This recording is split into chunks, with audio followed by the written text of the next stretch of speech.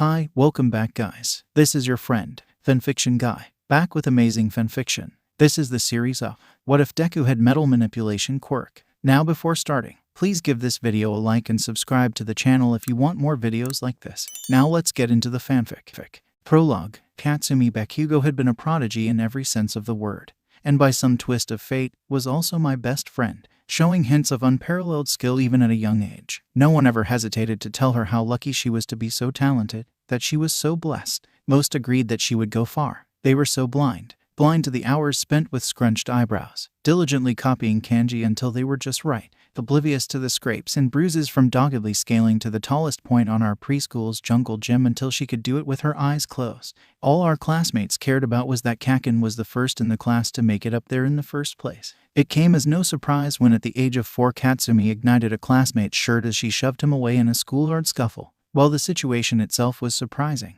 even in a world full of superpowers, spontaneous combustion was usually cause for alarm. But after calming a screaming toddler, no one was surprised that the fiery blonde had developed a quirk to match her personality. The soft pops and cracks of the sparks that danced across her palms had been beyond mesmerizing to me at the time.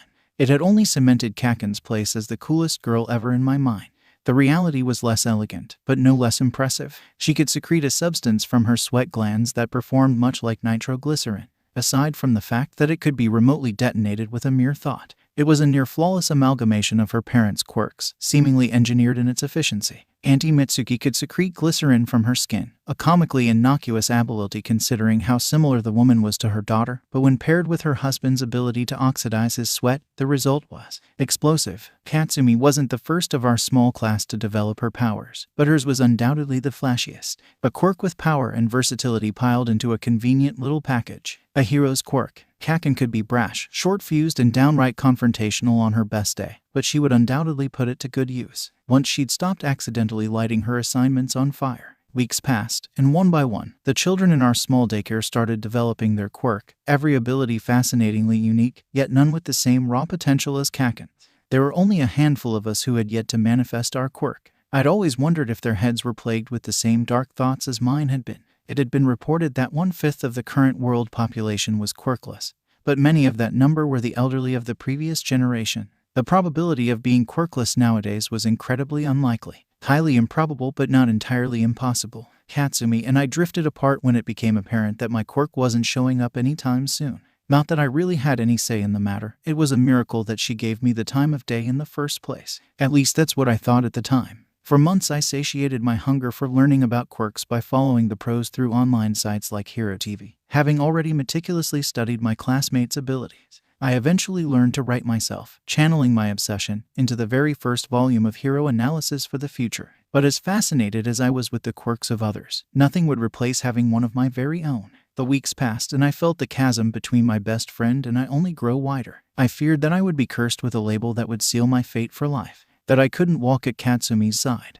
that I wouldn't be gifted with the power to be a hero. Until one day, I was. Chapter 1. Izuku. It was a clear spring morning and Midoriya Izuku had just begun his first year of primary school. The young child sat huddled in the space between a scuffed metal equipment shed and the fence that ran the length of the small elementary school's yard. It was a hiding spot easily overlooked, but being a boy of small stature, slipping into the tight space was easy as pie. The reason he was hiding? Because he was a villain, of course. Well, he was playing a villain. The game was pretty much the main attraction for recess at Aldera Primary School. Kids miming their favorite heroes' special moves chased down others who did their best evil villain laughs. Such was the nature of a superpowered society. Letting children chase each other around the yard like maniacs was already tempting fate as it is. Add in rapidly developing quirks and the control of emotionally unstable almost 5-year-olds and you have a recipe for chaos. To say Fubuki Sensei wasn't quite as strict as she could have been about quirk usage during recess would be a gross understatement, but you really couldn't blame the woman. If teachers were underpaid before the quirk revolution, then what were they now? Izuku smiled lightly at the distant staccato cracks of Kaken's quirk at work. A few months and she was already propelling herself around with small explosions like she'd been doing it for years. He wondered how all their friends missed the slight burn marks around her hands while they praised her acrobatic displays. Izuku knew for a fact that her body was resistant to her own explosions. It was one of the first things he'd noted on Kaken's hero page. To think she would injure herself practicing in spite of that. Her dedication was frightening. And yet Izuku couldn't help but admire her with the same wide-eyed joy he had when they were younger. "Oi, Deku," a voice said from behind.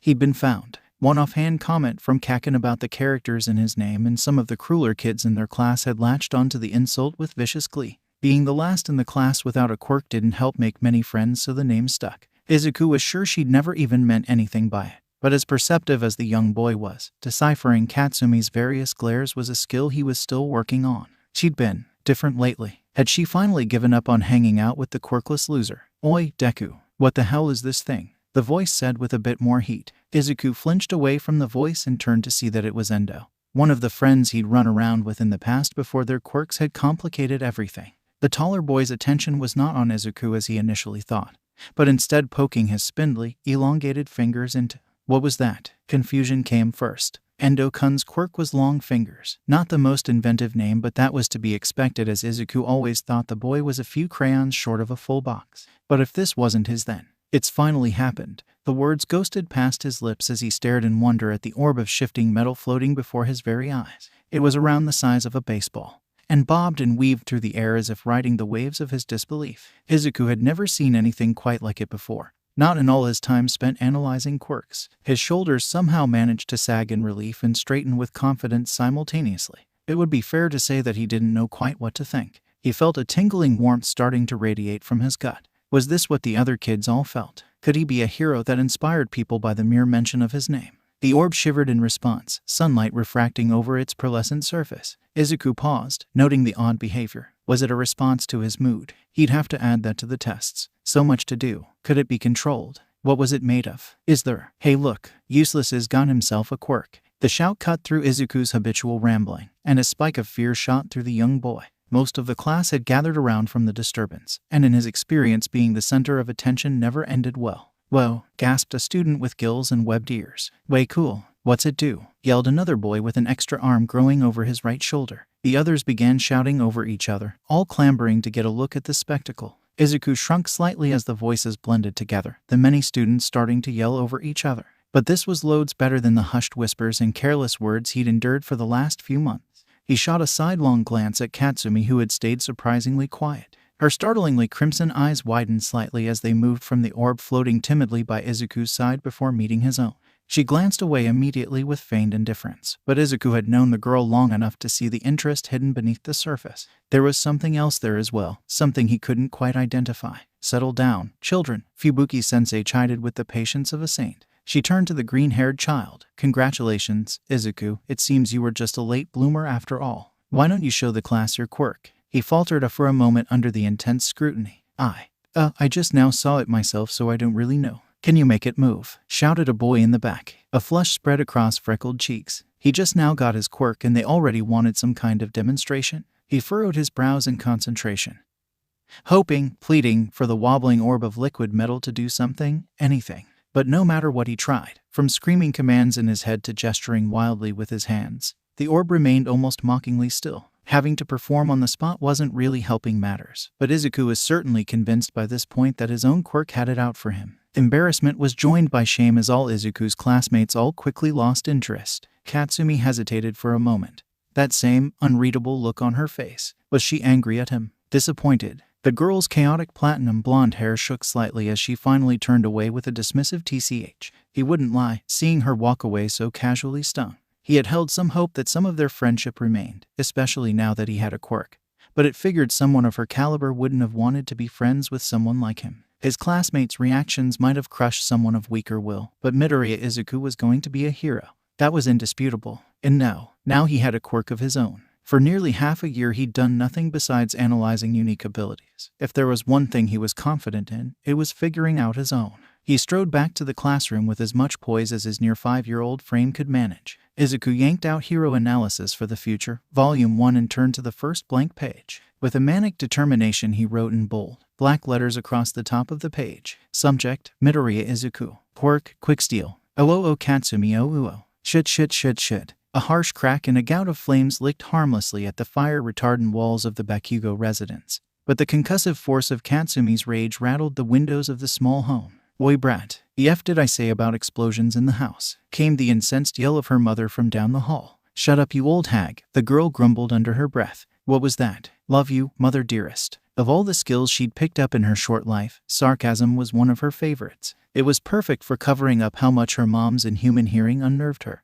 Bakugo Mitsuki certainly didn't need a quirk to be terrifying. Katsumi had just arrived home after an eventful day at her primary school, and perhaps trying to burn her house down wasn't the most logical reaction to said events. But damn it, she was pissed. She was so close to getting the stupid nerd to stop throwing his life away. She knew Izuku had the heart of the hero. Of course she did. Having spent the greater part of their childhoods together, how could she miss his selfless nature? How kind he was to people even at the expense of his own happiness. Katsumi recalled the very last time they'd hung out together. How he'd choked down his least favorite flavor of snack mix just so she could have the spicy miso flavor. And how did she repay him? A wave of guilt washed over her as she recalled the state of her friendship with the kind boy. But she also knew how his kindness would get him killed one day. Even being labeled a prodigy from a young age, Katsumi had no illusions to the kind of life a hero leads. Hell, it was what had attracted her to being one in the first place. That, and the enthusiasm of a wide-eyed, green-haired kid that looked at her like she was the next All Might. Constantly throwing yourself headlong into danger with no regard for your own safety was the life of a hero.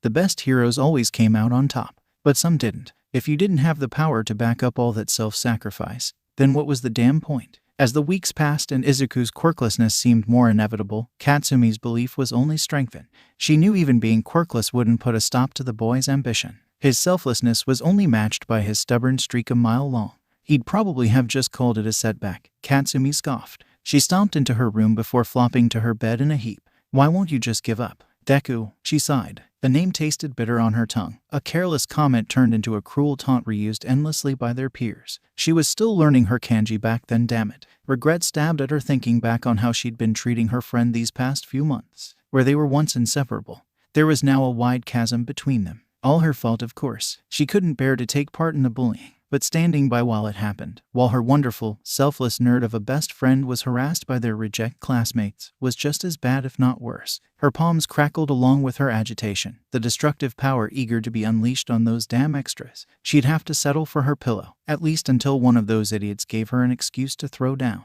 Katsumi had hoped that the constant bullying would be enough to discourage him from being a hero so he could put that big dumb brain of his to good use curing cancer or some shit. She should have known better. Not only did the nerd still want to be a hero, but he still looked at her with those same effing eyes, like she could do no wrong. It sickened her. She didn't deserve that look, not after abandoning him to the cruelty of their classmates. Just one more week, she had told herself. Not for the first time since this had all started. But it had all been ruined, all by that shitty useless Quirk. Katsumi had convinced herself that Izuku was close to giving it all up. She wasn't sure exactly where they'd stand once he did, but she'd planned to deal with it when it finally happened. That was all thrown out the window when the nerd showed up halfway through a game of heroes and villains with a goddamn Quirk. A full 4.5 months after the last kid in their class got theirs. For a moment her blood had run cold. Had her actions the past months all been for nothing? But even before seeing what his Quirk could actually do, or couldn't as it had turned out, she had reassured herself that it wouldn't have mattered. A Quirk did not change someone's personality, and as selfless he was, Izuku was simply too timid to be a hero. If the nerd couldn't stand up for himself, how could he stand up for others? Her conclusion was only reaffirmed a moment later when Izuku's Quirk proved to be as weak as its owner. Not only would it reignite his drive to be a hero, but it would do absolutely nothing to keep him safe. Shitty floating blob, she growled, steeling herself for the drama that was sure to come. Katsumi knew she didn't deserve his forgiveness, but she selfishly hoped he'd give it one day all the same. Oh, Izuku, oh. It seems to be a radical mutation of your own Quirk, Midoriya-san. The doctor's office was typical, scholarly, and pristine came to mind describing the decor, but he'd always felt this place was too formal to ever be comfortable. Izuku sat attentively, despite the Quirk specialist ignoring him entirely in favor of his mother. He was used to such treatment by this point, as adults tended to not take young children too seriously. Izuku didn't hold it against the man. It wasn't unreasonable to expect children to act like, well, children. Izuku's mother stared the doctor down, a polite smile on her face as Izuku wondered not for the first time, which god he'd pleased to have such a nice mom. She coughed subtly and nodded towards her son before the doctor took a hint and addressed the boy himself. Izuku wiped at a tear threatening to fall and steeled himself. This was about his Quirk. He had to be assertive. And so, the questions began. Are we sure there's no influence from my father's Quirk? He could breathe fire, the boy asked excitedly. The doctor looked cautiously surprised but answered anyway. Whatever this material is, he started, peering curiously at the shiny orb bobbing serenely over the young boy's head. Whatever it is, even though you currently have no willful control over it, Given how it responds to your emotions, we can assume that you have some sort of telekinetic connection to the material. A mutation of your mother's quirk is the most likely scenario, though it's yet to be seen if you retain any temperature manipulation from your father. He sat thoughtfully for a moment. These things tend to develop over time. Izuku practically had stars in his eyes as terms like develop and temperature manipulation were thrown around like this doctor wasn't currently exceeding every meager expectation he set at the start of this visit. Of course, he had seen it firsthand in some of his classmates even over the relatively short time since they'd had their quirks. Even with his classmates' lukewarm reactions, it was still nice to receive some confirmation that there was a chance his quirk would not remain so frighteningly pointless. He took a deep breath, ready to dive back into the questions he'd prepared specifically for this visit. What did you mean whatever this material is? Well, you see, the equipment we use in this building to test for heavy metal toxicity in the bloodstream did not recognize the sample we took of your quirk. It's not so unreasonable as our tests are specifically geared to detect certain metals, but you'll have to send a sample to a more specialized facility to find out more. Izuku nodded like a maniac, already planning his own experimentation. He panicked for a moment as the doctor checked his watch, not for the first time that evening. Not yet. He had so many more questions, but the most important one of all sprang to the front of his mind. Sensei, wait. But this quirk, can I be a hero with a quirk like this? The question came out much more timidly than he had intended, but the doctor still managed to hear. The man shrugged casually. Maybe. I think that's up to you at this point. That concludes our allotted time. I have another appointment due in 5 minutes. Izuku and his mother were escorted out of the office, the young boy with a spring in his step that wasn't present on the way. It may have taken an offhand comment from an apathetic quirk doctor for him to believe it, but for the first time in months, life was looking up for Izuku. It took Izuku 6 months to use his quirk with any sort of purpose. Even after tinkering with his ability every day after school, he had only managed to move the quicksteel short distances out of its default orbit. It was progress, but not nearly enough to be considered useful, so he kept his practice to himself. Izuku figured the name he'd chosen on a whim was as good as any. He had read about the element mercury before, and he thought it was cool how it stayed a liquid at room temperature. So, he settled for quicksteel, as a play on the slang term for mercury. The Quirk Registry didn't seem to mind the invented name once they realized how truly unique his ability was. The bullying, of course, continued, and Katsumi remained as distant as ever, if not a bit quicker to anger than before. Was she really enjoying being surrounded by the classmates that sung her praises so easily? It really didn't look like it. He preferred Kaken's confident grin much more than the scowl she wore these days. School was the same, remarkably mundane even in this world of super-powered humans. To pass the time, Izuku had taken to meditating in his time alone between classes, finding that having a better handle on his emotions stopped the quicksteel from flitting around out of his control. Following the referral from the original quirk specialist, Izuku and his mother arranged for a sample of his metal to analyzed by a lab out of the country. The results were due any day now. Hopefully they would give him some insight on the potential of his quirk. He'd already filled a notebook with speculation, but he wanted answers. Izuku, honey, it's here. The boy in question raced down the hall to meet his mother at the door. His eyes practically sparkled and his all-might hoodie flapped in the wind. Ko smiled knowingly at his enthusiasm, aware of how eagerly her son had been waiting for the results of his test. Izuku snatched the letter from her hand as politely as possible with a quick, "Thanks, Mom." He'd barely made it back to his room before he began poring over the report. There were countless pages of data that went over Izuku's head, but several points of interest were summarized at the end. Izuku had been correct in his observation of the similarities between his quirk and the chemical mercury. They both had a relatively low melting point, resulting in its liquid state at room temperature. However, that is where the similarities ended. After extensive testing, it was determined that the material sampled from Izuku's quirk did not occur naturally in the world. Despite sharing similar properties to several elements, it did not match any single one perfectly. Its density exceeded his quirk's namesake, even rivaling gold, one of the densest naturally occurring elements. Perhaps the most crucial detail was the unknown metal's incredible tensile strength when it was cooled below its melting points, changing from a liquid to a solid. The words overall strength comparable to carbon steel jumped out to Izuku's verdant eyes as they frantically trailed back and forth over the scrawled notes. It looked like the name he had chosen was more appropriate than he had initially thought. The pointed tip of Izuku's pencil blurred across the lined paper of his personal notebook as the aspiring hero detailed what this new information meant for his own quirk training. Knowing that his quirk had the potential to be great was one thing. Now he just had to figure out if he even had the ability to control the temperature of his quicksteel. Izuku prayed for some sort of influence from his father's quirk.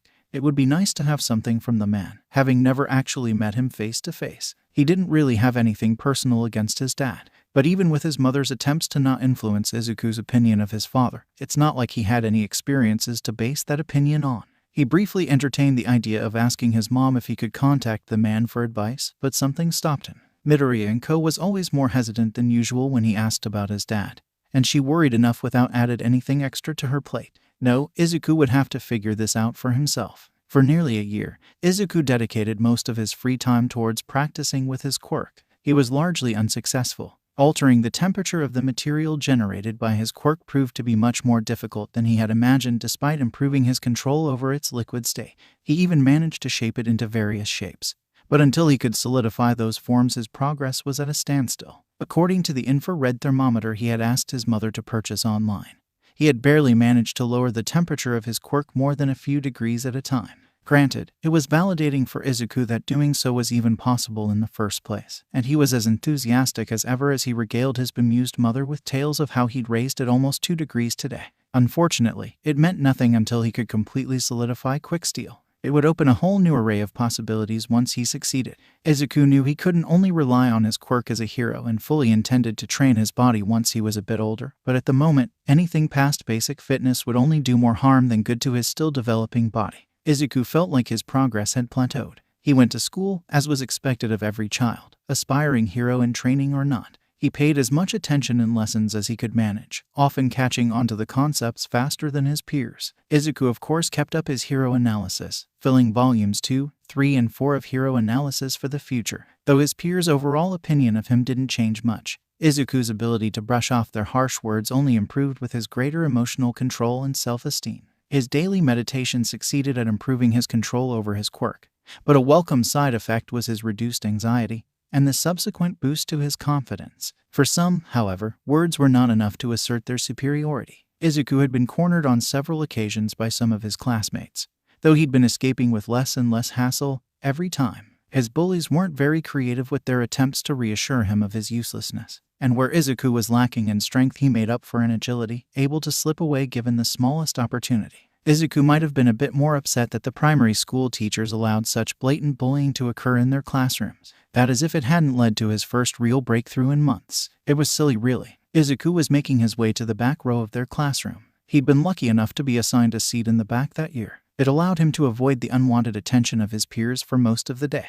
That day was the rare exception. Izuku's eyes were bleary and unfocused from lack of sleep the previous night. A group of villains had tried to rob a bank in downtown Musutafu and had ended up taking hostages. Of course, being the avid hero fan that he was, Izuku had been up all night watching the live newsfeed of all the action. Eventually, Pro Hero Snipe had taken out the aggressors with a non-lethal application of his quirk from long range, keeping the hostages, not to mention bystanders, out of harm's way. Being in such a state of unrest, Izuku didn't notice the leg stuck out intending to trip him as he normally would. Teiji Kyugo was a brat, and his quirk, telescopic knee, wasn't likely to ever be put to better use than tripping up kids in school hallways. Not that the quirk itself lacked potential, but the ugly personality it was attached to sure did. In fact, if Izuku wasn't one of the boy's most frequent targets, he might have been quite interested in how such a quirk worked from an anatomical standpoint.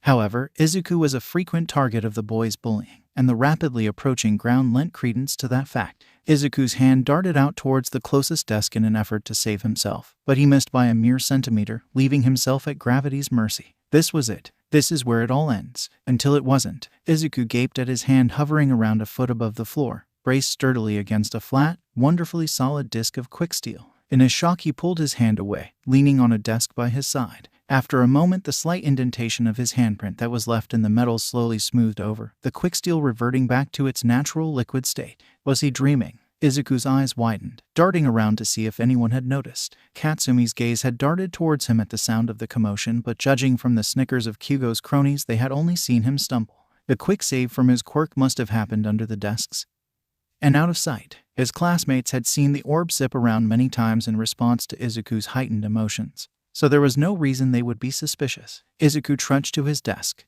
quelling the violent urge to voice the flurry of ideas bouncing around in his head, a habit he had all but broken in the previous year or so. He wrenched his backpack open and snatched his personal notebook out of the main pocket. The familiar cool touch of paper under his fingers calmed him slightly and settled his thoughts. He had done it. But how? What had changed? How were the conditions different? All his other attempts at solidifying quick steel before this point had resulted in lackluster results. Izuku tapped his pencil rhythmically against a blank page, his mind running a mile a minute. Had he been thinking about it wrong this entire time? In all his past experiments, he was focused on the science behind it all. He'd thought cool this below its melting point. It was logically sound, but entirely too clinical for something that should be a part of him, like an extension of his own body. All that had been on Izuku's mind just moments ago was stop falling. The tapping stopped. That was the difference. That was the state of mind he needed to achieve.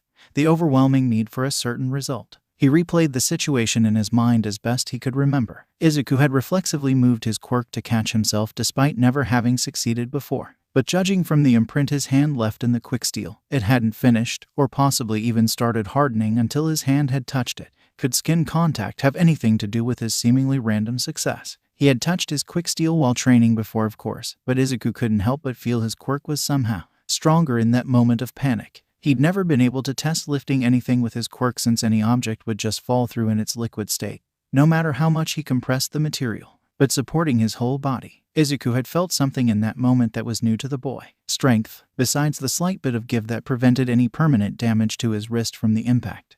His telekinetic grasp over quick steel held strong. It was unwavering under the weight of his admittedly small frame.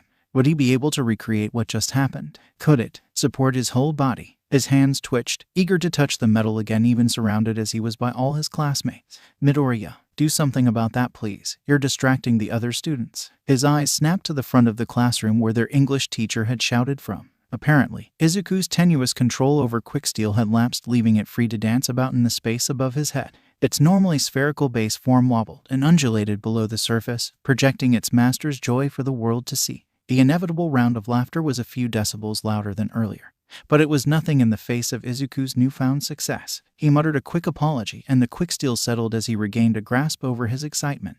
Let them laugh. He'd get his turn when he was finally accepted by UA. The green-haired boy hid a grin with hunched shoulders and a bowed head. He had years until he could practically use his quirk to help people, but he also knew that that time would fly by in the blink of an eye. Izuku certainly had his work cut out for him. He couldn't wait. Izuku stood in the center of his bedroom, lids resting over his normally expressive green eyes. He exuded a sense of serenity, as if he was utterly unconcerned with the world around him. This, however, was a ruse. Izuku's focus, razor sharp, was centered on that familiar weight in the corner of his mind, the total command of the massive metal that was as much a part of him as the rest of his body. Even now, blind to the world around him, he could sense the shifting quick steel floating before him. He engaged his quirk, gently coaxing the material into the shape he needed. The quick steel shivered, slowly thinning out, flattening into a disc around half a meter in diameter. He'd of course tried to replicate the incident from 2 weeks previously the first moment he had to himself. He'd rushed up to his room for his first attempt the minute he had gotten home from school, stunning his mother in as he passed in the hall with his vigor. She'd gotten used to the more outgoing boy Izuku had become, but even this had been a bit much for a normal day.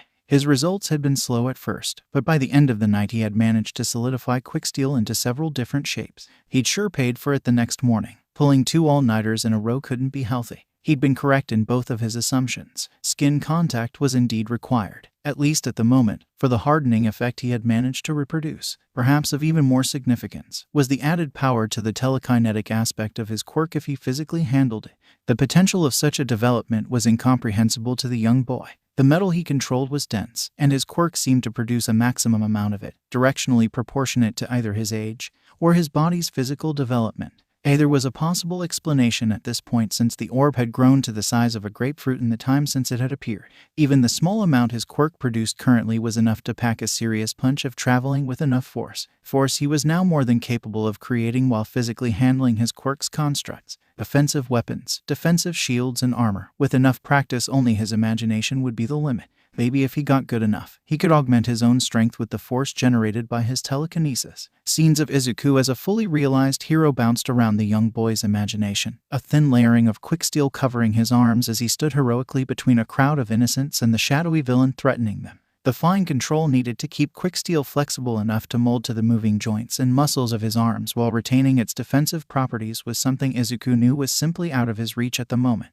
That would require years of practice, and for the moment was shelved for something of quite a bit higher priority to the boy. His focus returned to the disc of metal floating a few centimeters off the ground. As amazing a hero All Might was, there was something even the symbol of peace himself wasn't capable It was a staple ability of a hero even when the notion was purely fantasy. Izuku believed it was well within his power the minute he felt the strength of his quirk those 2 weeks previous. He needed a platform, somewhere where he could stand. He flooded his body with the wool needed to convey the command as he lightly stepped onto the shimmering pool. The metal was cool, but not uncomfortably so on his bare feet. The shining metal platform seemed to shimmer in the air, its form wobbling for a moment, before it settled into a solid disc. Izuku braced himself for this next part. Keeping quicksteel solid through contact with the soles of his feet proved to be significantly harder than doing so with his hands. For a moment he had considered that he might be working backwards by learning to channel his hardening through his feet, before mastering using his hands. But what would that accomplish, always taking the easy way? He wanted to fly, damn it. Could cack and shoot explosions from her feet. As far as he knew, skin contact of any nature gave him increased control over his quicksteel.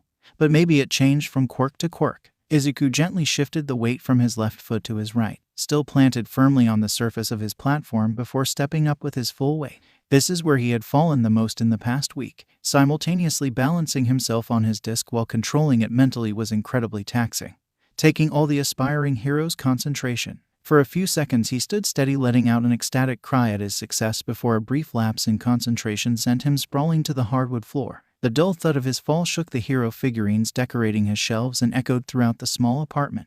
"Izuku, are you all right?" came the worried call from his mother down the hall. "Fine, Mom." Despite his apparent failure, Izuku had a wide grin adorning his features as he rubbed at his future bruises. That had been his most successful attempt to date. This totally might work. When Izuku asked his mother to buy him a longboard a few weeks later, he was prepared for many reactions. Luckily, or perhaps no so much, spontaneously fainting was indeed one of the reactions he had predicted. As such, he was prepared with a sheet of quicksteel that gently cradled her form and lowered her to the couch conveniently located several meters away. His mother's nervous disposition was a part of her personality he had already grown quite used to, while it was a result of her highly empathetic nature, and would never change that part of her. It did leave her a bit out of order in times of stress. He put a kettle on to boil, knowing his mom might appreciate a cup of tea when she rejoined the land of the living. She woke just a moment later, as Izuku knew she would, with a cry of not one of those rolling death traps. He sighed. Convincing her might be a bit harder than he had imagined. There were several excuses he could use to explain away his request,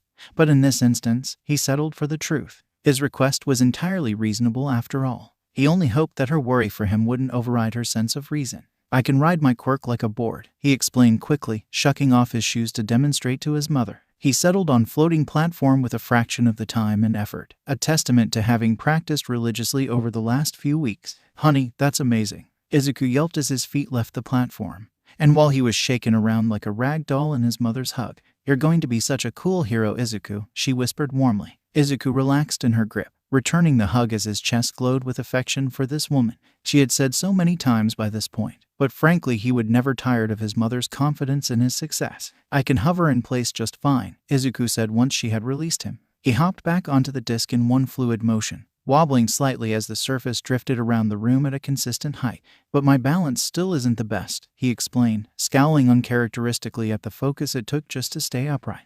"That's still wonderfully impressive, Izuku," his mother replied with stars in her eyes. He blushed lightly, still working on accepting compliments with grace, though this time was easier as he was personally just as satisfied with his own progress. It's what drove him to keep improving, seeing himself grow stronger with each day of practice. "That's why I wanted the longboard," he said, stepping down to the floor and returning autonomy to his quirk. It floated airily to shoulder height, the orb's preferred location to flit around while Izuku wasn't exerting his will. "I figured it would improve my balance while learning without having to be too far above ground or having to focus on controlling the platform itself." Inko took a few moments to think to herself before nodding simply. "It's for your safety then." He smiled at his mother. The hard part was done with. "Right, Mom, it's for my safety. In a way." "Then I see no problem," she smiled sweetly, "as long as you wear a helmet." He nodded with a bit of exasperation. It wasn't an unreasonable request, and Izuku was sure he'd be falling plenty of times before getting the hang of it. They shook on it, and Izuku rushed off with his mother's credit card to make the purchase, having preemptively decided on a board after weighing the pros and cons of each model extensively.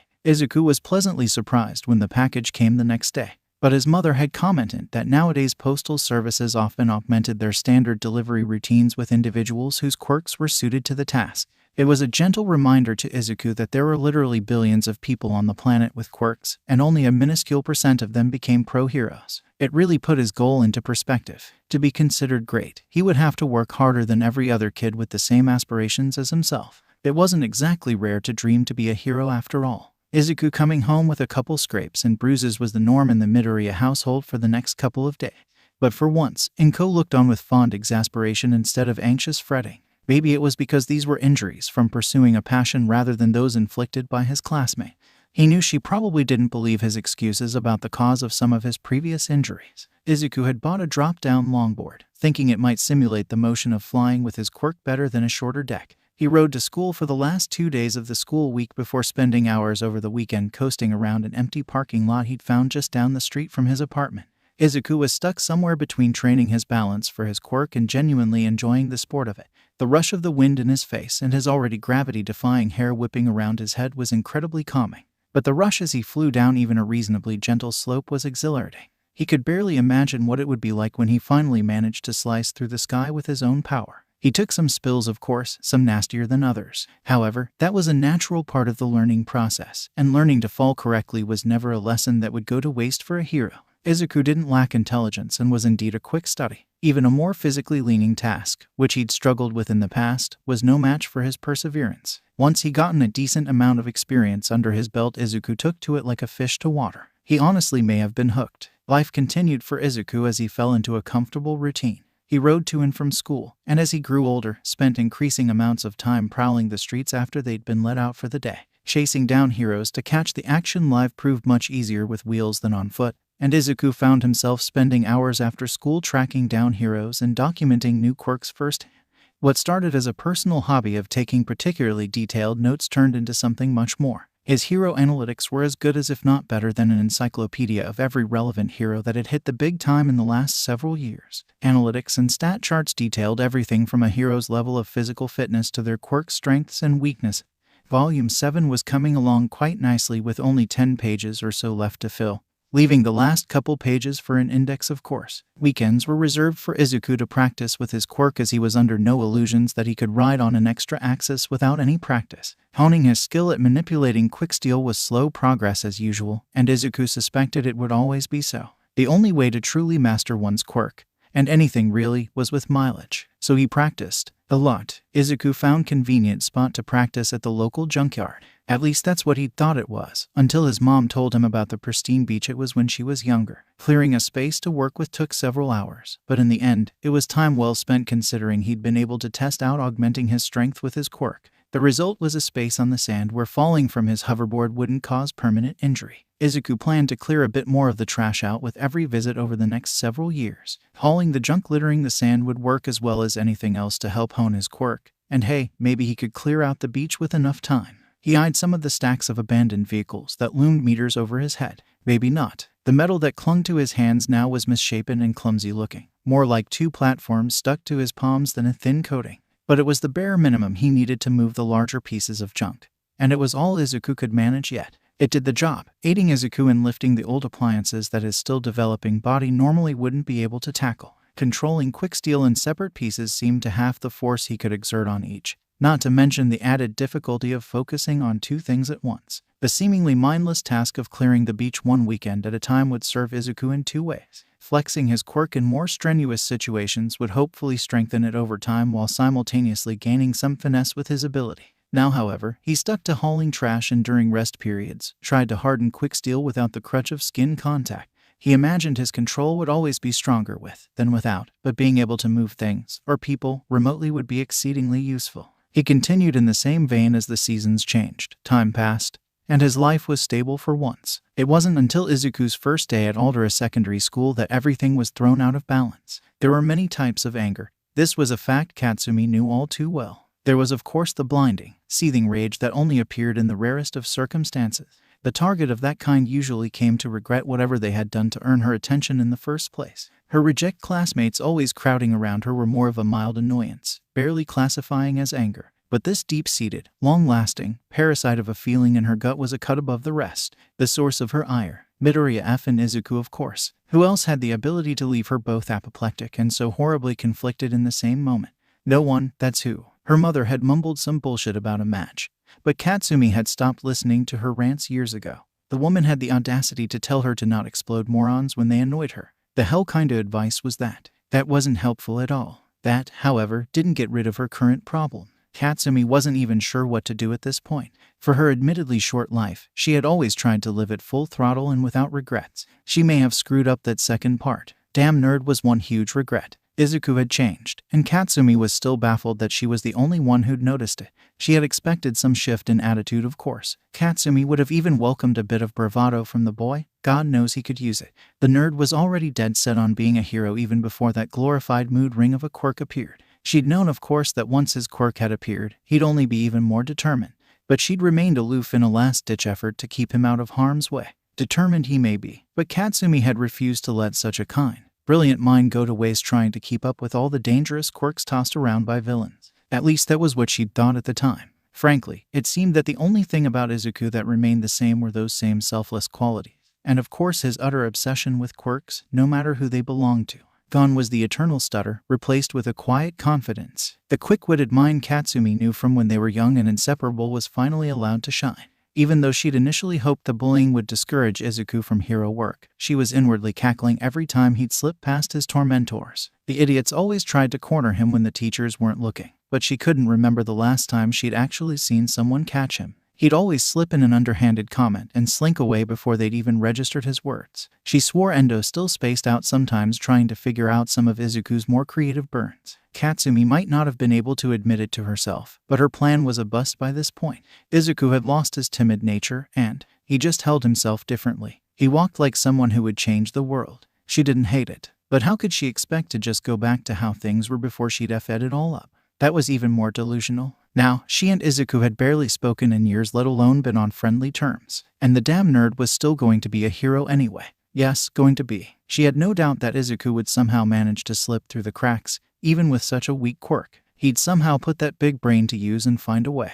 Even as kids, he'd always been doggedly following in her footsteps, no matter how hard a path she chose. She also knew he'd be an easy target for the millions that turned to villainy over an honest day's work. Being smart could only get you so far. Katsumi choked down the familiar pangs of guilt that welled within her. What were all the weekends spent in solitude for? The beatings Izuku had endured in her absence. She could have protected him. She should have protected him. She chewed on her thumbnail anxiously, lip curling into a grimace. He must be sickened by the sight of her. What kind of friend abandoned you in your greatest time of need? Katsumi's foul mood had only worsened by the time she'd made it to school, and the sight of the dreary building ahead only loosened the girl's already tenuous grip on her sanity. It was a typical public school, lacking all the notoriety and prestige of some of the more expensive private schools around the country. It was the kind of institution that rarely saw students go on to legendary schools like UA. A school by extras for extras, she mused quietly, the beginnings of a sneer stretching across her deceptively fair features. Katsumi's eyes dropped to the filthy sidewalk, littered with dried gum and trash. This was pretty much the standard here at Aldera Educational Institute. The sight of 2 pairs of black scuff marks streaking across the sidewalk immediately snapped her mind back to the boy she was trying to forget. The longboard strapped to the back of his red backpack was a familiar sight by now. The first time the nerd had come to school with that thing, he'd had to go, sorry, limp to the nurse's office before class even started. What the hell was Auntie and co thinking? The overprotective mother didn't strike Katsumi as the kind of person who'd let him get away with some shit like that. More importantly, what the hell had gotten into Deku? Longboarding? Where had that even come from? Up until this point, all he'd been interested in was heroes, quirks, and pretty much any combination of the two. As far as Katsumi knew, there were no heroes that rode any sort of board, at least not in Japan. And Izuku wasn't the kind of thrill-seeker that would be attracted to that sort of thing out of the blue. Frankly, after having watched some videos on the sport online, it was something she would have loved doing. Bombing down winding hills at over 100 kph. Sign her the hell up. But that was the exact reason that the nerd's sudden interest was so bizarre.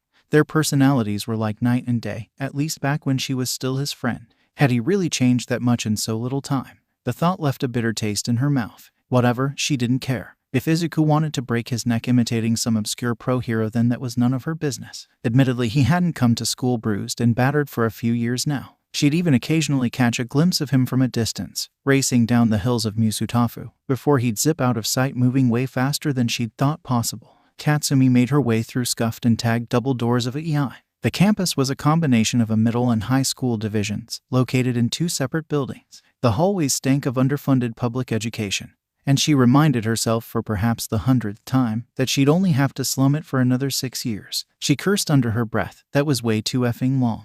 Just a mere 6 years until she could take her rightful place with the rest of the...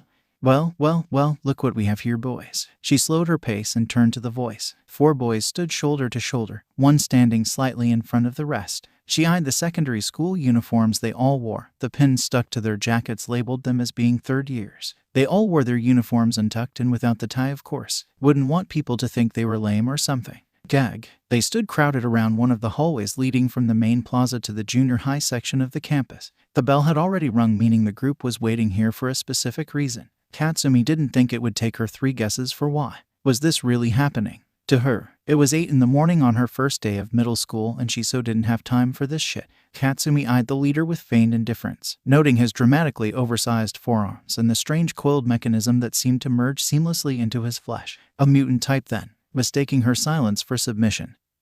He swaggered up to her, speaking once more. Word on the block is there's some hotshot moving up into middle school the teachers are calling a genius. That's you right. But 3 other guys sneered down at Katsumi as she stared with lidded eyes, utterly uninterested.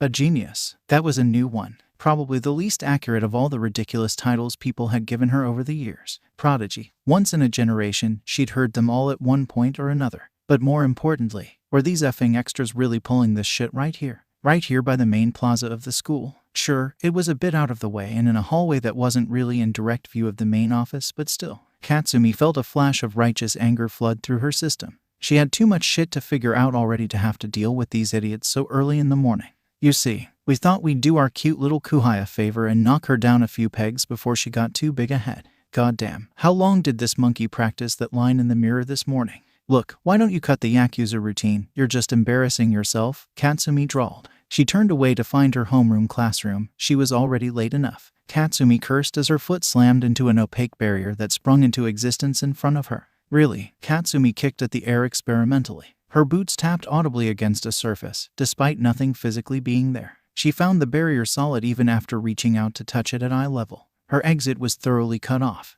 Deep breaths, Katsumi. Don't explode the extras. She exhaled heavily out of her nose, turning back to the group of 4 with pale eyebrows narrowed over crimson irises. The goon standing to fat hands left held his palms together like he was praying or some shit. Either he was scared as F for his friend or it was a part of his quirk. Katsumi couldn't quite tell, but it looked like the boy might be holding his breath as well. Her lips curved into a subtle smirk. Izuku would probably have been raving about all the ways spawning barrier walls could be used to save people, but Katsumi's mind ran on a bit of a different wavelength.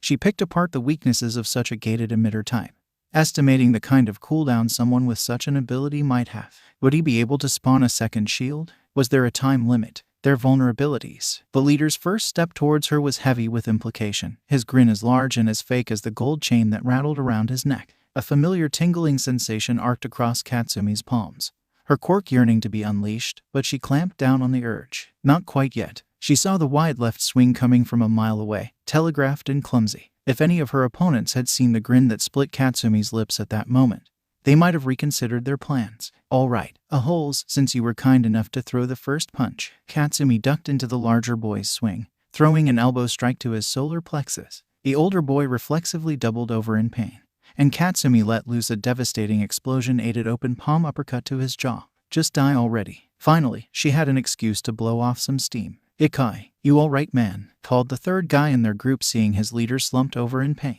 He was thin and had long, blue-gray hair that fell to his shoulders. The boy was sweating and had an anxious look on his face. Kid probably hadn't even wanted to be here in the first place. Katsumi smirked. She wouldn't want to fight her either. She let out a huff of air, turning to the others of the pitiful excuse for a gang. No reason to let them regroup. It's not like this was a manga or something. With a carefully applied explosion of all force and minimal heat, Katsumi burst across the distance between them, planting a fist in the gut of the idiot with the barrier quirk. If he thought she was just going to let him sit there blocking her only exit, then he was dumber than he looked. Not that she had any intention of running. Katsumi ducked to the right, rolling out of the way as a rumbling surge of power echoed throughout the hallway. She turned, seeing the scuffed-up ground where she had been standing moments earlier. Crouched with his hand raised toward her was Fat Hands, dark orange hair plastered to his brow with sweat. A faint blue glow from the mechanism in his arm reflected off the deranged look in his eyes. Sound waves, probably strong short to medium range, and a fairly slow projectile speed if she'd been able to dodge it instinctively. It really was too early for this shit. She sighed heavily. It didn't really matter. This kid wasn't even a pebble on the side of the road to her. He was an afterthought really, in the greater scheme of things. But he'd made the mistake of challenging her directly. What would people think if she didn't live up to all their wonderful expectations? She rushed the leader with an explosion for speed, leaning her weight back with bent knees as she slid under his weak right hook, capitalizing on the larger boy's hesitation. Katsumi delivering a powerful blow to his kidney. All it took was a textbook leg sweep and he dropped like a house of cards. The nervous-looking boy who had spoken up earlier had turned tail in the confusion, leaving the only remaining crony approaching with blind anger in his eyes. Katsumi made short work of the boy, his mutation quirk that gave him the legs and tail of a lizard only affording him a bit of extra mobility. Perhaps the claws would have posed a threat had Katsumi given him an opportunity to even use them. Would his tail grow back if she exploded it off? No, not worth the trouble, plus someone would have heard all that. Katsumi glanced at the scorched walls of the hallway and the whimpering forms of the downed upperclassmen. Shit, hopefully these idiots would be too effing embarrassed to rat her out. She could already hear the lecture from her mother if she was busted for fighting at school. As much as the teachers groveled at her feet, even she might not get away with brawling in the hallways. They usually came down hard on unlicensed quirk usage in a fight. Just as she was about to walk off to finally make it to class, the walls of the hallway lit up with an arctic blue glow. She turned in time to catch sight of a beam of energy rushing towards her. Her feet were mid-step, making it awkward to dodge. So Katsumi shot off an explosion from one arm in a last-ditch effort to avoid the blast. It worked to some degree, but the shot from her blind spot had proved too hard to sidestep completely even with her animalistic reaction.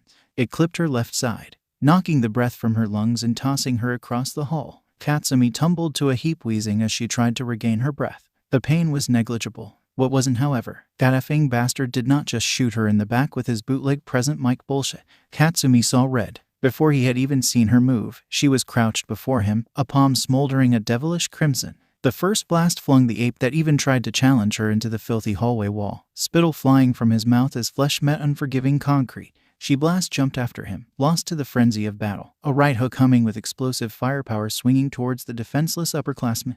Her quirk yearned for retribution. Katsumi's eyes picked up movement in her peripherals before the attack connected. The explosion was blinding in its intensity, not to mention the boom that echoed off the enclosed acoustics of the hallway. Hell yeah, even her ears rung from that one. But something was wrong. Katsumi's application of explosion was incredibly fine-tuned, the product of years of practice and research. The amount of chemicals she had released for that attack should have resulted in a significantly bigger bang. The smoke cleared, and one of her questions was answered, but so many more came to mind. Before her stood none other than Midoriya Izuku, kind, green eyes narrowed and burning with a fire she had only seen from him on rare occasions. But wait, Izuku had just tanked one of her stronger explosions barehanded.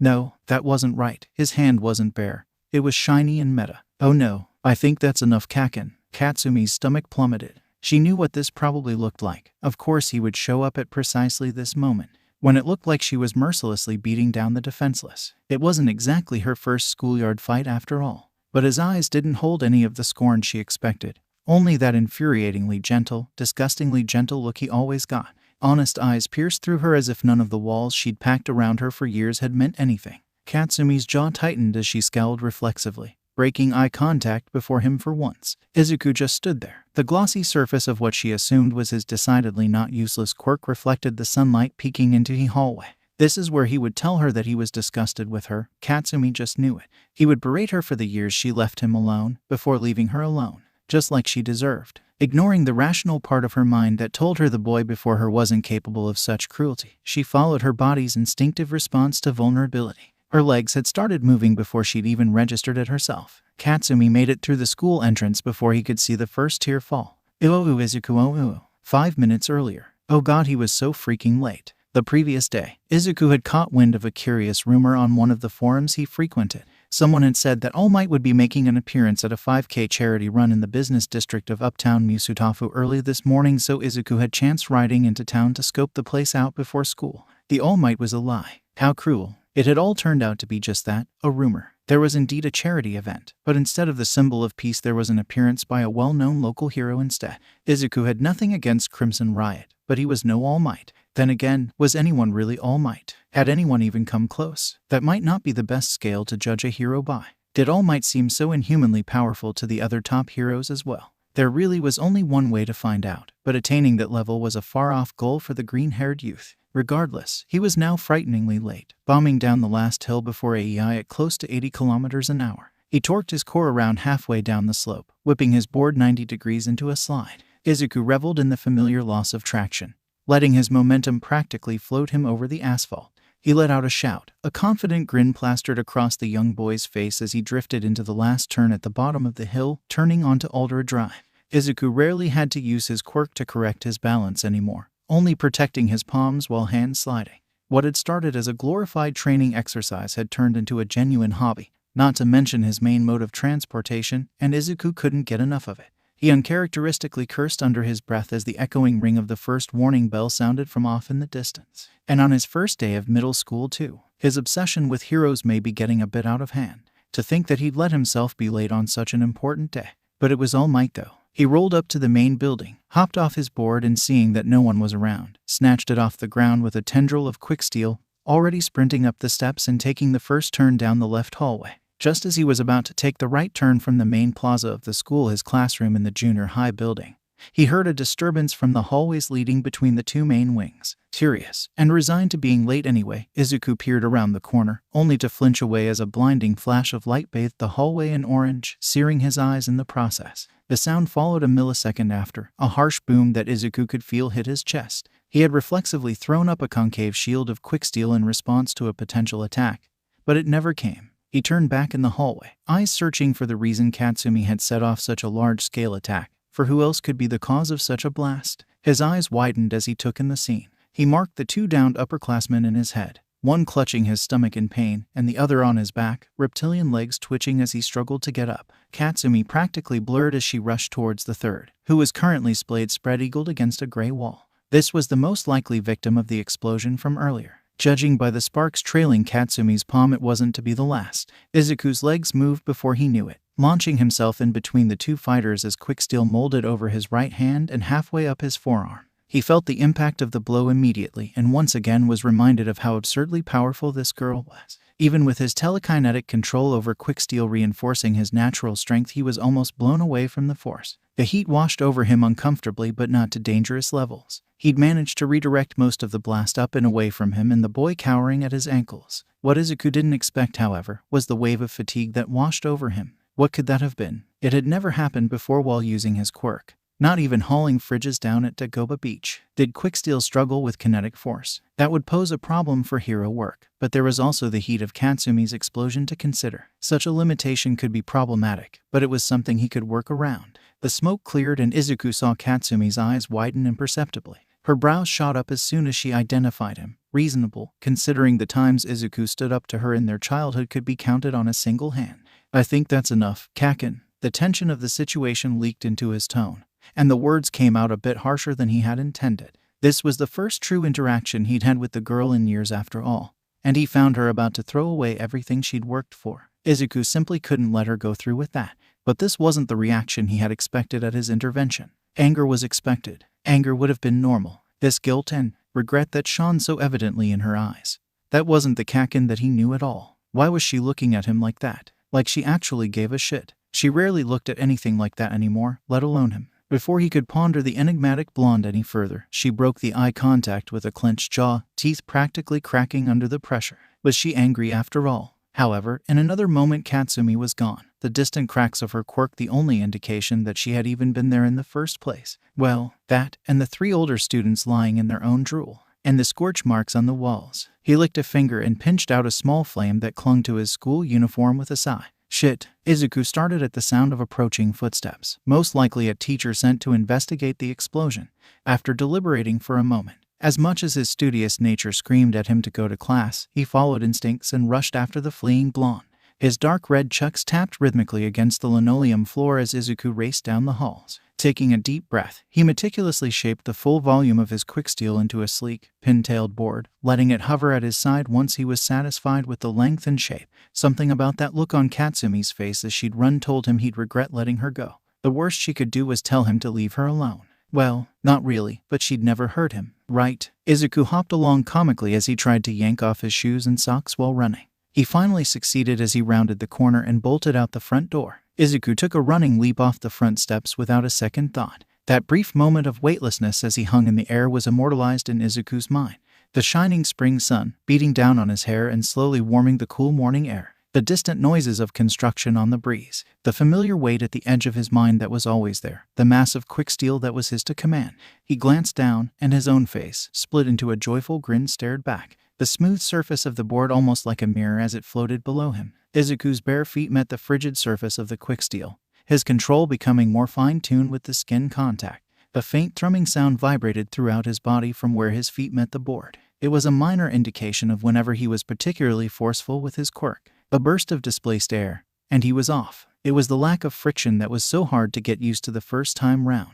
The concrete scraping under fast-moving wheels, speed wobbles, the momentum gained by drifting into turns. These were all things he used to measure and adjust his weight and balance while riding.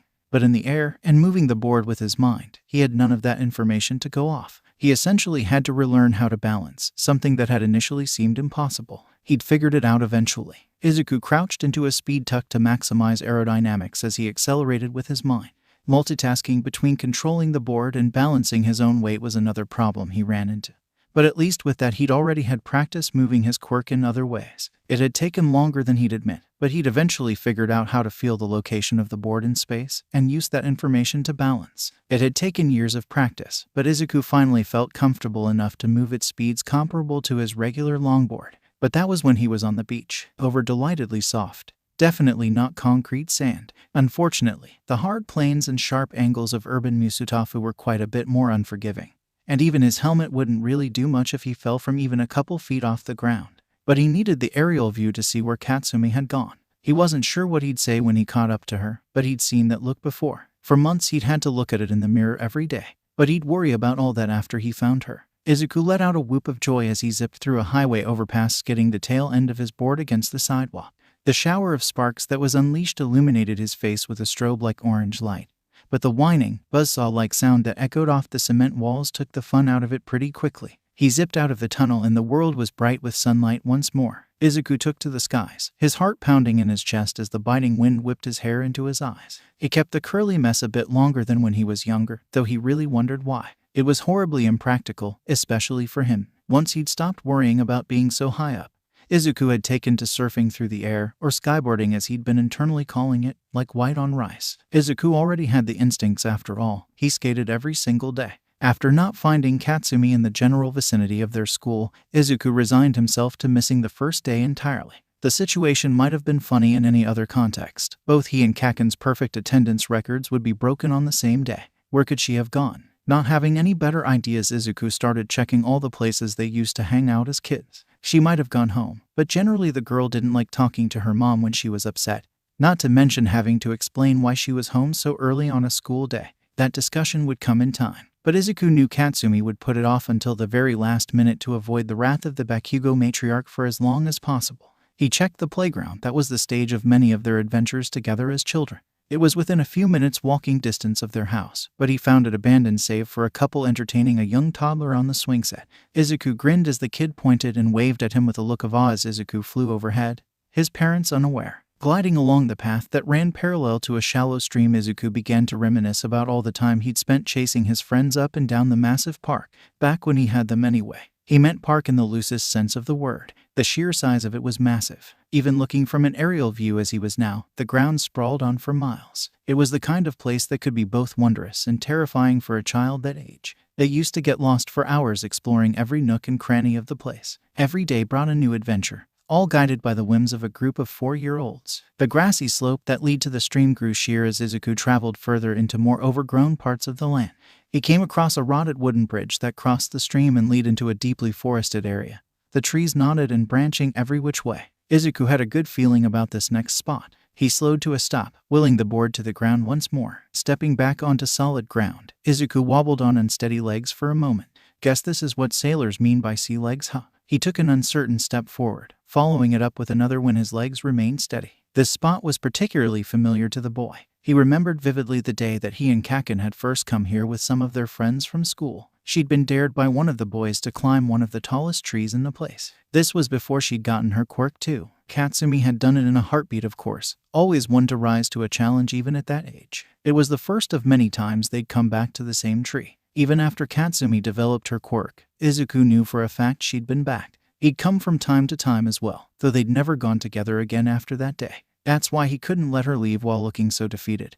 Not if he could do something about it. Making his way through the trees, his quick steel orb bobbed behind him idly. Izuku cut a familiar path through the undergrowth, coming out to a clearing dominated by a massive oak tree. Its branches were full of foliage and stretched across nearly the entire area. Seated on a gnarled branch around 20 meters up the aged trunk was Katsumi. The little sun that made it through the canopy overhead speckled her platinum blonde hair with morning light. Couldn't keep your nose to yourself, eh, Deku? Her voice was hoarse, barely audible to the boy, and lacked all the heat he knew she was capable of.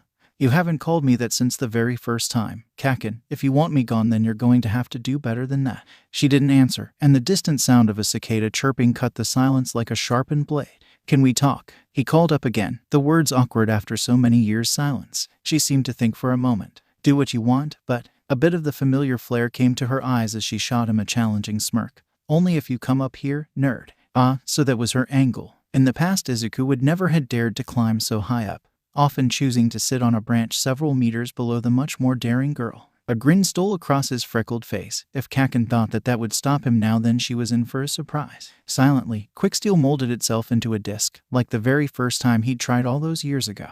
It lacked the streamlined design of the board he'd ridden to the clearing, but would serve to prove a point just as well as anything. Izuku stood on the metallic platform, feeling it stiffen under his still bare feet. He willed it to rise silently through the air, slowly coming to a stop once he was eye to eye with a wide-eyed and speechless Katsumi. You're Quirk ... but I'm supposed to be the one with the stammering problem, Kaken," he said, chuckling lightly. She turned away, that same look from before coming to her eyes. And, was she blushing? What the hell? Will you tell me what's wrong? Izuku decided to be blunt about it. People beating around the bush usually only annoyed the blonde. She'd seemed surprised at that, stiffening slightly before glancing suspiciously in Izuku's direction. Her eyes lingered on the silvery platform, holding him nearly 20 meters in the air, marveling at his ability. Your Quirk, nerd. It's gotten stronger, she said, ignoring his request. Yeah, well, I've been practicing. A lot. And it's been a while since you've been around. Plus, it took me a while to really figure it out myself. I'd like to have had a few more years before you got to see, but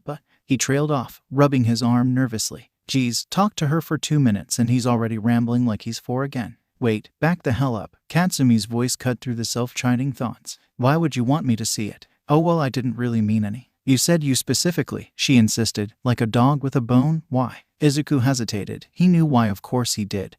But admitting that to her, that after all these years of her ignoring his very existence, that he still yearned for a sliver of that simple, easy friendship they'd had so long ago, that he still missed her every day, that would be a nightmare. But that didn't change the fact that, here she was, talking to him like he'd asked her to, just like he'd imagined for all those lonely years, and she was expecting an answer. He couldn't lie, she'd know immediately. She always did. Not that he'd had many occasions to lie to her in the first place. He couldn't run, as that would defeat the point of having chased her all the way out here in the first place. So he was left with one option. It's just, I guess I sort of held some hope that I showed you I could be strong, that you might finally acknowledge me, and we could maybe be friends again. The silence that stretched between the two was agonizing for Izuku. Izuku looked up to meet her eyes once more, only to blink in shock at something he had never seen before. Katsumi sat with despair written across her disarmingly delicate features, and tears, actual tears, pooling in her eyes as they returned to staring at the forest floor, meters below. No, don't you get it? You're supposed to hate me, yell at me, kick my ass like I deserve. You probably even could now, right? She shouted, head still bowed. I left you alone. You're not supposed to want to be my friend.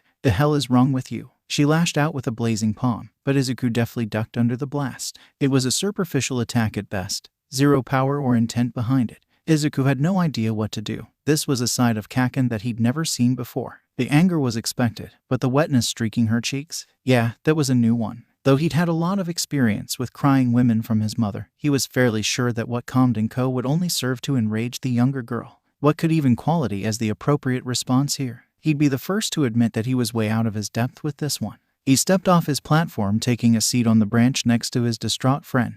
They merely sat in silence for a moment before he spoke up once more. I'm sorry that happened to you earlier, he said. The hell do you mean, nerd? She muttered under her breath, the change of subjects taking her by surprise. Those 3 guys from before. They, 4, what? There were 4 of them. One ditched the other 3 halfway through the fight, if you could even call it that. She scoffed, absent-mindedly snapping a twig off a nearby branch. The show of confidence had Izuku feeling optimistic at the direction of their conversation. Right, 4, he conceded. I'm sorry you were ambushed like that. The sound of fabric scratching against bark had him turning to meet crimson eyes staring back in shock. He let out a short bark of laughter. What, Kaken, give me some credit. Did you think I'd report you for bullying or something? I know you better than that. He winced as the words slipped past his mouth, unintentionally bringing up a sore topic for the both of them. Katsumi turned to face forward again, hanging her head. I know you were never part of it, you know, the bullying, Izuku said quietly. I never stopped it either. I learned to stand up for myself, he said simply, a smile tugging at his lips. You shouldn't have had to, Katsumi whispered, her shoulders slumped. Not alone. He didn't really have an answer to that. Izuku wouldn't lie. Losing her companionship had stung more than any of the name-calling or even the rare instances of physical abuse. No, the crushing sense of loneliness was certainly the sharpest weapon in that period of Izuku's life. The sounds of the forest filled the silence once more, life for the flora and fauna surrounding them so much simpler than the intricacies of human emotion. Was there a good reason at least? Izuku asked. Of course, this was always something that tugged at the back of his mind in his rare moments of idle thought. Why? Why was he denied the company of his best friend for so long? Because he didn't have a quirk. What about after he did? Was he not good enough? After nearly a minute of silence, he thought she wouldn't answer. Oh, Katsumi, oh. Was there a good reason? She had certainly felt like there was at the time, but hindsight had proved her plans to be little more than the ill-conceived delusions of a child. I was trying to keep you alive, she finally choked out, ignoring his wince at the broken tone of her voice, selfless to a fault, even when he should hate her guts. But, you tanked one my hits, nerd. Mine, and you can effing fly. Her voice rose as her mind finally registered how he'd gotten up there in the first place. Katsumi had nearly had a damn heart attack when she opened her eyes and he'd been standing face to face with her. What do you mean you were trying to protect me? Figures that this was the part he had latched onto immediately. She looked away guiltily, but when she spoke, it was with conviction. This was the part of her argument that was entirely sound after all. We watched hero videos all the time when we were brats. All might never loses, but not everyone can be all might, right? She had worked herself up as she spoke, giving impact to her words with explosive gestures. Heroes die every day, and that's with a powerful quirk. And for a while we thought you didn't even have one. How could I let you run off to get yourself killed? But as sudden as it came, all the energy left her, and she deflated like a punctured balloon. That's what I thought at the time, at least. I thought you'd give it all up if everyone was telling you it was impossible, but I should have known better. Her eyes met his own with something she'd always tried to hide behind a mask of indifference, admiration. You would have found a way to be a hero even this thing hadn't ever showed up, wouldn't you? She sighed with fond exasperation, though her eyes narrowed at the seemingly innocuous glob of metal floating overhead. She frowned as it halted, vibrating in place aggressively. That usually meant, I'd appreciate it if you didn't assume what's best for me without asking Kaken. She broke her observation of the metal, hearing the heat in Izuku's tone, only to flinch at the sight of his clenched jaw and the tears welling in his eyes. She'd done that, brought the kindest person she knew to tears with her actions. Platinum blonde bangs fell over her eyes as her head dropped once more in shame. Thought she was acting like a effing wimp today. Right as she started contemplating taking a leap off the branch in the hopes that the ground might swallow her up whole, she felt a warm pair of arms wrap around her comfortingly. You overlooked something in your plan, Izuku mumbled, breath tickling her neck. Katsumi almost didn't register his words, so overwhelmed was she at his casual display of affection. You never told me I couldn't be a hero. Katsumi froze, so he'd forgive her just like that. After all these years, she had forgotten for a moment who she was talking about. Forgotten that being selfless and forgiving came as naturally as breathing for the boy before her. For a moment she'd felt like it would be taking advantage of his kind nature by accepting Izuku's easy forgiveness, but decided even quicker that she didn't care, indulging quietly in the comfort of the embrace. The hell said you could hug me, she muttered half-heartedly. He didn't comment on the fact that she hadn't pulled away in the slightest. They're going to be a great hero. Izuku, he stilled. .1. Cheeky bastard. Nah, that spot's still mine, nerd. She'd been suspended. For a week. Even worse, they'd suspended effing Izuku too, and he hadn't even done anything. Apparently Ushiwaka Ikai, the unfortunate victim of her demonstration, was the son of one of the higher-ups with the school district. Even the idiot instigating the fight hadn't been enough to get her out of punishment. And what the F was a zero-tolerance policy. The principal had pulled whatever that was out of his ass for sure. That, along with destruction of public property and an unauthorized usage of quirks on school property, had been enough to push for the suspension, as if they'd ever effing enforced that rule before. What a joke. She grinned. At least that punk, Ikai, had gone down with her, serving an equally severe punishment. It was a step back on her path to UA, but that only meant she'd need to be even more flawless when she finally applied. Unfortunately, but certainly not unexpectedly, her mother hadn't seen it the same way. Katsumi had the misfortune of walking through the front door right when the school called her home phone to relay the news of her suspension. Mitsuki hadn't torn into her like that in years, but curiously, the Bakugo mother relented after Katsumi had mentioned she'd spent some of the morning ditching with Izuku. The old hag had always doted on the kinder boy like a son, always giving Katsumi shit about playing nice with him, but letting her get away with something so huge. Apparently, she had underestimated just how much her mother and auntie and co wanted their kids to get along, which brought her to her current predicament, standing outside the Midoriya apartment with absolutely zero clue on how to proceed. Just knock. No, couldn't do that. That was a nightmare. How could she even contemplate being so brazen as to? No, wait, she was Bakugo mother Fing Katsumi and she could go to her friend's house if she damn well pleased. Are you going to stand out there all day, hun? Katsumi let out a shriek, a small gout of flame reflexively leaving her palm. Oh, that is quite impressive, dear. At the door stood Midoriya and co, wielding the same kind eyes and sunny disposition as her son, though this time they were widened slightly in amazement. Izuku is always raving about it, so it's nice to finally see it in person. What? Katsumi stuttered out. Ugh, she was doing that way too much lately. What was Auntie and co talking about again? And co seemed to stare right through her, leaving her feeling small in a completely different but no less effective way than her own mother. Her comment also made her realize that in distancing herself from Izuku, she had also deprived herself of the lovely woman standing in front of her. Your quirk, Katsumi-chan, Inko said. Oh, yeah, she said, breaking eye contact and holding out an open palm, making it spark and pop with a thought. It was the way she'd always show people her quirk when meeting them for the first time. Katsumi had always found it funny to introduce such a destructive power with a glorified party trick, but the fact that Inko hadn't even seen her use her quirk yet was like a punch to the gut. She felt arms wrap around her in a tight embrace. It's good to see you after so long, Katsumi-chan. Oh, so this is what she was missing. Yeah, you too, Auntie and co. Izuku. I'm a bit disappointed, nerd. There's not nearly enough All Might merch for a fanboy of your caliber, Katsumi said, peering around his room curiously. Was she weirded out? No, that wasn't it. But for some reason Izuku was nervous about having Katsumi alone in here. Things were simple as 4-year-olds, but this Katsumi was older and much more unfamiliar to him. He'd talked a big game the day of the fight, but now, without emotions flying high, he was having trouble deciding how he should act. He eyed the girl as she shamelessly explored his room, Quickstill twirled in place with his pensive mood. Katsumi was looking more and more like a slenderer version of her mother every day. He'd sometimes heard his classmates make fun of her boyish haircut, never in the blonde's hearing range of course, but in his opinion, they couldn't have been more wrong. He'd always thought it suited her. In fact, her whole outfit today was particularly flattering, as simple as it was. She looked really cute and holy shit, Kaken was a girl. This may have seemed like an obvious observation, but to Izuku it came with a whole host of other issues. Primarily, he had a girl in his room. What could be ignored as a toddler was all too apparent as almost teenagers, as Izuku had already had a particularly embarrassing talk on the subject with his mother just a few months previously. Luckily, Katsumi seemed preoccupied enough with her investigation to notice his miniature breakdown.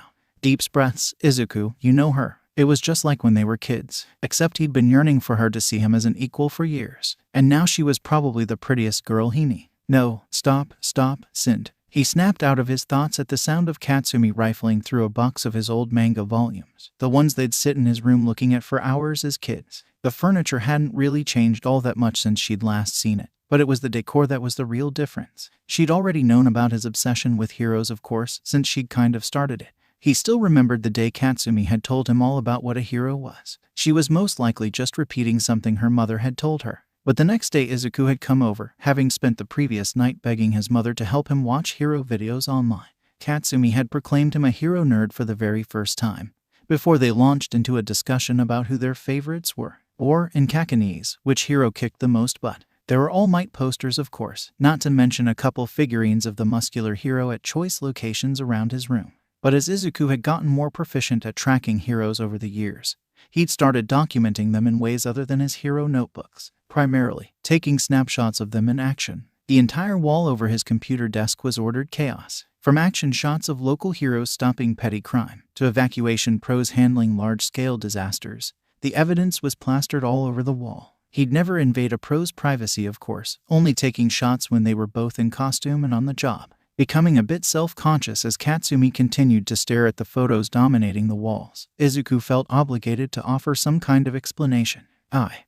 Get around a lot, he said lamely. She stilled for a second, not turning to face him. Yeah, no kidding. Being able to fly must make that a breeze, she said, turning to give him a look. Izuku shook his head with a grin. I'm not that daring. Kaken, you should know that. If some kid started flying around the city on floating metal board, it might draw a bit too much attention. She scoffed. Damn cops will let you get away with using your quirk to travel if it's weak. But if it's flashy like ours, there's no chance. Her fingers fondled the air as sparks danced across her palms like she was remembering a particularly unpleasant situation. Ours, Katsumi had said it so nonchalantly. But she had to have known what phrasing it like that meant to Izuku. Equating his quirk to her own level was the greatest compliment she could have given him. He didn't acknowledge it though. He knew she'd prefer it that way. Yep, that's what the longboard was for initially, he said, suppressing the grin threatening to split his face. I needed to practice my balance but couldn't use my quirk so blatantly around the city. And last Wednesday, that was true. Izuku had mixed feelings about the fight from 3 days ago. On one hand, the brawl and its aftermath had directly led to Katsumi and him talking again. This was something he hadn't even dared to hope for, only to avoid the disappointment when it never came to be. But on the other hand, he'd been suspended due to a technicality. By stepping in and stopping Kaken's explosion, he'd technically been a part of the fight. Zero-tolerance policies really were a beach. Izuku almost wished he let her knock that idiot silly. After all, he'd known she'd been ambushed from the get-go. Katsumi didn't go looking for fights. She just finished them when kids wanted to take on the prodigy. The only reason he'd even stepped in was because he knew she sometimes got caught up in the moment. He knew she'd regret taking things too far, or at least the consequences of taking things too far, since they'd both been suspended anyway. He shouldn't have bothered, but that wasn't the thinking of a hero. And Izuku hadn't actually had the time to think before he moved. He hadn't thought that the older boy he'd saved from Katsumi's rage would rat him out along with her though in the long run it wasn't surprising. He'd learned long ago that even those aspiring to be heroes were still human. They were capable of jealousy and greed, and indeed, they could be cruel. That was a special circumstance, he said after a moment. She hummed noncommittally, peering at some of the hand-drawn diagrams pinned throughout all the photos and posters. What about these? The first designs for my skyboard, Izuku said, joining her in front of the drawing. I can't really make things on the fly, so I have to plan them out ahead of time, then practice until it's second nature. I haven't really had time to test it much in the city, but even after the short time I had the other day, there are some things I'd like to tweak. What does your quirk really do, nerd? Katsumi said suddenly, cutting off his lapse in focus. She tried to be nonchalant, but Izuku could tell she was burning with curiosity. Trying to take me head-on was reckless, she added softly. You Trinidad. Izuku couldn't help but laugh at that. And here I thought you pulled that explosion to avoid hurting the guy. Was I mistaken? Would he have died if I didn't block it? Shut up, nerd. I ain't that soft, she scowled. He stopped his laughter but retained his smile. Under that prickly exterior she really was. But he'd let it go for now. As for what I can do, he brought his palms up at waist level, metallic orb revolving slowly in between. I call it quick steel, and it's quite a bit more useful than we'd both initially thought, he said, grinning at Katsumi's narrowed eyes. Izuku ceased the orb's movement before separating 4 smaller spheres from the central mass, commanding them to whiz around each other in the imitation of an atom. At first I could only move it around and it always stayed a liquid. Katsumi prodded suspiciously at the quick steel, frowning as it wobbled in place. So you can harden it then, she bit out. Essentially. But there's a step in between, Izuku said, enjoying keeping the girl in suspense. Just spit it out, nerd. I don't got all day. We're both suspended. Kaken, where could you have to go? He laughed. Shut up. Just tell me already. Katsumi fumed. Izuku grinned but conceded. For some reason I can manipulate the temperature of the material itself. Whether it's an ability I got from my dad's flame breath quirk or something else, I'm not really sure. Izuku pinched his thumb to the middle and forefingers of both hands, then stretched his arms apart, the quick steel thinning and lengthening in response. He snatched the newly formed rod out of the air, solidifying it as his skin made contact. He twirled it slowly between his hands. Lower it under its melting point, and it turns to a solid, he said, holding the quick steel staff aloft with a smile. I can only make basic weapons right now, but most of my training was focused on this. He liquefied the staff and coated his hand like a second skin, flexing his fingers experimentally. Well, this and learning to skyboard. But that was just me being selfish, he said a bit self-consciously. TCH. Hero nerd, Katsumi said under her breath. That's pretty effing cool. Praise. From Kaken. Oi, quit smiling so much, it's creepy as hell. He tried, he really did. For the next couple of hours, they fell into a familiar routine, hanging out and catching up with what they've missed of each other after all of these years. Izuku wasn't surprised to learn that Katsumi had started learning Muay Thai, thinking it would complement her quirk better than other martial arts. He agreed, especially after she'd demonstrated a few simple katas for him. The concentration on elbow and knee blows could be enhanced with explosions from her palms, and maybe even the bottoms of her feet. It was an idea she'd apparently toyed with in the past.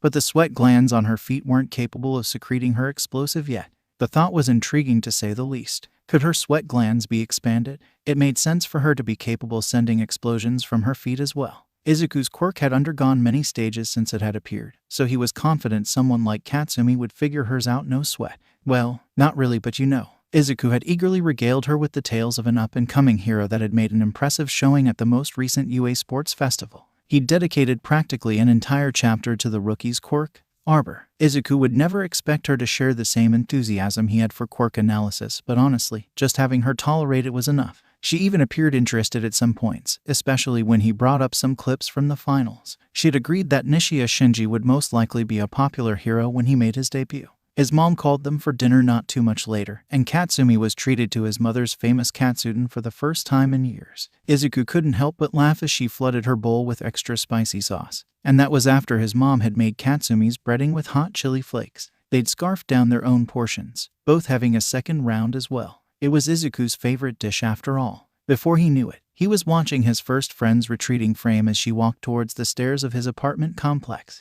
"You're sure you don't want me to walk you home?" "Geez, let it go, nerd, it's just around the block," she sighed, rubbing at her nose. "All right then, see you Monday." "I'm suspended until Wednesday," she said dryly. "Oops, Wednesday then," he said with a laugh. Katsumi paused at the stairs that led to the first floor of Izuku's apartment complex. "You want to see my mom too, right?" she said, glancing away after a moment. "Huh, you can come over tomorrow, she's been asking about you." Katsumi shot him a glare without any heat. "Just come over around noon, nerd." And with that she stomped off with a huff, making her way down the stairs complex. Izuku kept an eye on her retreating form until she was just about to disappear around the corner, uncomfortable with letting her walk home in the dark no matter what she said. A buzz from his pocket interrupted his thoughts, a message from Katsumi. She'd just given him her number earlier today after she'd found out he actually owned a cell phone. "Kakin 8:23 p.m. Quit starrin' nerd, it's creepin' me out." Izuku slumped against the wall by the door of his apartment. "So cruel. So why the hell haven't you pounded those idiots yet anyway?" "What?" Izuku said, not following the abrupt question. It had been 2 weeks since the day Katsumi had visited his house for the day. And though it wasn't as obvious as when they were children, they'd spent nearly every day together in some capacity since then. He had indeed been welcomed with open arms by Auntie Mitsuki when he'd visited the next day and was still puzzling out her brash proclamation as he'd walked through the doors. She'd been glad Katsumi finally grew a pair, whatever that meant, and wrapped him into a tight hug. The fact that she had inadvertently planted his face right into her generous cleavage had been an interesting start to the visit. Izuku may have improved his social skills a bit, but he'd still been sporting an atomic blush as Katsumi practically kicked him up the stairs to her room. Family friend she may be, but Bakugo Mitsuki was still drop-dead gorgeous on her worst day. "Oi Deku, quit zoning out." Izuku hid a smile. Last weekend Kakin had brought up the fact that he still called her by that dumb nickname, calling it childish. He knew he'd never have been able to call her Katsumi after so long, so he'd doubled down instead. She'd flipped out when he told her to call him Deku. But how could he not like that name? It was a nickname she'd given him, and she'd never said it with any bad intention. Katsumi caved surprisingly easy after he'd voiced his reasoning. What was the question again? "The extras, why haven't you beat him down yet?" She huffed. They hardly bother me anymore, so what's the point?" "The point is to show them the difference between us and the commoners," she said, punching her fist in her palm with an explosion. "I don't know why you don't at least show off your quirk.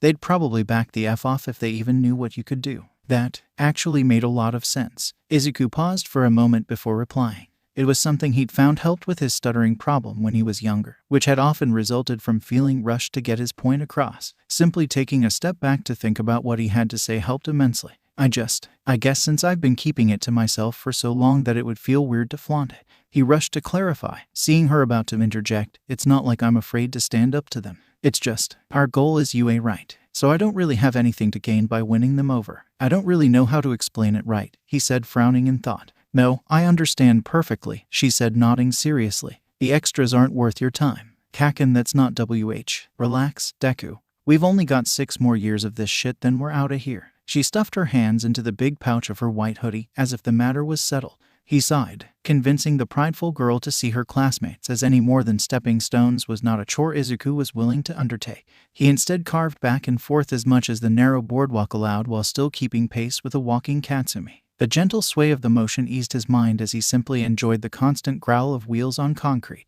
It took a mere 5 more minutes to reach their destination. The towering piles of mechanical junk loomed over the pair as they plodded through the soft sand of Dagaba Municipal Beach. "What are we doing here, nerd?" Katsumi bit out from his side. "This is where I've done the majority of my quirk training," he explained, squeezing his way through an opening in the junk heap. The path opened up into a clearing that spanned around a third of the beach. "Welcome to my humble slice of paradise," he drawled theatrically. He turned to see a wide-eyed Katsumi admiring the beautiful horizon. The sun lit up her hair so it glowed like liquid fire. She seemed a bit ethereal in that moment, mesmerized as she was by the sight. Izuku was as well. "You did all this," Katsumi said after a moment. He coughed into a fist, trying to cover how he'd been staring. "Every weekend for 6-ish hours a day. Not that it was all spent clearing the beach." He waved dismissively. "I've experimented too and practiced flying over the sand." She seemed lost in thought but eventually spoke up, eyes resolute. "Why are we here?" "I actually need your help testing something," he said, and Katsumi perked up in interest. "When I blocked your explosion before, I felt really drained afterwards." He clenched his fist, pondering the cause. "It was weird because my quirk had never had any drawbacks like that before and I wanted to find out why." "Don't you think it would be stranger if you didn't have a drawback to your quirk, nerd? You of all people should know how emitter types work." He nodded along with her point. "I'd always written it off as a side effect of my quirk's mutation from my mother's. If I had simple telekinesis, it would be strange to have no side effects from overuse. But the quicksteel itself is a part of my quirk.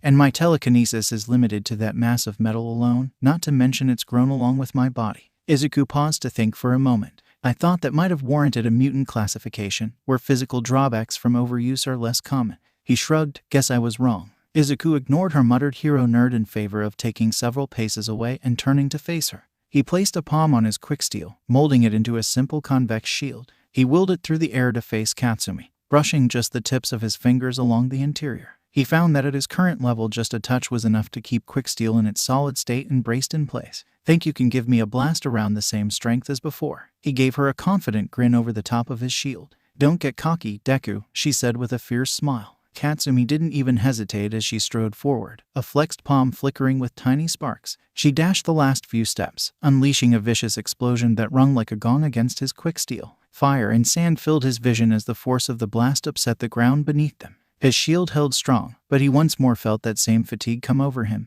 That was expected, and part of the reason they were there in the first place. "TCH, not even a dent, huh?" Katsumi drawled, rapping her knuckles against his shield. "All right then, see if you can handle this." "Kaken, wait." She froze with an arm cocked back, air around her fist blurring from the heat. "Ugh, what now? That was just a baseline. I need you to reduce the heat in the next explosion but keep the power the same. You can do that, right? It's creepy that you know that, nerd." Izuku shrugged. "I've seen you fight enough at school. I think I have a decent handle on your abilities." He was downplaying that a bit. Kaken's hero entry took up as many pages as some of the top 10 in his hero analysis journals. She sighed. "Fine, same power, low heat. You ready, nerd?" A nod from Izuku and she let loose once more, a hiss die, slipping from her lips as a sharp crack echoed over the beach. Izuku actually had to brace his forearm against the disc slightly, the power behind the blast formidable enough to force him back a bit, just as he had suspected. The drain this time was not non-existent, but significantly lower than before. He'd been pondering the cause of the strange fatigue since the day it had first occurred. Why did blocking Katsumi's explosions drain him so much when he could haul refrigerators for hours without rest? The only explanation that he could come up with was the thermoregulatory aspect of his quirk. Solidifying quicksteel required him to cool it to a temperature below its melting point, which fortunately was slightly higher than water's. Under normal conditions, cooling quicksteel to a measly 5 degrees Celsius was effortless with skin contact, and even without he could now even pick up small objects. The problem came when external heat was introduced to the equation, Katsumi's explosions. In this case, Izuku now had to expend energy to keep quicksteel at a constant temperature in order to retain its solid state. That's where the drain came from. It was a subtle limitation to his power, but would be a fatal weakness against the right opponent. "So, you've got your answer, Deku?" Katsumi's voice cut through his thoughts. "You've got that stupid look on your face." He smiled. "Yeah, thanks, Kaken. I guess we can go now." Well, hold up just a effing second. You think you can just show me you can take some of my stronger hits on a beach away from noise complaints, and you think you're just gonna walk away with 2 hits? I don't effing think so. Her palms glistened in the sunlight, and Izuku caught the cloying scent of burnt sugar on the breeze. What had he gotten himself into? Katsumi, How about dynamite? Izuku asked, and with a glance she confirmed that, yes, he was being serious. Deku, I didn't think it was possible, but you may have just out-nerded yourself. I'm not gonna be a hero with such a lame-ass name. Of course, he was undeterred, scratching his chin in thought as he tried to come up with another title. He'd been at it all morning as they walked to school together. Well, she walked. Izuku just coasted by her side on his board as usual. She'd made an offhand comment that she appreciated the simplicity of All Might's hero name, which had led to her current headache. What about dynamite? He muttered under his breath. She paused. That actually wasn't that bad. Kaken, I wasn't serious. You can't have a hero name like that. She cackled merrily. Then don't suggest a name if you don't like it. It had been nearly a year since they had started talking again, and Katsumi couldn't remember a time in her admittedly short life where she had laughed so freely. She couldn't pinpoint one particular cause, but Izuku seemed to brighten all aspects of her day in a way. He was the friend she'd missed, the rival she never had, and with the way he sometimes looked at her, she thought there might be something else. But each time her mind strayed to such dangerous territory, she quickly nipped that kind of thinking in the bud. There was no way he'd ever look at her like a girl, not with her brash personality, foul mouth and violent streak a mile long. She turned to see him scribbling in a familiar notebook. However, this one looked battered and worn with age. What have you got here? With lightning precision, she snatched the book out of his hands, laughing at his indignant squawk. He seemed to sigh with resignation as she peered curiously at the cover. Volume 1? I thought you had a gazillion of these things filled.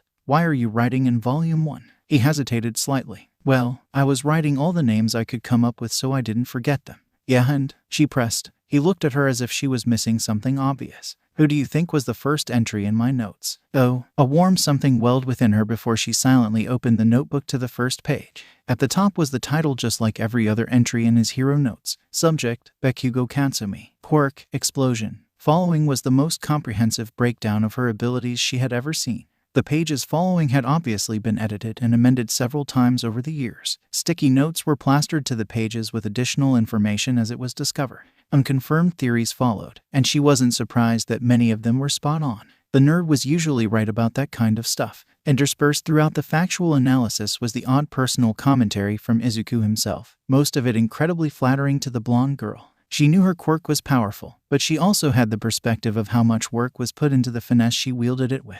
To have that effort acknowledged left her with a strange fuzzy feeling in her gut. She didn't hate it. It's effing creepy that you know more about my quirk than I do, nerd. That's what she said, but she couldn't quite hide the flush that she felt warm her cheeks. Creepy. Kaken, you know it's not like that. She snickered at how his voice cracked with indignation, turning back to the notes that actually had a few good ideas she had yet to try. The tentative hero name section was worth a good laugh, with gems on the level of nitroglycerin or da bomb scrawled and crossed out across the page. Though names like Ignitro or Ground Zero were filed away for further thought, she hid a grin at the realization that Deku had been effing messing with her, only mentioning the shittest names he could think of. But it was when she reached the next section that she paused. Possible mutations, she said, somewhat afraid to ask. She noticed Izuku perk up a bit at her interest. Was he really so starved for attention? She'd have to be more blatant with her praise from now on. Katsumi knew she could come off as cold, but Izuku at least deserved more effort from her. Yeah, he started enthusiastically. Even if your quirk isn't a mutant type, there are still ways that your body adapts to use your power safely. Right, like how Endeavor doesn't torch himself. Izuku nodded, right in one. In your case, you probably have something like higher bone density or some kind of alteration to your musculature. He paused, looking over at her as he rolled along. To handle the kickback. You know. She glanced back to the pages of the notebook. Constricted pupils. The hell's that supposed to mean? Izuku rolled to a stop in front of her, wide, jade eyes peering curious into her own. God, he had changed. The nerd could never meet her eyes for too long before, always staring at his shoes, head hung for some reason unknown to her. But curiously, it was her that had the urge to look away in embarrassment. His eyes were really pretty. That was just a guess. He said, cracking a smile. Our pupils constrict when they're exposed to extreme light. I think yours are particularly small to handle the constant flashes. With that he rolled away, leaving her frozen in the middle of the street. That was the day Katsumi realized that Izuku really paid attention. The day that Endeavor burned down half of the Musutafu shopping center was a wake-up call for Katsumi. Granted, it wasn't exactly clear who'd caused the majority of the damage. A villain with an emitter quirk that allowed him to boost his agility by expelling fire from his feet had been on some kind of mass shoplifting spree from the various storefronts, all while wreaking havoc on the general populace. It was the kind of lawbreaking that would disrupt your day but otherwise be written off as petty crime. Unfortunately, the situation had escalated when Endeavor had arrived on the scene and attempted to apprehend the criminal. By the time Katsumi had tuned into the live streams broadcasting the situation, there were several buildings already engulfed in flames and several more following quickly. It was with intrigued horror that Katsumi watched from the safety of her room as people trampled each other to escape the burning plaza.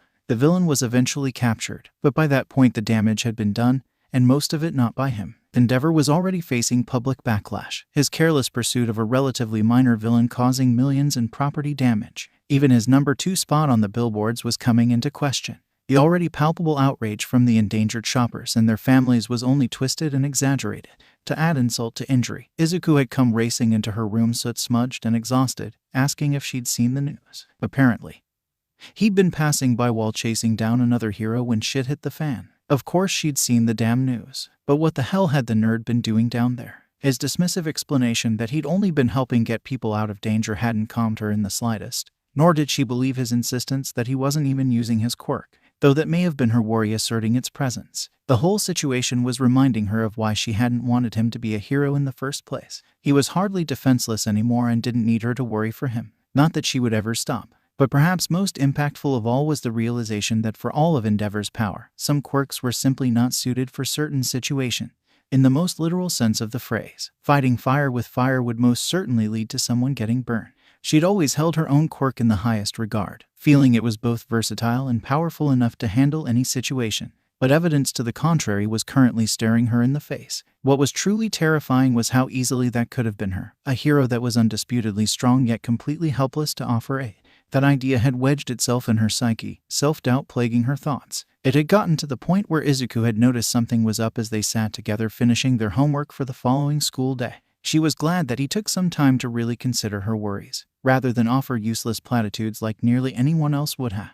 I don't think you'll have to worry about that, Kakin. What are you talking about, nerd? Were you watching the same thing I was, he said abruptly. And Katsumi was startled by the steel in his eyes. I was there, remember. There were plenty of injuries. Luckily nothing particularly lethal, but it was a shit situation all around.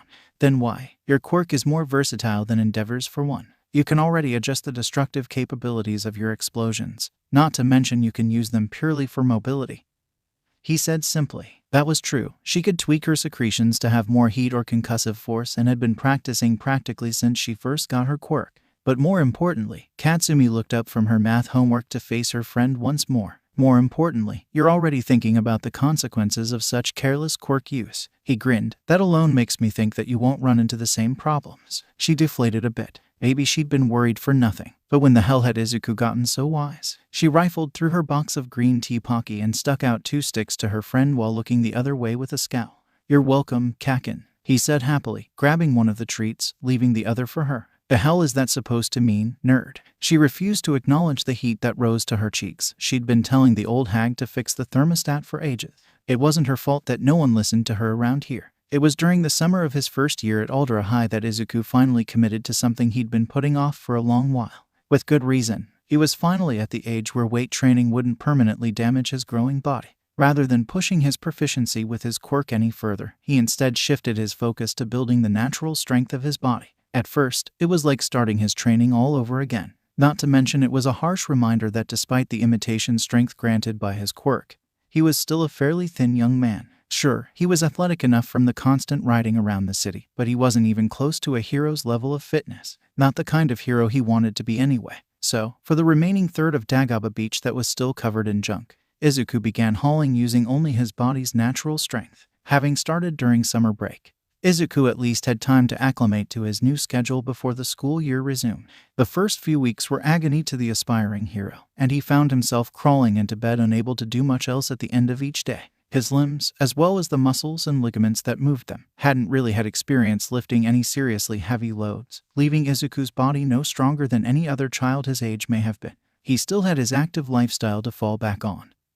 But from the standpoint of sheer power, he was certainly lacking. The first days were rough, but eventually he made progress. School started again, and his workouts were restricted to before and after class within reason. His mother would never let him live it down if his grades fell as a result of his heroic pursuits. Katsumi and he both hung out when they could, finding that they were both focused on their own training now that the UA entrance exam was more of a reality than just a far-off goal. But even then, they managed to meet for joint training sessions whenever Katsumi wasn't busy with her martial arts. The more time Izuku spent with the girl, the more he realized his feelings toward his best friend may have been less than platonic. Not that it was any amazing realization. Even as a toddler, when romantic thoughts were the furthest thing from his mind, Katsumi was always someone to be admired. But as that fiery blonde child had grown into a beautiful young woman before his eyes, how could he help but be enamored with her? With those striking crimson irises that glowed like embers when the light hit them just right. Was it wrong to push her buttons slightly just to have that smoldering glare leveled at him every now and then?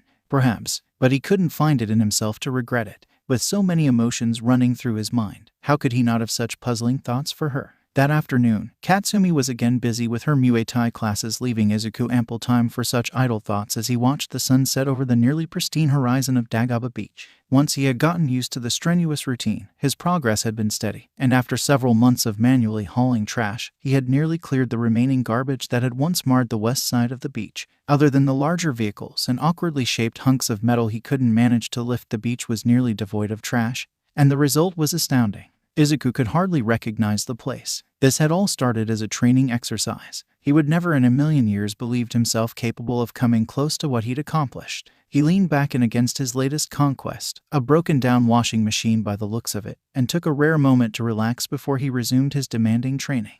But so captured was he by the nearly cleared skyline, Izuku missed the pair of attentive eyes trailing his form curiously. Boy, here you stand clearing the waste of others, yet ask for no reward. Why? Izuku paused his set of suicides, having added extra drills in between loads as the junk littering the beach grew sparser, and turned to the man who had spoken. The voice was raspy, as if it hadn't been used in years, but it seemed to suit its owner in a way, now that Izuku got a better look at him. His presence seemed to fill the beach despite standing with a distinct hunch. Not much taller than Izuku's fairly average 165 centimeters. He stood perched on a tower of broken-down cars, like a gargoyle guarding some ancient Gothic church. The breeze blew his black, knotted hair revealing a sharp, angular face and a thick bandage wrapped around his head. It covered the space between his misshapen gash of a mouth and bloodshot dark red eyes. An old injury perhaps, or maybe it was to cover a part of his quirk he found unappealing. A quirked society they may be, but prejudice unfortunately remained rampant, even with race and other social categories being muddled by the infinite mutations that quirks made possible. People undoubtedly found a way to be spiteful to others who were different.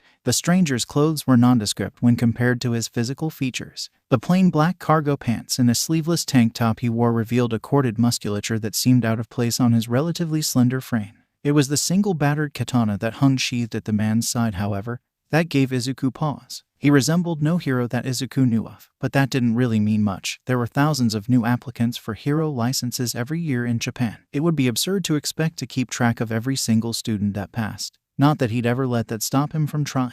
But something about the man screamed danger, despite his relaxed posture. That was another thing. The man had seemingly shown up out of nowhere, but knew Izuku had been cleaning the beach. Sure, he could guess such information from watching for an hour or so, but assuming he cleaned the entire beach, why was he there? For how long? Answer me, boy, the man spoke up, taking a lurching step towards Izuku. The metal spire he stood upon creaked ominously. His instincts urged him to answer for some reason, and Izuku obliged, seeing no harm in the information. I want to be a hero. Something changed in the man's expression.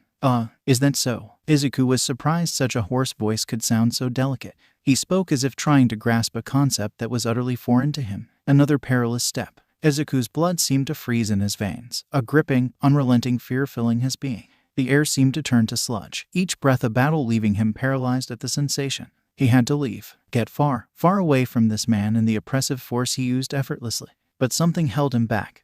Whether it was the sheer conviction in the man's eyes or his own fear, something stopped him from turning tail to run. Why? Izuku almost missed it when the dark-haired man spoke again. Why? What was he asking? It took several seconds for his brain to catch up with the conversation. Why he wanted to be a hero? Well, that was easy. Because I want to help people, he managed to choke out. The answer was simple enough, but any further explanation would be an unnecessary complication.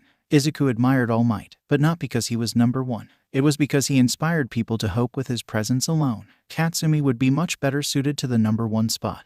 But as long as people could see Izuku flying into danger and think everything's going to be okay now, then he would be happy. The stranger seemed almost confused at his answer, before his expression hardened into something more sinister. Words can be quite powerful, boy, but ultimately meaningless. He scoffed, and Izuku flinched at the man's first show of emotion since his sudden appearance. But Izuku was more concerned with how the man flickered, disappearing in an instant from his perch atop the tower of old Toyotas. Izuku's head darted from side to side, trying to locate the strange man, reassessing the threat he posed all the while. A speedster. Guess his bandage was just an injury after all. Before he could pursue that line of thought any further, Izuku's world was tilted on its axis. He suddenly found himself flat on his back, a heavy, reinforced boot forcing what little air he had left out of his lungs. He stilled, heart racing at the metallic hiss of a katana leaving its sheath and the cool bite of metal settling against his neck a moment later. Be still, the man rasped, either utter unconcern with the situation or a very talented actor. Izuku's quick steel hovered uncertainly overhead, torn between its master's instinctual need to be free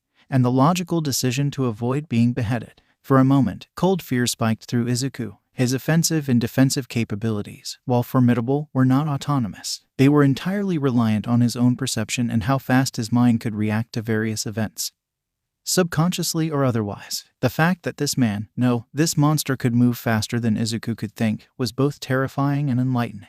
He'd have to find a way to overcome this obvious weakness. That is, if he ever managed to get out of this situation alive. The man stared uncaringly down the blade of his sword toward Izuku as the boy tried and failed to inch even a centimeter away from the razor-sharp edge. It felt like an eternity before the man spoke, though it may have only been seconds. The girl from before, the blonde that was with you, tell me everything you know about her and I'll let you go. A sting of pain followed by a hot trail inching across his skin indicated the increased pressure of the man's blade. But Izuku's mind was elsewhere. Kaken, what could he want with her? Was that the whole reason this maniac was here in the first place? The pain and asphyxiation were distracting and making it hard to think clearly, but air could wait. First he had to get himself out of this situation. He gritted his teeth, letting out a hiss of pain. Eyes narrowed dangerously at the man holding him hostage, but mouth remaining stubbornly shut. Last chance, boy. This was it. He was out of time. He had to risk taking him out with quick steel faster than the man could move his blade. Izuku knew, judging from the man's casual show of speed, it was a long shot, and that was being generous. Now, but his lance of quick steel swished through air as the man strolled a few meters away before turning to watch the horizon. His aggressive posture and the pressure he exuded had vanished entirely, leaving Izuku heaving disbelievingly on the ground, quick steel primed and ready to attack at the slightest provocation. A budding hero with conviction? Huh. The man tilted his head curiously and peered over at Izuku. I suppose there are outliers to every rule. Izuku barely caught what the man said under his breath, but it had only served to confuse him further. His heart was still hammering in his chest as he sucked in lungfuls of air, and he may or may not have been suffering from an adrenaline crash. Disoriented as he was, all he could manage was a simple, your physical skills are still weak, boy. I subdued you in an instant and there was nothing you could do, the man rasped, ignoring Izuku's ineloquent response. Was this guy effing insane? Are you effing insane? Dark pupils pierced Izuku and his mouth clamped shut of its own volition. Perhaps it hadn't been the best decision to curse at the homicidal maniac that had him at blade point not 60 seconds previously. What will you do about it? What? Your weakness. What is your solution? Izuku was so confused. This guy had come out of nowhere demanding answers from him, and then the next thing Izuku knew, the guy was slicing him up like a side of beef and demanding to know about. Izuku hopped off the ground and was in the air in a split second. His skyboard vibrated in agitation as he hovered at what he had deemed a safe altitude. Who are you and what do you want with Kaken? He growled down at the figure below, who hadn't shown any indication of noticing Izuku's abrupt movements.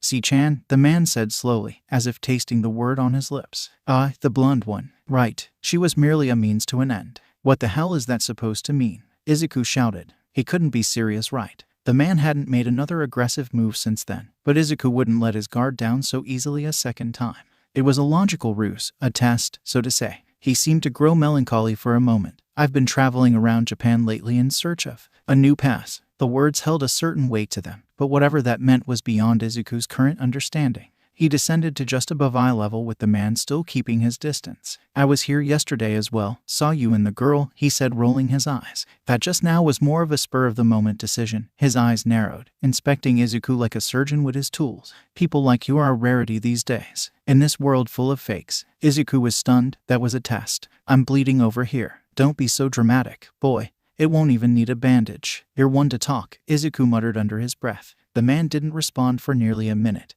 and for a moment Izuku thought he might have gone too far. Kai, the short syllable cut through the silence like a gunshot. What? You asked who I was? I have been called Kai before. His voice was gruff, but not unkind. Right. Izuku didn't quite know what to say. This guy. Kai-san was all over the place. The ghost of that terrifying pressure still echoed in his mind. But if the man's explanation was to be believed, and that was still up for debate, then he had never meant any harm. You noticed it too, yes. Stop asking what. Think, boy. His skyboard lurched back at the burst of emotion from Kai, and Izuku leveled it automatically. What had he been talking about before? He'd called him weak. And then, how will I fix it? A slow nod. There was of course the question of why Izuku was humoring the man in the first place. As insane as he appeared, he was right about one thing. Izuku was helpless to his assault, incapable of mounting even the most meager of defenses. It wasn't the only weakness his abilities had either. He had mobility and augmented strength in spades, but combat experience, technique, he was sorely lacking. Quirks that granted immunity to physical attacks would utterly overwhelm him unless he took to the air. And that was all ignoring the natural weakness to heat that was built into his quirk. Somehow, he needed a way to get around even the worst matchups for his quirk possible. It's okay if you don't have an answer, I'm no teacher, but if you learn something from this, I don't care either way. Kai deliberately drew his katana once more, the scraping metal filling the empty coast with a ringing hiss. Izuku's eyes widened in alarm. Was he really doing this again?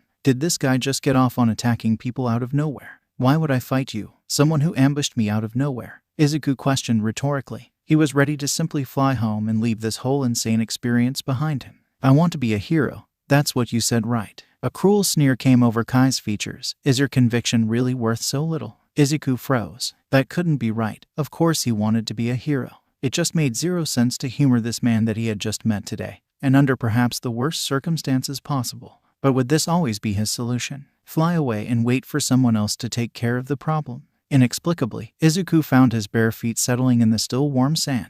What the hell was he doing? Kai's eyes bore into his own as he closed the distance, slowly at first but gradually hastening his approach. So, you've decided then. The tip of his katana left a shallow line in the sand. Do try not to die. Izuku avoided his apartment entirely after that first night. His mother may have already gotten used to his ardent training routine, but staggering into his home with bandages covering him nearly head to toe would probably be a bit too much. So instead, he made an executive decision and called ahead, letting her know he'd be at Katsumi's house. It was a simple matter to avoid Kaken's mother by flying through his friend's window. It's not that he was worried she wouldn't let him up here, he wasn't. In fact, Auntie Mitsuki was always oddly lenient with him, at least when compared to her daughter, but that was a whole other topic. Izuku avoided her for the very same reason he avoided his own mother. He knew she'd fuss over him, in her own way. Though her daughter hadn't been much better. Katsumi had been understandably irate when he came through the window wrapped up like a mummy. But for all her worry disguised as aggressive demands, Izuku knew she would keep this between the two of them.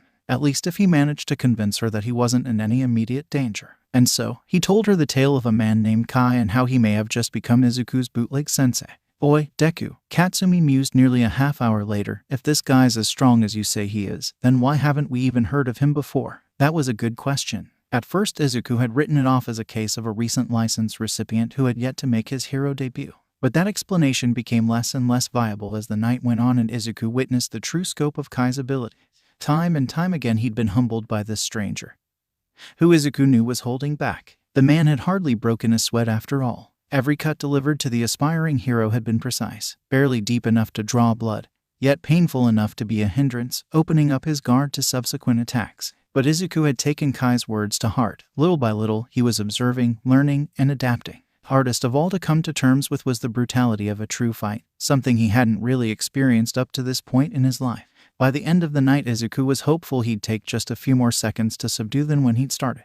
Earth to Deku, Kasumi said, flicking him in the forehead. She was leaned over him, peering into his eyes, her left arm braced on the right arm of his chair. So close. His eyes widened as he realized he was close enough to notice light flecks of gold in her crimson eyes. His face lit up like a beacon, causing Katsumi back away abruptly. He was seriously losing it around this girl. Rather than acknowledging what had just happened, Izuku instead answered her question. Kai did say he had been traveling recently. Maybe he's one of those heroes that sticks to defending a single area. Local heroes weren't unheard of, but Izuku knew this explanation was flimsy at best. Look, Deku, we both know this guy is effing sketchy, and that's just from you telling me about him. She sighed deeply, her voice growing quiet. I won't stop you if you think this is the right choice, not again. Izuku barely caught that last part, but it seemed she wasn't finished. Just be the F careful. He could do that. Izuku grinned at the fiery blonde. A show of worry like that was rare for her, and Izuku was equally concerned.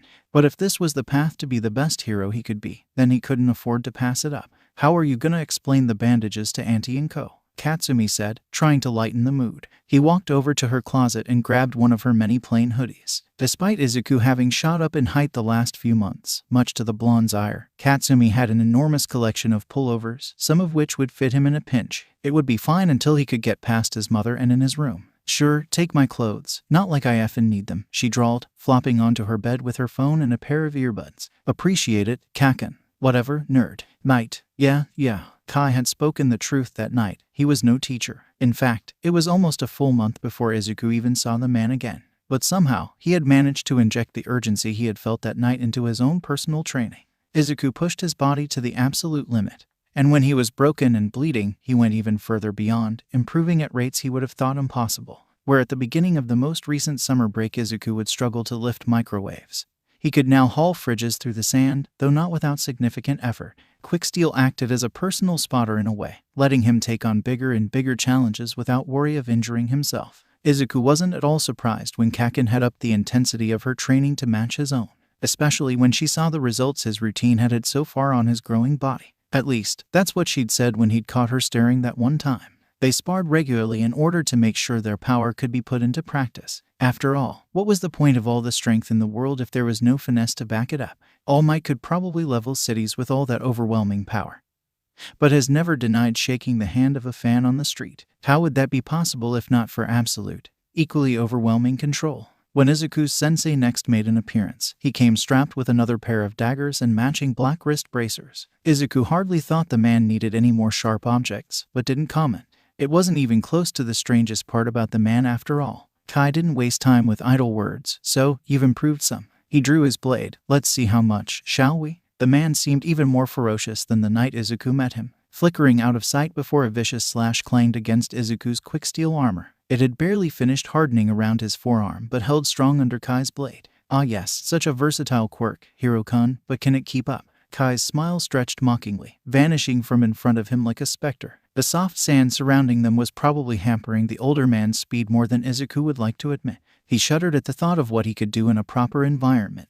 The puff of displaced sand indicated where the man would charge from, but once again Izuku's speed was lacking as Kai flickered by, leaving a familiar stinging pain on his left calf as he passed. He let out a hiss in agitation. Do you really have to cut me every time? A voice came from behind his left shoulder. How else will you learn unless there is a drawback to being so slow? Izuku swung a tendril of quick steel from a closed fist, sending it whipping through the air towards where he heard the disembodied voice. Another miss. I thought you weren't a teacher, Izuku called out, trying to locate his sensei. What seemed like a wrecking ball plowed into his back, knocking the wind out of him. Izuku found himself flat on his stomach, spitting out globs of dry sand from where he had face planted. I'm not, said Kai, though Izuku could not tell from where, horizontal as he was currently. But that doesn't mean you can't learn. Izuku sighed. How am I even supposed to keep up with someone with a speed enhancement quirk? Kai came to a stop, lounging against what looked like a beat-up old golf cart. Wrong, boy. You are still thinking too narrow-mindedly. People come with a wide variety of skill sets, not all of them related to their quirks. An uncharacteristic grin stretched over his terrifying mouth. Besides, hurting you with my quirk would be illegal? No. Was he saying his speed wasn't his quirk? He'd seen Kai kick straight through car doors before in their spars. The thought that it wasn't the result of a supernatural ability was terrifying if her were being honest. What will you do when an opponent exceeds all your careful calculations and predictions? Give up, cower in fear. If that's your answer, then it seems I've made an error in judgment of my own. Izuku struggled to his feet, spitting the last of the grit from his mouth. Fine then, quirk or no quirk, he would overcome this obstacle, and he would be a hero. That was the day Izuku acknowledged that human potential could outshine any natural ability. But if he could embrace both, for the first time since that day almost a month previously, he felt he may have made the right decision, risking life and limb to humor this unpredictable man. This trend continued in the same vein for nearly his entire first and second years of high school. Kai would inconsistently show up while Izuku was out training. They would spar, and the man would dish out advice veiled as aloof observations. Sometimes he appeared 3 or 4 days in a row, and sometimes it would be a whole month between meetings. Kai's schedule was as inconsistent and unpredictable as the man himself. It took several meetings, but over time Izuku managed to deduce the secret behind the man's overwhelming strength and speed. In short, there was no secret. It was a product of backbreaking effort and dedication. In this superhuman society, people tended to ignore anything that didn't have a hand in something related to quirks. Products and advertisements were catered to the quirked individual. Clothes were styled to adapt to every shape and size. Jobs tested for quirk compatibility along with a merit-based screening, at least for those where a quirk would aid in efficiency. There were laws in place, of course, to avoid discrimination. But things always slipped through the cracks. It was essentially the basis of their society. But what went ignored was the sheer potential of the human body in those who had taken the next step in the evolutionary chain. Izuku had noticed it before, of course, though not in the same context. The bodies of humans with a quirk were practically wired to adapt to any harsh side effect of their ability. Why would any other form of stress on the body be any different? Breaking muscle down to build it back stronger was the basis of exercise. So why wouldn't the body's boosted adaptability apply to that as well? Average fitness scores worldwide had gone up since the quirk revolution. And this fact wasn't exactly hidden. But it was no astounding increase. The average person would never have any reason to push their body far enough to tap into that enormous potential. But Kai Sensei, average, the thought itself was laughable. Kai had taken that simple concept and slammed it up into 8th gear, pushing through agonizing pain and fatigue, until the result was the power he now wielded. If Izuku managed even a fraction of what the man had, then it would be more than enough to cover up his quirk's drawbacks. Over time, Izuku did improve. While before Kai seemed to vanish from existence with his speed, Izuku could now recognize the predatory grace his sensei moved with. But more importantly, he could see him. His perception seemed to improve the fastest. Having to constantly track and avoid his sensei was proving dividends. And eventually, his body caught up to his mind. Izuku pushed himself to his physical limits, sometimes unable to pull himself into bed at night. But it all paid off the first time he had consciously managed to react to one of Kai's rushes. He'd merely deflected the first and second strike only to be domed by the hilt of his sensei's blade. But to Izuku, it meant he was closing the gap little by little. In the time that Kai was not present, Izuku studied up on various types of practical martial arts. Having no sensei dedicated to teaching a discipline, Izuku's technique was sorely lacking. But after repeatedly testing a grab bag of techniques from different arts in his brawls with his errant sensei, along with things he picked up from the man himself, Izuku slowly developed a style that was both versatile and synergized well with his quirk. Izuku often wondered what the man did in the time he spent away from him. But any search in hero databases had turned up blank. Izuku had checked several times. He was no villain, at least not one Izuku had heard of. And Kai just really didn't give off that vibe.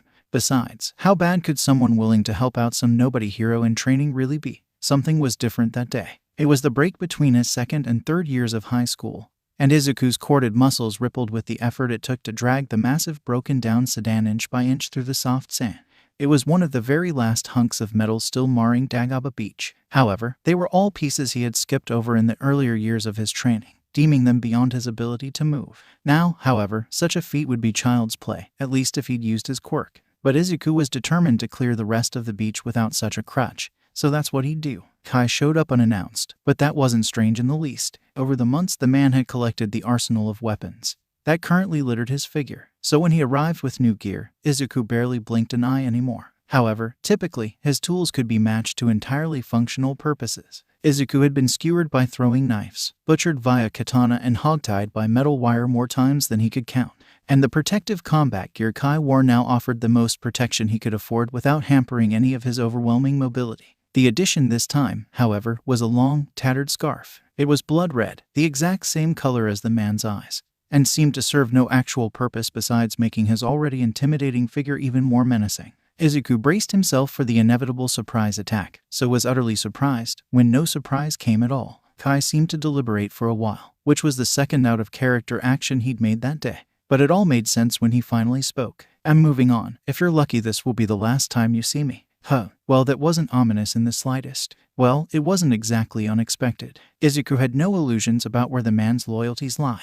The fact that he had even come back to tell him at all was a miracle in itself. But Izuku would still miss the guy. His gruff personality had grown on him after a while. Not to mention he was way easier to like once their meetings stopped consisting of constantly getting sliced up. Despite knowing barely anything about the man, there was a certain bond you made with someone who constantly threatened your life. "I'll miss you, Kai Sensei," Izuku said with a bow. "I'm not your sensei, kid." His aura grew oppressive, evoking that same sense of dread just like all those months ago. "I trust you remember your goal." Izuku shook off the pressure after a moment, having gotten used to the man's aura over their time together. He nodded resolutely, staring the man in the eyes no matter how intimidating they were. "Good," he said after a moment. "I can see the resolve behind those eyes, kid." He grew a bit somber. "Just remember to keep that resolve, no matter what kind of monster you end up fighting." Those were the last words Kai had for him before disappearing in a burst of speed, red scarf trailing him like macabre trail of blood. What a strange guy. Katsumi groaned, wishing, not for the first time, that the sun would just effing die already. Her blinds had of course been arranged at the perfect angle where a beam of morning light was in the exact position to assassinate her eyelids.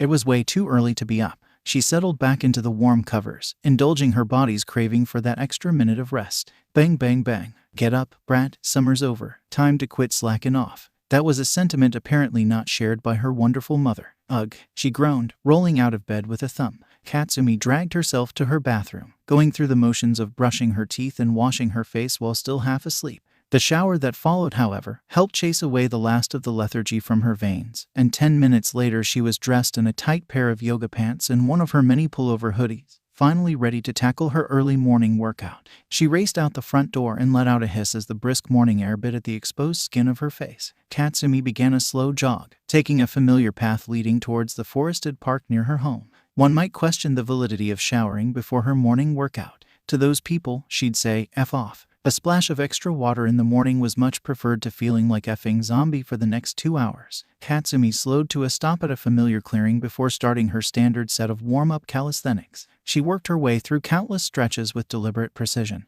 her flexibility being one of many things she'd drilled relentlessly in the past few years, even after adopting Deku's backbreaking workout routine.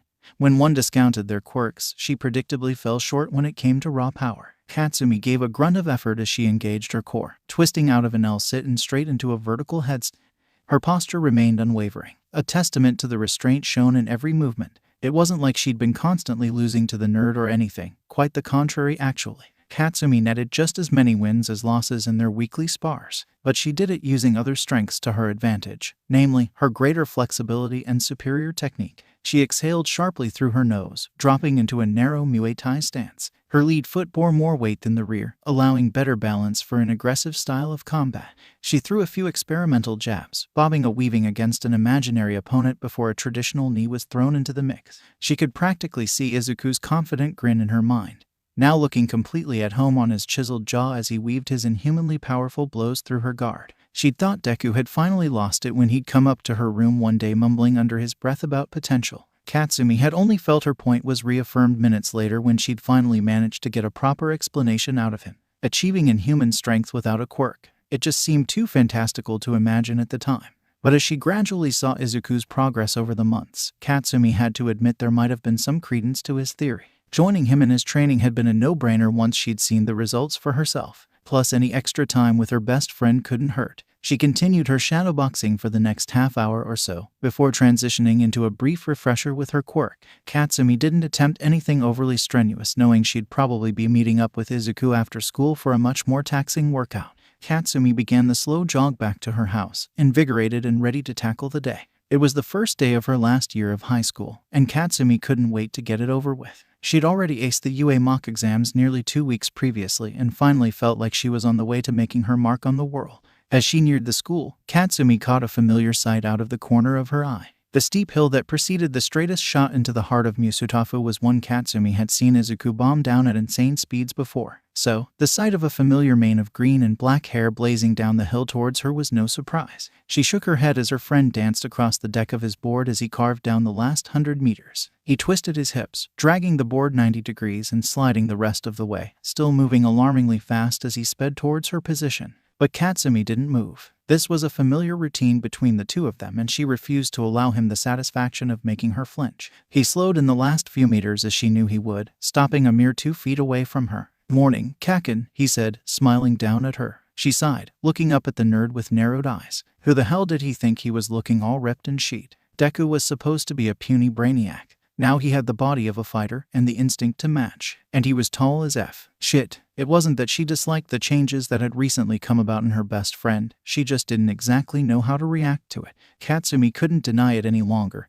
Izuku had somehow gotten hot and something simply had to be done about it. The others were starting to notice. The reputation the nerd had fostered in primary school hadn't exactly followed him into the upper grades. So, when the string bean had started tying his hair out of those gorgeous eyes, and the wiry musculature appeared on his lean frame, a history of bullying didn't seem so important anymore to the girls in their class. Luckily, Izuku paid none of the leeches any attention, so Katsumi was content in her inaction. But whether that was a good thing she wasn't so sure. Could having to keep her hands off that chiseled body really be considered good? It sure as hell didn't feel like it. Kakin, she blinked. How effing long had she been standing there? Katsumi scowled, trying to play off the heat that came to her cheeks. "Mornin', nerd. Early ride?" she asked, nodding at the path he'd come from. His apartment was in the other direction, meaning he'd been in the city for some reason. His face lit up with a smile at the question. Yeah, actually, Kamui Woods was showing off for a crowd again. Oh, Deku had been following the up-and-coming hero since he'd won the UA Sports Festival a couple years back. He never shut up about the guy. BF, what happened? Izuku shook his head. It was just a purse snatcher. He got cornered and flipped out with his transformation quirk. He snorted at the memory. Dude was like a Rasta shark or something. But he was actually doing some damage by the time I got there. He started rolling next to her at a walking pace, and Katsumi wrapped her knuckles against his quirk, taking a strange sense of joy at how the quicksteel bobbed weightlessly through the air. I'm pretty sure Kamui was just toying with him, he mused. He was no big shot villain. But that's not the surprising bit. Right as he was gonna finish him off, a new hero hit the scene. Katsumi perked up at that. Oh, anyone good? He scrunched his nose cutely. Cut it the F out, Katsumi, as if contemplating something particularly puzzling.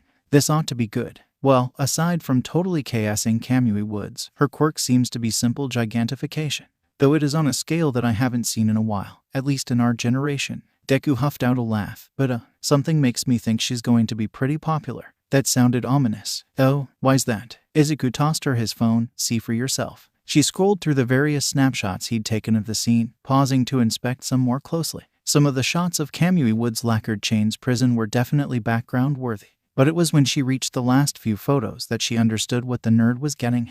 She introduced herself as Mount Lady, and let's just say she plays to the crowd. Katsumi's eyebrow twitched slightly at the sight of the giant woman's voluptuous body. The crowds of reporters clustered around her gigantic effing ankles, hounding for the perfect shot. She couldn't help the spike of inadequacy that shot through her momentarily. Katsumi knew her constant workouts kept her looking fit, but there was something to be said about being more naturally gifted. She might have blasted her friend for the provocative nature of the shots of the giant woman, but Katsumi had a feeling the fault didn't lay with Izuku. He tended to approach his photography in the same way he did his hero notes, almost clinically. She won't last long if she's only in it for the fame, Katsumi said cuttingly, feeling a need to justify her dislike for the woman. Izuku nodded in agreement. They spike in popularity over a short period. But ultimately people can tell when you're genuine or not. He smiled crookedly over at her. It's in the eyes, you know. Oh my god, stop that sheet. Deku isn't supposed to be smooth. He's effin' Deku. Stumble over your words. Mutter like a psycho. Do something to let her know she hadn't gone completely insane. Hurry up, nerd, we're gonna be late. Katsumi stomped ahead, heels clicking sharply while her skirt flapped lightly with her aggressive steps. For FS sake, was this really what her life had come to? She was really letting Deku get her flustered? What had happened to the simple world she knew? Izuku. They'd made it to homeroom before the bell, and Kakin had returned to normal after a strange flash of aggression. Izuku was quite used to his friend's outbursts, having practically grown up with the girl. But usually he could pinpoint the cause. Extras bane extras. Peasants not knowing their place. Air tacking up all the space. Izuku was familiar with many of the girl's triggers. But why had she been so flustered earlier? It seemed to come out of nowhere and have no cause. More importantly, did she know how attractive she was when her cheeks got that rosy tint? Did she do it on purpose? That sounded like something she'd do. Izuku wasn't exactly subtle with his affections after all. But she'd never acknowledged it. Maybe for once in her life she was showing some tact and letting him down easy. Did that really have any relevance to Kakin's mood at all? Probably not. But that didn't stop him from recalling the image several times in the brief moment he had before their lessons started. Some might have found the girl's eccentricities a hassle to deal with. But to Izuku, these quirks of hers were even more enchanting than the one that made things explode. You guys are all third years now. Their new homeroom teacher lectured from the front of the class. It's time to start thinking seriously about your futures. The man came off a little too fake for Izuku's taste. Like he acted like the cool teacher but really hated his job. He'd told Katsumi just minutes earlier. You could see it in the eyes. Who am I kidding? You all want to be heroes anyway, right? The man shouted, tossing the career projection forms into the air, in perhaps the most coordinated display of mass rule-breaking Izuku could have imagined. Nearly their entire class started firing off their quirks in tandem. Izuku winced as the cacophony of sound assaulted his finely tuned senses.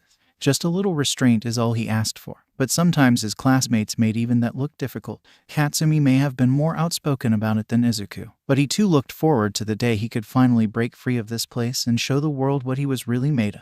Yes, you all have wonderful quirks, but using your powers at school is against the rules. Their sensei chided half-heartedly. What little credibility he'd earned with his words went out the window in the next moment when he winked at the group companionably. Gods, this guy was such a ham. Speaking of Katsumi, if the noise had left Izuku irritated, then he was surprised Kaken hadn't saw. I know you're our sensei and all, but don't you think these extras are old enough to know the truth by now? Ah, there we go. There was a taunting edge to Katsumi's tone as the casual comment cut through the noise like a knife. Don't lump us all together like that, she drawled, positively oozing contempt. It might give the extras false hope or something. A beat of silence, then, hey, what the hell, Bakugo? The FS that supposed mean. Yeah, you can't talk to us like that. Izuku shook his head slowly as their classmates all voiced their displeasure. The way Kaken could come off so condescendingly while slouched back in her chair like a delinquent was frankly an art form. Their teacher spoke up. Ah yes, Bakugo-san, you wanted to go to UA University if I'm not mistaken. A cruel grin overcame Katsumi's features as the class erupted in disbelief, spouting various statistics that outlined the school's prestige. The UA exam is a damn formality at this point. She cackled madly. Count yourselves lucky that you were here to see my humble beginnings, scrubs. Izuku sighed. Kaken always did have a flair for the dramatics. Pride could be an attractive quality at times, but sometimes the girl took it to the extreme. Oh, Midoriya-kun, I see you also wanted to attend UA. Oh, and he was having such a relaxing day too. PFFFD. Huh, Midoriya. No effing way. Ain't no way he's getting in with such a useless quirk. He sighed. They'd eventually tired themselves out. Though he didn't support Katsumi's methods, the idea behind her actions was correct. These people simply wouldn't be a part of his life in after another year, so why should he care what they thought of him? Curiously, in the last couple of years he'd been getting less and less grief during school. Even now, only a small portion of the class was laughing at him. Mostly guys for some reason, and almost all of them were his previous bullies that simply couldn't lay a finger on him at this point.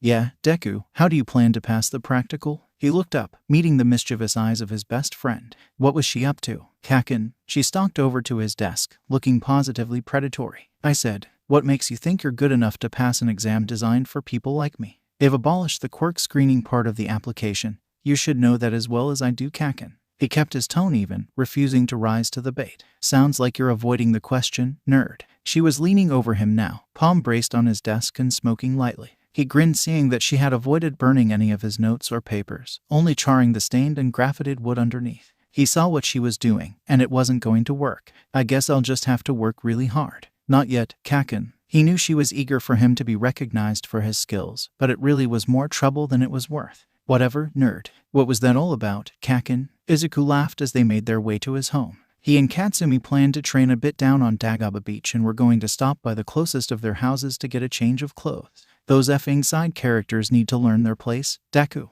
The real question is why you haven't flexed a little. She struck a strongman pose and let off a flashy explosion that was all bang and no bite. You're incorrigible, he sighed, shaking his head. Izuku leaned back into a manual as they passed under a freeway overpass. It doesn't matter what I am. It's about Wa. His head snapped to his friend, but where she was just standing was, well, Izuku didn't quite know what it was. The sun was blocked out by a hulking figure. The light traveling through its translucent body tinted the surrounding concrete a grimy green hue. The air carried a putrid stench, and Izuku wasn't sure if it was coming from the now open manhole that led to the sewers below, or the terrifying being that had emerged from it. What a wonderful quirk you have there, and in such a nubile young body. Izuku's stomach lurched at the gleam in the monster's yellow eyes. With this I might even be able to take him on. The voice was guttural and echoed hauntingly as if its non-existent lungs were waterlogged with its own mass. What an odd side effect of a mutation quirk, but more importantly, Kaken, GRGHK. Her answer wasn't encouraging. The monster before him had his best friend in its grasp, its thick, sludge-like body restraining her more and more by the second. Izuku's eyes widened as he heard the telltale rapid-fire pops indicative of one of Katsumi's larger explosion. She wouldn't. Not in a residential area anyway. Could this villain hijack quirks too? Izuku's body twitched into motion, and in a split second he was hovering nearly 20 meters above the ground. Just in time too, as the alley below was filled with fire and ash. He tilted his skyboard at an angle to protect his more vulnerable areas from the force and debris from the explosion. While his perch remained undisturbed, he surveyed the area below. Knowing Katsumi could possibly only have seconds if her air supply was cut off, he could see her struggling against the monster's possession even now. She had apparently reasserted control over her quirk as smaller, controlled blasts of her own making tore chunks out of the monster with noxious clouds of superheated slime. But without the proper angle she couldn't eviscerate the monster completely, as Izuku feared they might have to. The villain appeared to have come out of the sewer grate under the overpass. It was either waiting there for the first victim to come by, or they were just incredibly unlucky and ran into it by chance. Either way, it didn't really change the current situation. Izuku cursed sharply. It was just his luck that they would run into something like a sludge monster. Izuku had a feeling physical attacks wouldn't do much against that liquid body. He'd need to free Kaken first unless there was another weakness he could exploit. Wait a second. That thing had been talking earlier, meaning it had to have a way to do so. He drifted around, looking for a better vantage point, only taking a moment to find the wide, gaping mouth that floated below a pair of bulging eyes. Perfect. Kaken, blinded. He pulled a large screen of quicksteel to block his vision, knowing Katsumi would react immediately. With a sudden surge of strength, she tore a single arm through a gelatinous body so a splayed hand faced skyward. Flashbang. Katsumi choked out through gritted teeth. A flash of nearly colorless light threw the alleyway into stark relief, momentarily obscuring Izuku's vision even behind his wall of quicksteel. The creature flinched away from the blinding explosion, allowing Katsumi to get a wondrous gulp of fresh air. Izuku cut all tethers, holding his quicksteel aloft, letting himself freefall to the ground like an anvil. The cloud of dust his impact kicked up looked about the same as his body flickered with a burst of speed before the smoke had even cleared, and Izuku appeared before the still incapacitated sludge monster in the blink of an eye. Without losing any momentum, Izuku let loose a jumping hook kick at the exposed eyes and mouth. The strike connected, parting the amorphous body with a sickening squelch, and flung the organs completely outside the main body. His quirk latched onto the flying eyes along with the mass of sludge that clung to them desperately, quickly sealing them in a hollow sphere around the size of a large beach ball. He turned back to where Katsumi stood over the remaining mass of slime, its body writhing and undulating uncertainly without its eyes for sensory input.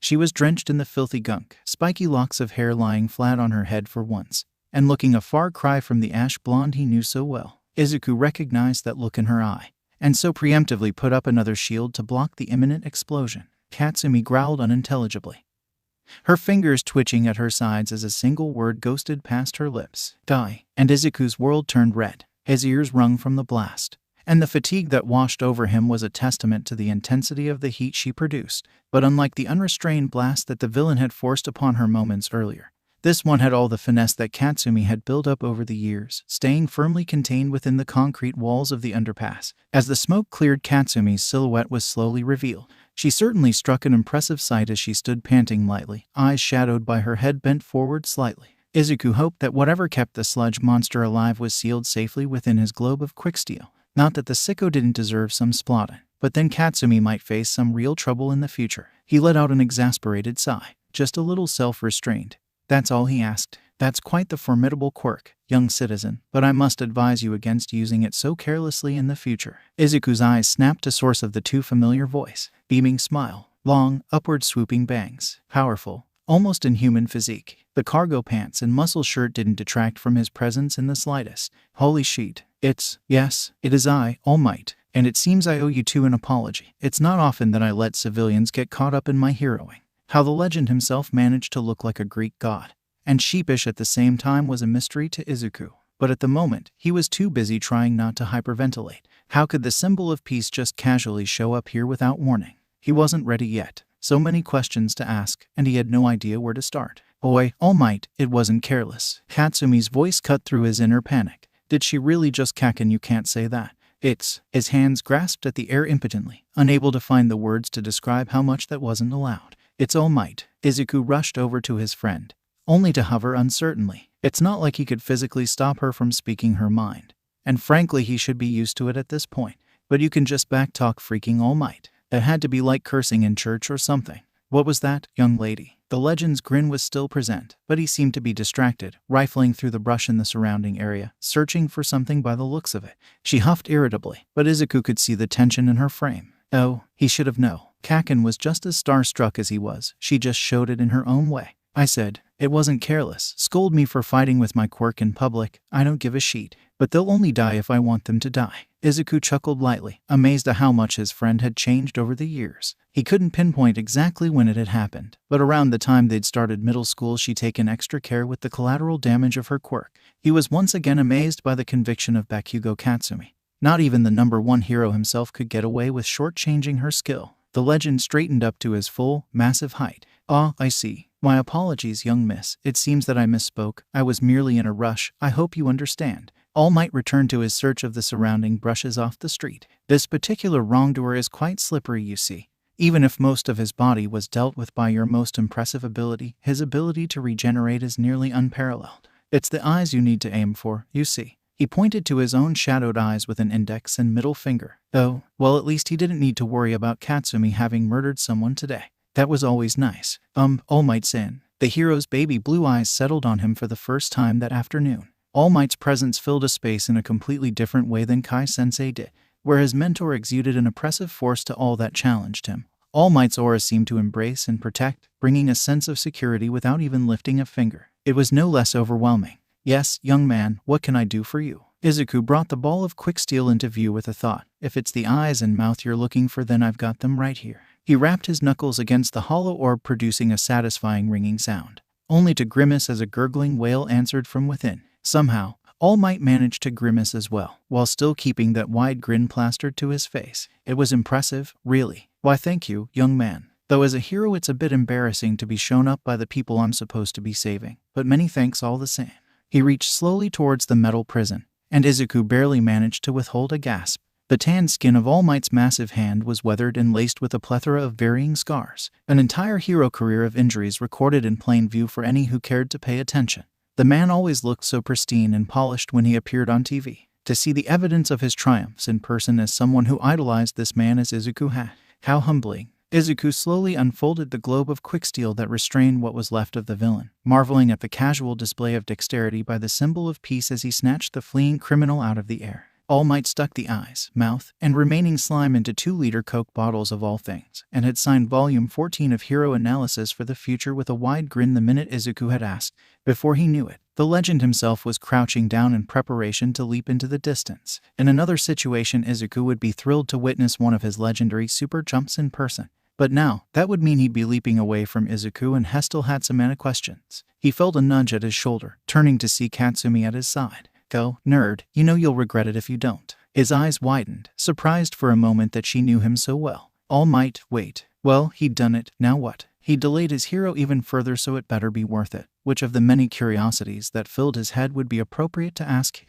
For a second, Izuku was stumped, before his mind returned to something he'd been curious about for a while now. He squared his shoulders, staring into the man's eyes. All Might, do you have someone looking out for you too? You keep all of us safe, but do you have someone you can lean on as well? The blonde hero turned, peering curiously at Izuku, who shrunk back a bit at the stare. Young heroes-to-be, what are your names? Midoriya Izuku, sir. TCH, Bakugo. Bakugo Katsumi. Well then, Midoriya Shonen. How kind you are to worry about one such as I, but fear not. For evil will not prevail in the face of friendships such as yours. His smile grew a bit softer, and he placed a heavy hand on their left and right shoulders. I too have friends I can rely on, Midoriya-kun, Bakugo-chan. And with that, he gave a jaunty wave before crouching once more. I look forward to seeing what becomes of you too, but until then. A concussive force jolted Izuku off his feet as the man leaped thousands of meters into the air, clearing even the tallest of Musutafu skyscrapers with a single bound.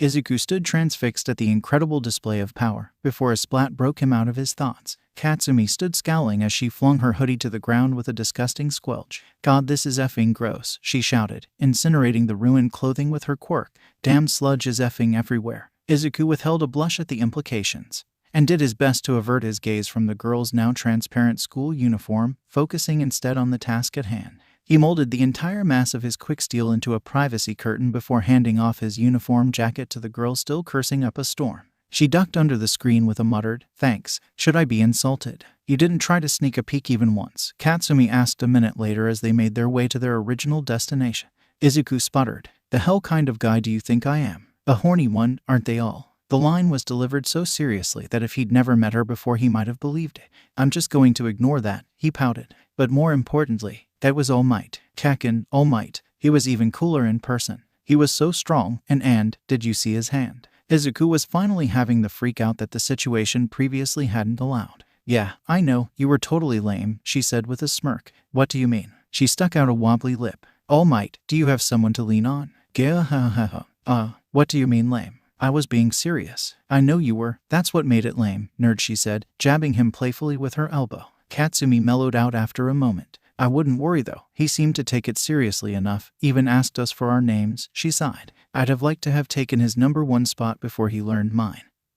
But I guess we can't win him all, huh? Izuku halted for a moment. Realizing that even caked in sludge and wearing his oversized uniform jacket, Katsumi looked particularly striking as she professed her intention to be the very best hero. Yeah, guess not. Izuku smiled. All things considered, today wasn't so bad after all. Ooh, Katsumi, ooh. Katsumi stood before the enormous vat of water boiling over a bonfire on Dagaba Beach, thinking that perhaps Izuku's mysterious sensei might have rubbed off on him a little more than she'd realized. The shower she'd taken that afternoon at Izuku's house had been glorious, letting Katsumi cleanse the taint of sludge from her skin after probably the most uncomfortable walk of her effing life. If she never saw, smelt, or God forbid, tasted another sewer again, it would only be too soon. But after she had cleaned and dressed herself, she and Izuku had of course talked over what had happened that day. The conclusion Katsumi had reached was she needed a way to get out of situations where her arms were restrained. No effing way would she be some damsel in distress no matter how chivalrous her best friend wanted to be. So here she was, a few days later, finally committing to one of the many theories they'd discussed but never got around to testing over the years. Izuku had theorized that the bottoms of her feet could produce her explosive just as well as her palms. They were just dormant. The details had bored her at the time, so she hadn't really paid too much attention. But maybe if she had, then she would have known that he'd come up with this sheet. You're sure about this? He asked. The F do you mean am I sure? This was your idea, nerd. The hell does he think he is? No, Kaken, this was my solution to the problem you had. Don't go putting this on me. Then he had the audacity to chuckle at her. Katsumi fumed silently for a moment, knowing that he was right. This was her only option if she wanted to evolve beyond her current limits. She'd seen the strength her friend used casually in her presence, and while she wasn't too far behind on that front, she couldn't afford to slack off. Not for a effing moment. Izuku was always raving about how skilled she was, but he was the real prodigy. Not that the nerd ever showed it off or anything. In fact, she wished he would show off more. But a small part of her took some satisfaction in no one else being privy to what he was truly capable. That honor lay firmly with her, and that same part of her wished it would stay that way. C-chan, you ready? Kaken, right? Nerd, slow the F down already, she bit out irritably, wincing almost immediately. Gah, why did she have to be such a beach to the only genuine person in her life outside her family? Was she really so predisposed to lash out? But of course, he only smiled widely at her and apologized like he always did, too forgiving for his own good. She settled onto the platform Izuku had made with his quirk, flinching as the icy surface met the skin unprotected by the shorts she wore. Katsumi shifted as Izuku gently, always gently, guided the platform to dangle her legs over the boiling water. She grinned inwardly as she caught his eyes darting to the exposed skin. It was an unforeseen effect of her attire, but not an unwelcome one. She may not be as naturally gifted as her mother up top, but she knew her lifestyle did wonders for her some of her other attributes. She'd take the attention she could get. The idea actually wasn't as extreme as it first appeared. Yes, this was a more extreme temperature than anything she'd ever dealt with before, but it wouldn't scald her like it would if it were Izuku sitting up here, just as the nerd had written on her hero page. Minor heat resistance was, of course, a part of her quirk, but that minor part was pretty effing key here. This was still going to hurt like a mother effer. She turned to her friend, meeting his eyes resignedly. Just do it, Deku. The platform dropped 6 inches, and her feet felt like they were submerged in magma. Arg effing sheet. Kaken, don't you dare pull me out. She gritted out through a clenched jaw. The steam billowing up around her clung to the fabric of her clothes, leaving her a sweaty mess. But it was the pain surrounding the sensitive skin of her feet that held all the girl's attention. It's a good thing people haven't started coming around here at this time of year, Izuku said. Ugh, she knew she told him to commit, but now he was way too relaxed for the situation she was in. Wise. That, Deku, she bit out, trying to distract herself from the pain. Oh, with the way you screamed, I wouldn't want them to think I was torturing you or something. You are torturing me. Was that a tad irrational? Perhaps. But in the heat of the moment it made her feel better, and she knew he wouldn't hold it against her. He never did. All right, that's enough I think, Izuku said, raising her from the barrel before she could protest. The hell, Deku, I could have gone way longer. He smiled at her like he was placating a child. The hell was that about? I know you could have, he sighed, frowning seriously. We know your skin is heat resistant, but your muscles, your organs. He shook his head. Let's go slow at first. Your mom would never forgive me if I brought her back some poached kaken. Oh my god, he was so effing lame. Why the F was her mouth tilting up like that without her permission? Stop smiling, damn it. But she had to admit that made sense, and so, grudgingly, Katsumi let him guide the quicksteel platform to the sand. He always kept a hand on it. She knew he couldn't quite lift other people remotely with his quirk yet. Obviously, skin contact drastically improved its power, and with the heat of the fire so close, it was necessary to keep its form at all. Izuku settled next to her so he could keep the platform solid, allowing her to avoid resting her tender feet in the coarse sand. She hissed in appreciation a moment later as the soles of her feet touched the cool metal. "So, what now?" she said, turning to face her friend. Izuku paused to think for a moment. "How do you use your quirk with your hands?" "Just try to emulate what that feels like, I guess." Katsumi sighed. That wasn't very helpful, but she supposed she'd have a much better shot at something intuitive like this, even if Izuku was practically a walking hero encyclopedia. You never knew another's quirk like your own. Of course, she knew what it felt like. She'd been training explosion since was 4. There was nothing she knew better than that exhilarating electric tingle that arced across her palms before she let off a real ear-wringer. Katsumi tried to replicate that same feeling in the soles and arches of her feet, but almost immediately after the attempt, she knew it wouldn't work. Not yet, at least. There was a ghost of the feeling, an echo, but at the moment, it was just a bit out of reach for her. It's there, just. Her eyes narrowed to slits. It doesn't want to come. I'd be more surprised if it worked on the first try. He said. Yeah, she grunted, standing abruptly. Katsumi ignored his knowing smirk as she marched over to the vat of bubbling water. Again, he asked, and she resisted the urge to throttle him since he at least attempted to hide his grin. But she wouldn't give him the pleasure of a verbal reply, instead choosing to tap her foot impatiently. Her stomach totally didn't get butterflies at the smile he gave her in response. Izuku carved down the gentle slope leading away from the entrance to Central Musutafu train station, looking for once unconcerned with the various worries of the world outside his personal bubble. The brisk winter wind lashed at his hair, whipping the few strands that escaped his tie at his forehead. He heaved out a sigh, a hand resting on his quick steel in its default form to guide his movement through the thickening crowds of locals and tourists alike. He was dressed as casually as the people surrounding him, and in some cases more so. A pair of black joggers and a forest green hoodie were his only attire. The pair of stylish red Nikes covering his feet were perhaps the most extravagant part of his dress, but he'd never be caught dead without them. They were a rare gift from Kaken for his previous birthday after all. The young man's manner of dress didn't reflect his destination in the slightest. Quite the opposite, actually. Izuku had just recently graduated from Aldera High School and was minutes away from taking the UA entrance exam.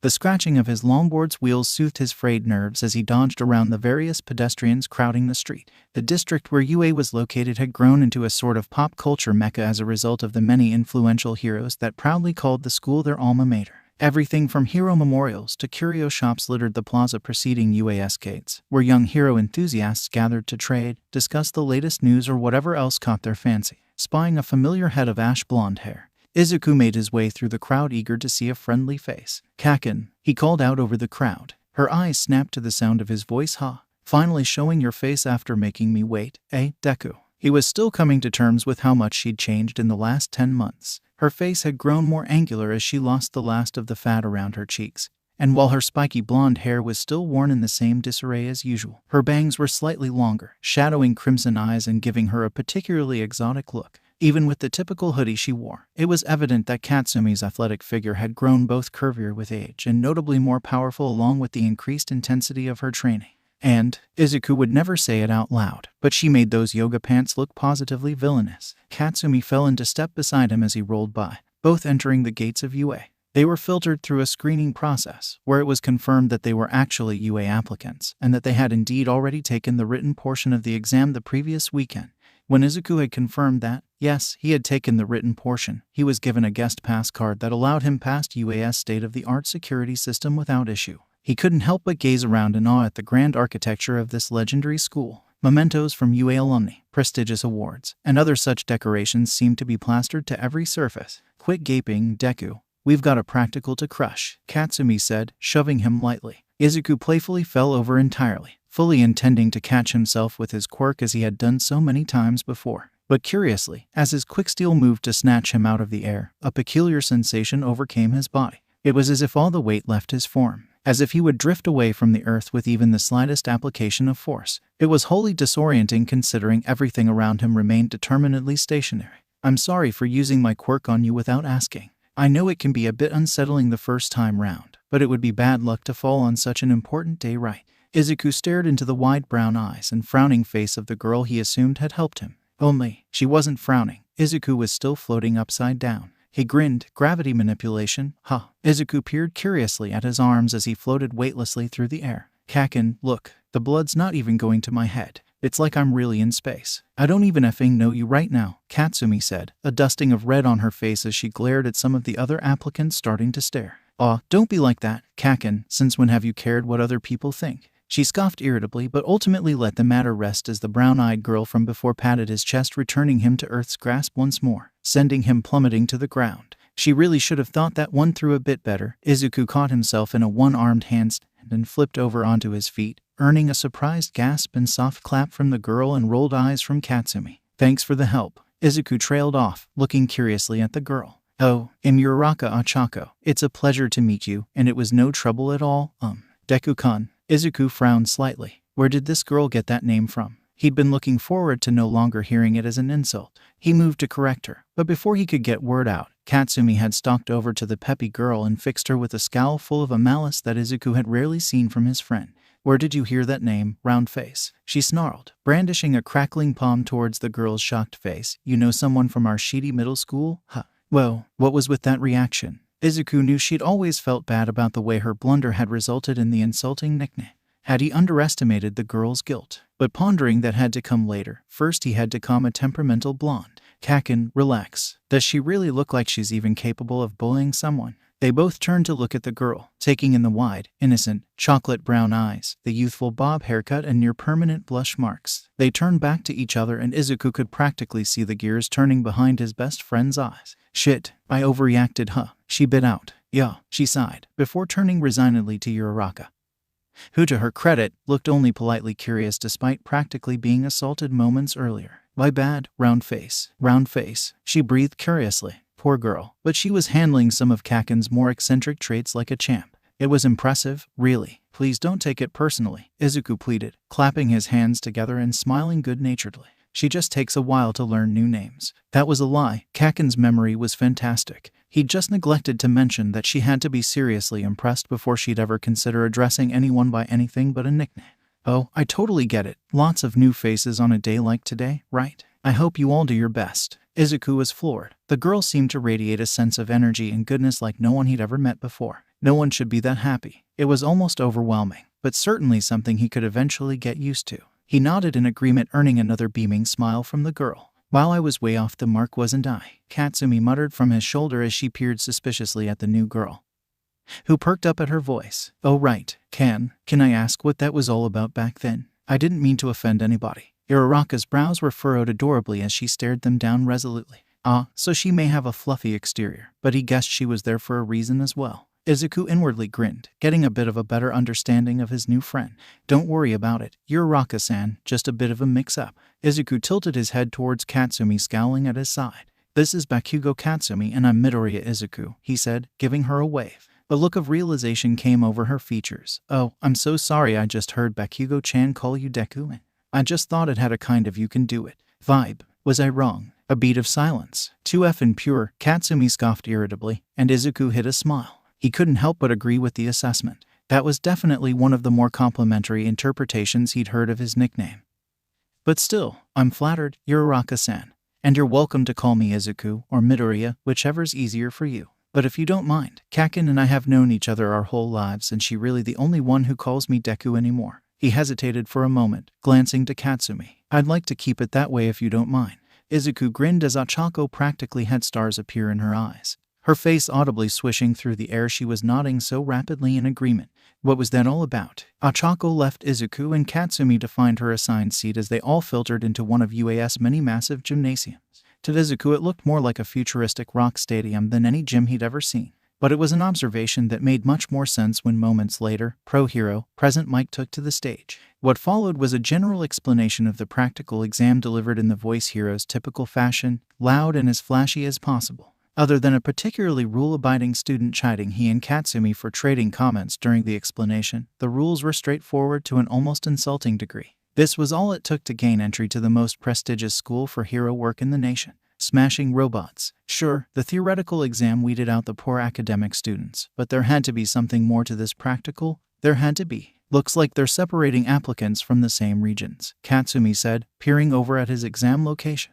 That's good. Wouldn't want you to help me cheat, now would they? Izuku said, almost managing to keep a straight face but failing in the end. Even Katsumi had to crack a grin at the absurdity of her helping the competition score more points. Go out and kill it, nerd, she said, holding out a fist. Izuku went to tap his own to hers, but she pulled away at the last second. Her crimson eyes stared up at his own. Since when had he been so much taller? Seriously, Izuku, no more hiding, you're out of excuses now. Her grin turned feral. Even you can't complain about me killing robots, right? Think you can keep up when I don't have to account for fragile human bodies? Izuku had never been more terrified and aroused at the same time. He shivered, hoping for his own sake that Katsumi never figured out the ironclad hold she had over him. He managed to break out of his stupor enough to pound his fist into hers, being sure to coat his knuckles in quick steel to protect them from the explosion he knew would occur. Let's go make our mark. Ooh, Katsumi, ooh. She effing knew this would happen. 10 steps into UA and Deku'd already run into another girl that had shown interest in him. Katsumi knew it had only been a matter of time, but she'd thought she had more of it, damn it. And even worse, even she was having trouble hating round face. The girl was disturbingly cheerful, a perfect match for Izuku. Katsumi scowled and started limbering up, having been led to Site D with a large group of fodder moments earlier. They certainly didn't look like much, and some puny weirdo with purple hair had been staring at her earlier. Blasting people before the exam even started probably wasn't the best decision though, so she shot him a glare instead, inwardly laughing at the violent flinch he gave. Izuku would have been proud of her restraint. Katsumi pulled her ankle to her hips to stretch her hamstring while deliberating on how she'd tackle the exam. Shoes or no shoes. She was confident she had the firepower to top the charts with just her hands, but she shucked her shoes off and tossed them to the side of the starting line. How could she even think of holding back after giving the nerd sheet for it not 10 minutes ago? Besides, this was practically her debut. It was time to make a splash. Katsumi hopped from foot to foot, throwing a few experimental jabs. The small puffs of smoke released from her hands and feet went mostly unnoticed by those around her. Some were yapping with other contestants, while others gaped around at the barren city in awe. Had they never seen effing buildings before? Idiots, all of them. How they even made it to the practical was a mystery to her. A select few like herself ran through simple warm-ups to prepare themselves for the challenge ahead. She committed those students to memory. They could easily be her future classmates. Katsumi strolled casually to the front of the starting line, exhaling slowly through her nose and rolling her head languidly. They'd been sitting there for nearly 5 minutes. She'd be surprised if they didn't start sometime soon. Begin. Present Mike's vocal enhancement Quirk boomed over multiple test sites, its power and range absolutely staggering to the contestants below. Well, there we go. A grin split Katsumi's lips as she took 2 bounding steps to clear the first line of contestant. It was then she really on the afterburners. Dual explosions from the bottoms of her feet sent her rocketing ahead, while the other contenders, or stepping stones as she liked to think of them, were left reeling. It was as the first applicant took a step forward that Katsumi's first offensive explosion rocked the city. Not only had she gotten a head start on the other potential students, but she'd also rushed to an isolated spot with very little risk of collateral damage, somewhere she could really go effing wild. Bring it on, you effing tin cans. Her palms ignited, flames reflecting in crimson irises. Don't disappoint me. Izuku, why are you even here? Hoping to interfere. Izuku was beginning to think that he was cursed. This was the second time this particularly studious applicant had given him sheet today for no reason. Was it too much to ask to just stay out of the spotlight for 2 seconds? And now people were starting to take notice. He was talking during the briefing too. Yeah, I guess some people just don't take this seriously. Hey, it's one less person to compete against, right? Another laughed. True. The conversations around him only grew in volume as more attention was brought to the pair. The student that had scolded him was tall, at least 10 centimeters taller than Izuku himself, and had bluish-tinted ebony hair. He was heavily muscled and wore a royal blue compression suit that left his legs from the knee down bare. And for good reason, huh? Izuku peered at what seemed to be engines seamlessly merging with the boy's calves. Where had he seen a quirk like that before? Izuku definitely recalled recording a similar mutation in his hero studies. It was just on the tip of his tongue, but the taller boy interrupted once more before he could figure it out. The boy slashed a stiff hand through the air as if he was trying to chop something, repeating the motion several times. There are students here that have worked their whole lives for this opportunity. It is indeed disrespectful for you to be here just goof. I know. Izuku's words cut through the scholar's rant, silencing the taller boy with their intensity. And one of them. The boy gaped at the audacity of someone cutting him off. Had no one ever done that before? Izuku wasn't one to purposefully interrupt people, but this guy seemed like he had a rambling problem to rival the one Izuku'd had as a child. It was just delivered by lecture instead of mutters. One of what? You are making no sense. There went that chopping again.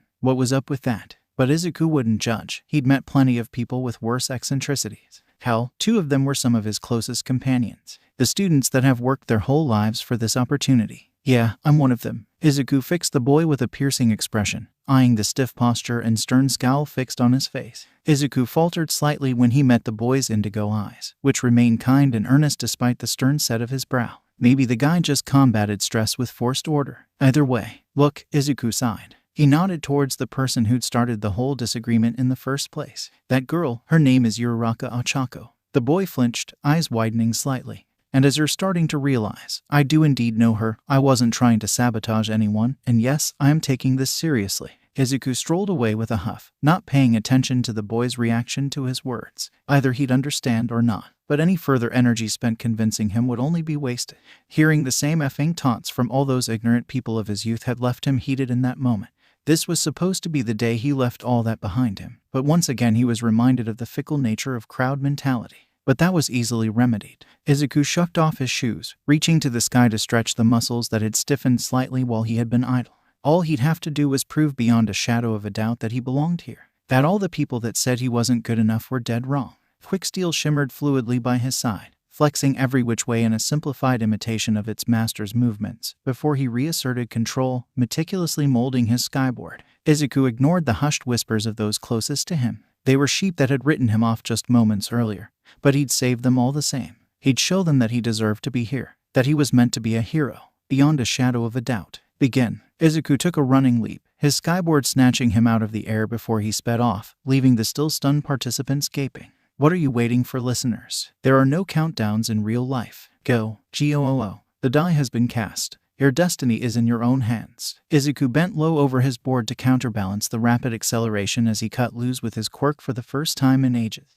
He skimmed mere meters away from the street surface, dodging abandoned vehicles and trees with an exhilarated shout. This was the best. An arena where he could show what he was really made of after holding back for so long.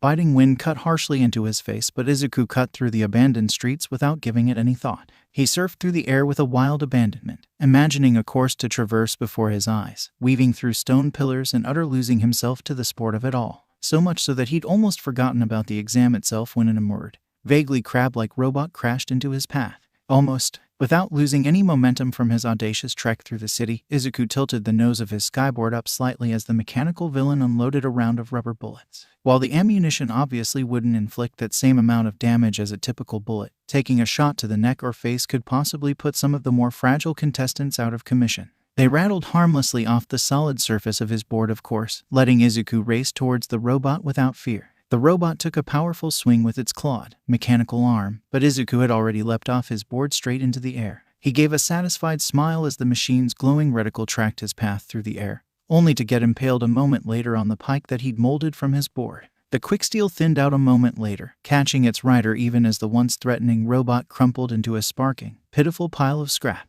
2. Izuku sped off to a cluster of one-pointers that had gathered around what looked like an abandoned shopping mall just as the other applicants had started moving. The guns of the one-pointers had incredibly slow projectile speeds despite being able to inflict reasonable damage. Taking advantage of this fact, Izuku deftly weaved around them in the air, waiting for the perfect moment to strike. The faux villains apparently had a reloading system as well, perhaps to simulate a real-life situation. He grinned. Maybe it was just to give them a fighting chance. He dropped to the ground, quicksteel elongating into familiar-looking katana. Izuku was no master with the blade, but what a waste it would have been to not pick up any technique in his time with Kai Sensei. Besides, these buckets of bolts were hardly expert martial artists. He was more than capable of taking them on. Izuku dove into Hifrei, ducking a wild swing and bisecting the mechanical offender with a swift slash of his blade. He spun around to dispose of another, his quick steel weapon carving into their brittle outer plating like a hot knife through butter. 3, 4. Another one-pointer tried to pin him down with gunfire.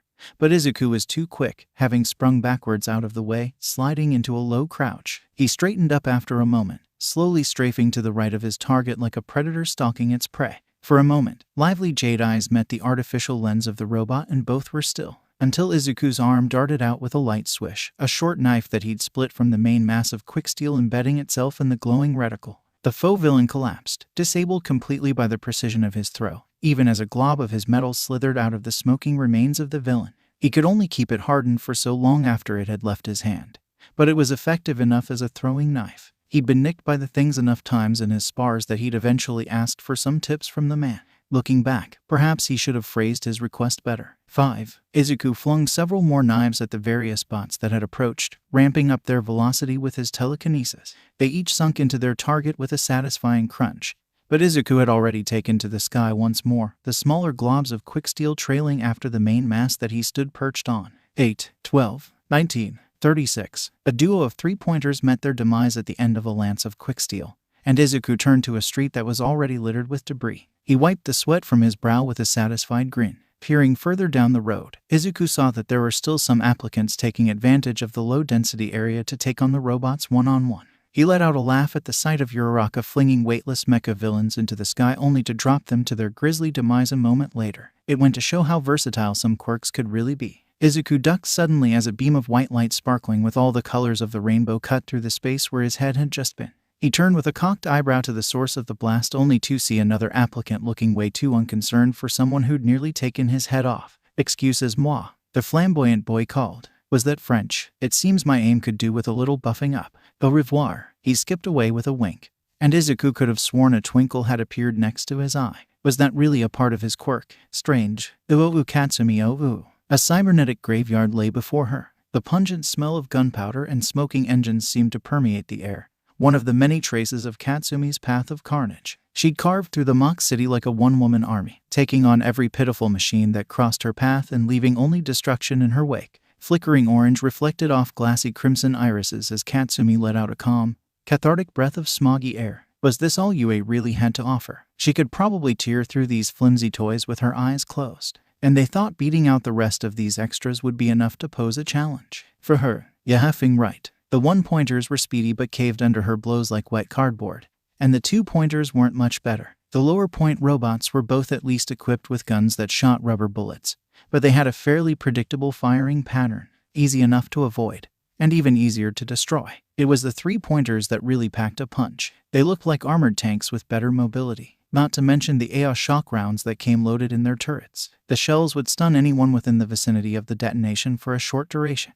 But in an exam like this, a short time of inaction could be the difference between passing or not. The other applicants seemed to be avoiding them in favor of racking up points from the weaker of the three. It might have been a good strategy. And some might even say the test favored highly mobile quirks that could get to more robots in the short amount of time given. The blood pumped in her veins and her palms crackled with anticipation. That was all well and good for quirks that were so limited in their use. She, however, was a cut above the rest. Royalty among peasants. Katsumi Blast jumped herself a good 20 meters above a cluster of 6 three-pointers that had cornered a group of students.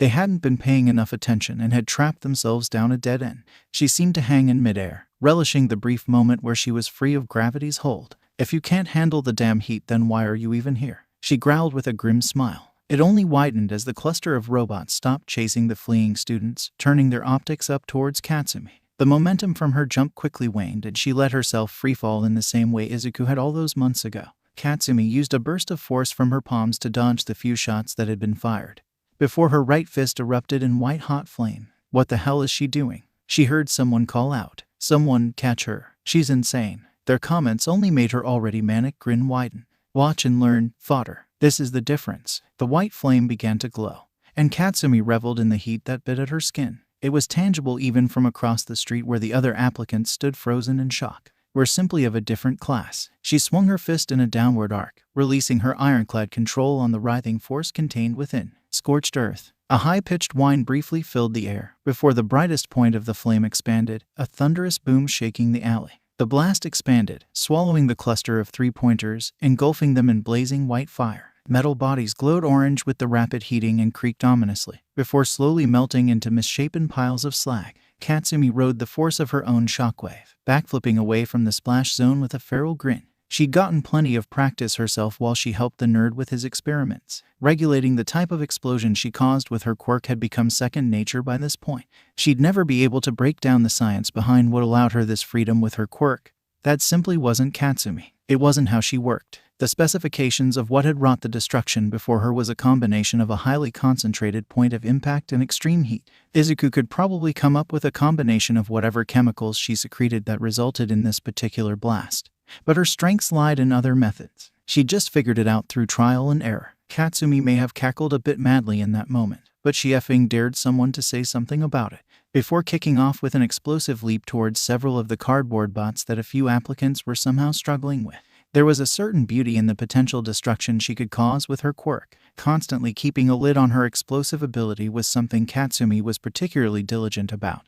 But finally she could just let it all go, exploding whatever she wished with no repercussions. She connected with the crowd like a bullet, using constant, small-scale blasts to aid her blows and mobility. Metal husks caved beneath her fists.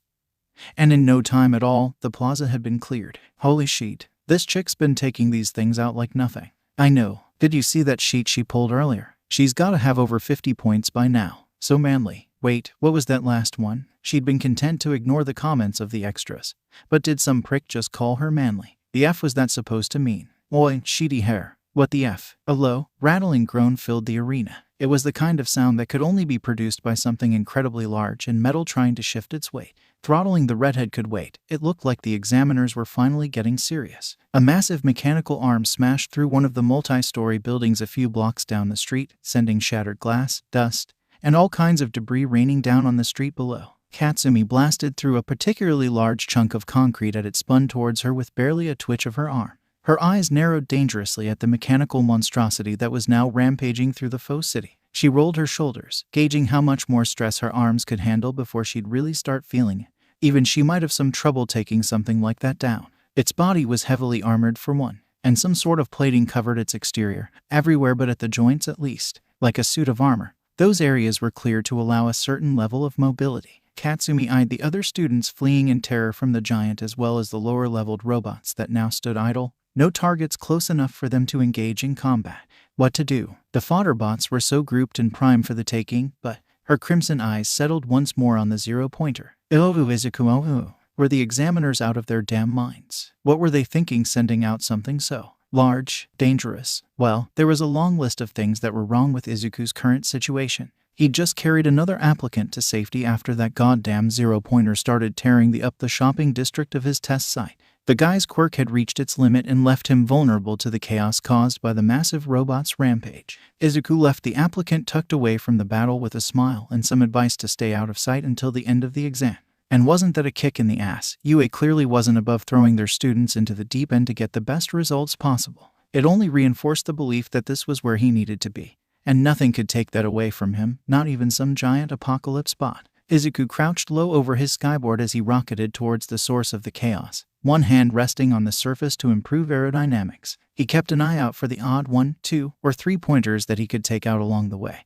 But by this point he was mostly looking for applicants that were being overwhelmed by the metal beast's destruction. From his vantage point he could see several of the zero-pointers lumbering in the distance, so far that he was unable to make out any specifics. In fact, if he didn't already have an example of its full size, he'd be curious as to what could appear so large on the horizon. On another note, UA was huge, even hundreds of meters into the air as he was. Izuku couldn't make out a definite end to the sprawling campus. It looked more like a small city than a school. The urban mock arenas and facilities only a small aspect of the grounds. He could make out rolling hills and fields as well, some containing growing crops and livestock. Was UA self-sustaining? He wouldn't put it past the prestigious academy, but hearing about it and seeing such a sight with his own eyes were two entirely different experiences. An echoing crack accompanied by a harsh flash of bright light in the corner of his eye brought Izuku out of his admiration for his potential school, only to ignite his admiration for something else, or someone. That had to be Kaken's quirk. He'd recognize it anywhere. But seeing it from so far away, what had gotten her so riled up? An irrepressible smile came to Izuku's lips a moment later, his eyes tracking the path of his own sight's zero-pointer. What an absurd question. Of course she'd try to take it on. Izuku swooped back down to street level as he approached the rampaging robot, dodging around fleeing applicants like some kind of old-school arcade game. Seeing an armored three-pointer flanking the retreating group, he quickly drifted over and flicked his board up as a barrier, bare feet still planted firmly on the surface. Izuku felt the shot impact the bottom of his quicksteel in that brief moment he spent parallel to the ground. A lance of pain suddenly arced up from the heels of his feet up through the rest of his body, his muscles seizing involuntarily. He'd succeeded in blocking the robot from taking out who knows how many unaware students. But in his rush to help he'd forgotten the logistics of trying to shield an electric shot with metal. Despite Quicksteel's relatively low conductivity, the jolt had been enough to break the fragile focus his quirk took to control. Izuku felt the exact moment his feet left the board, the material that molded seamlessly over his feet to keep him in place liquefying during his brief lapse in concentration. Izuku inwardly sighed. At least he had been skimming a mere foot off the ground, but there would definitely be bruises in the morning. He was flung from the surface in that moment of vulnerability and sent tumbling over the asphalt, hissing as the rough surface scraped at his exposed skin. He'd been able to twist enough in the air to avoid any serious injury. It wasn't quite cat-like grace, but close enough for hero work. Thank God he'd been wearing sleeves. But the palms of his hands and the bottoms of his feet were torn and bloody. Izuku frowned as the warmth of the sun overhead disappeared. He blearily opened his eyes and peered into the looming form of the zero-pointer, pendulous, mechanical limbs stretching from one side of the sky to the other. Looking up at the cybernetic monstrosity sure was a different experience than looking down from above. Izuku let out a groan as he rolled up to a sitting position, already remolding his skyboard for a quick getaway. Katsumi could have her glorious battles all she wanted. He'd stick to evacuation as long as there were people to be evacuated. Izuku stepped back onto the cool surface, hissing at the sensation on his abused skin. It was time to get the hell out of there. His skyboard hummed as he willed it to ascend. One quick glance around told Izuku that most of the applicants had made it to a relatively safe distance away from the rampaging robot. He could wait out the rest of the time limit in the sky, out of the zero-pointer's reach. He'd lost his exact count in the frenzy of the exam. But Izuku was quite confident he had enough points to pass. He'd be surprised if more than 1 or 2 applicants from his own test site had topped his score. Hopefully someone would deactivate it by then, or the examiners would at least do something to stop it. There couldn't be too much time left, could there? Just as his eyes passed the second-story level of the surrounding buildings, a frenzied cry caught his attention. On the street below and out of his line of sight when he was at ground level was a familiar, energetic young girl, though her face lacked its normally sunny disposition and was now twisted into a grimace of pain. A thick block of concrete had fallen from the zero-pointer's rampage and pinned the brunette in place. Her arms were twisted at an awkward angle, leaving her unable to use her quirk to escape. The ground shook as the zero-pointer took a perilous step forward, pulverizing an abandoned vehicle into scrap metal and getting close, too close, to the helpless girl below. Izuku moved without a thought, his skyboard screaming through the air which seemingly distorted, leaving a slipstream trailing his path.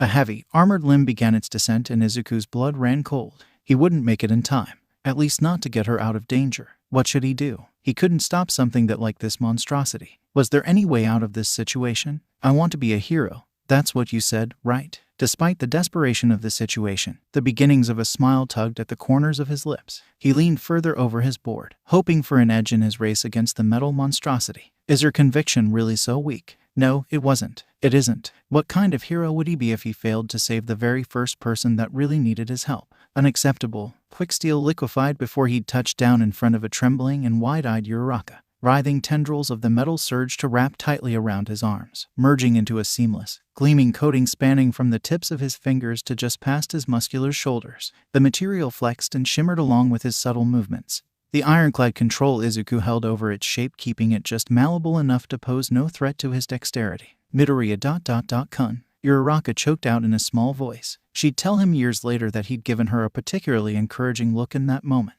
But all Izuku could remember was grinning steadfastly through his pounding heart, racing thoughts and, of course, the gripping fear. Don't worry, Uraraka-san. A confident smile, I'll get us out of this. He barely registered the stunned nod before turning to the approaching mountain of a fist. His world became restricted to the all-encompassing wall of metal. Izuku let out a long exhale, raising a glimmering arm with a casual air that belied the urgency of the situation. A rattling boom shook the street. Ilo Utashinori o. In this practical exam, the examinees have not been informed of the number of villains or their location. The diminutive principal of UA University happily lectured the observing teachers on the qualities they looked for in their applicants, though from the bored look on Aizawa's face the speech must have been for the new teacher's sake alone. From what Nezu had said so far, he needn't have listened. Why? Because the qualities UA looked for in its students were the same ones the world looked for in heroes. Yagi Tashinori may have been new at the whole teaching thing, but if there was one thing he knew, it was heroing. That aside, he still paid rapt attention to his new boss, not quite having the temerity to slack off so brazenly as his colleague beside him. Information gathering. The ability to understand the situation before anyone else. Mobility that can be used in many different circumstances. Discernment to be able to stay calm in any situation. And, of course, pure combat ability. The projected screens that displayed the various practical exam sites filled the room's walls, and Yagi wondered, not for the first time, if Nezu got off on acting the part of an evil super genius sometimes. He certainly had the lair down pat. The images displayed cycled through the various applicants, settling on two faces that were familiar to him for some reason. Where had he seen those two before? I look forward to seeing what becomes of you too. Ah, so that's what it was. A jolt of excitement ran down Yaga's spine. How fortuitous that they would come seeking the guidance of Yue the same year he'd begin teaching there. He observed the ruthlessness shown by the fiery blonde, unsurprised but impressed nonetheless by her efficient dismantling of Yue's vaunted technology. But the real shocker was the skill shown by the kind, green-haired young man he'd met the same day. Yagi had written off his quirk as interesting enough and useful for niche situations, but hadn't really taken the time to think about it any further. The boy, Midoriya, he remembered after a moment, may have had an impressive physique, but his soft-spoken and kind nature had stood out more to Yagi that day, especially standing next to the brash and explosive girl by his side. He realized now that he had been sorely mistaken about the boy's skill. Midoriya tore through swaths of foe villains with a fluid grace that Yagi hadn't seen in many years. His abilities lacked the shock and awe factor of the girls but had their own beauty to them. All Might was reminded slightly of the number 3-3 hero, Hawks, though there were glaring differences in their personalities. Even having met the younger boy for mere minutes, he knew Midoriya possessed a humility that was unfortunately absent in the popular pro. Doesn't this year's group look promising? Nimiri drawled sultrily. Well, we can't know for sure yet, Powerloader snickered. He flicked open a glass case that had obscured a large red button. Their true test is still to come. He pressed the button with a light beep, and the various teachers sat back to watch the show unfold. And unfold it did. Yagi sat with clenched fists as he was forced to watch as they subjected young hero hopefuls to what was most likely their first experience with despair. He knew it was necessary to weed out an applicant's true nature, but seeing people needing saving right before his eyes and being unable to interfere went against every instinct he had built up over his long career of hero work. But his attention was drawn once more by the mutters of the various staff as a familiar freckled face dove straight into the fray, grabbing various applicants that had been unable to get away from the rampaging zero-pointer on their own. Yagi's anxiety eased somewhat with every successful rescue, replaced by a sense of pride as he watched Midoriya zip around, through the sky no less, to take incapacitated students to safety. How inspiring, Midoriya shonen. Well done. He felt the familiar surge of energy stir in his gut, and clamped down on it immediately. Buffing up at a time like this would only be wasting the precious time he had left. A gasp ran around the room as something else was shown on the monitors. A young brunette girl trapped under fallen rubble directly in the path of the lumbering robot.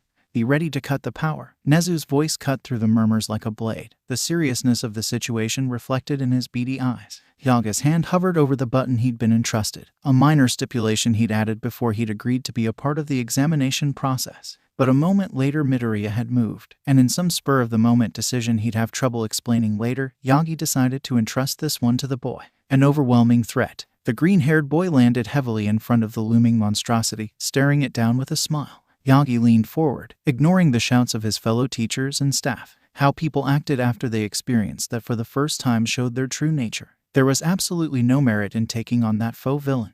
Yagi Sensei, shut it down. It'll kill them. But that created the opportunity for it to shine brightly and rise to the surface. Yaga's emaciated face stretched into a misshapen grin, seeing a slight movement that wasn't quite clear on the monitors. Let's see what you're made of, my boy. Oh, Izuku, oh. Izuku had never in his life wondered what it might feel like to have a mountain dropped on his head. Had it been optimistic to think he could avoid the experience altogether. Unfortunately, catching the fist of the zero-pointer was probably pretty close. Izuku's limbs shook from the weight of the massive hunk of metal, his quick-steel-coated fingers biting into the many times larger fist. Dust and debris clogged his lungs and obscured his vision, but he and the girl behind him remained blessedly unharmed, at least for the moment. Uraraka-san, are you okay? He shouted, not taking his focus off his quick-steel-aided super strength. Why, yeah, I'm all right. She coughed out. That's good, he smiled. Can you free yourself? He grunted as the pressure seemingly doubled, the ground underneath his bare and bleeding feet cracking with spidery fissures from the force. He heard a cry of pain from behind him and chanced a look over his shoulders, seeing Uraraka stretching painfully, trying to reach the chunk of concrete with all 5 fingers. But he knew just watching that she was only straining herself pointlessly.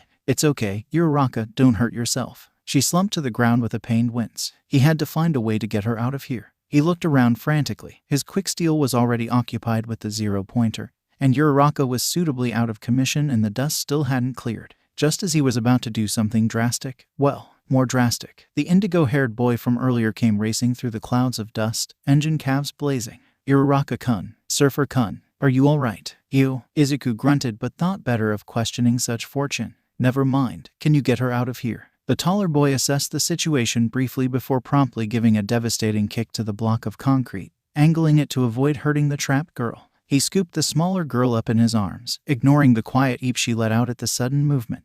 "What about you?" Izuku almost grinned despite the situation, seeing how the guy's arms twitched even while holding Uraraka. He totally wanted to chop. "I'll be fine," the quicksteel user grit out, finally turning back to the 0-pointer. "Just get clear, I'll take care of it." It might have been the odd tone in his voice, but the taller student turned tail and obeyed immediately, leaving a trail of dust behind. Izuku smiled. He knew Scholar Sen was a good guy, and he showed it when it counted. He flexed his metallic arms. Rippling, reflective muscle writhed underneath as the 0-pointer's armored outer shell groaned from the stress. Izuku braced himself before pulling back his right arm.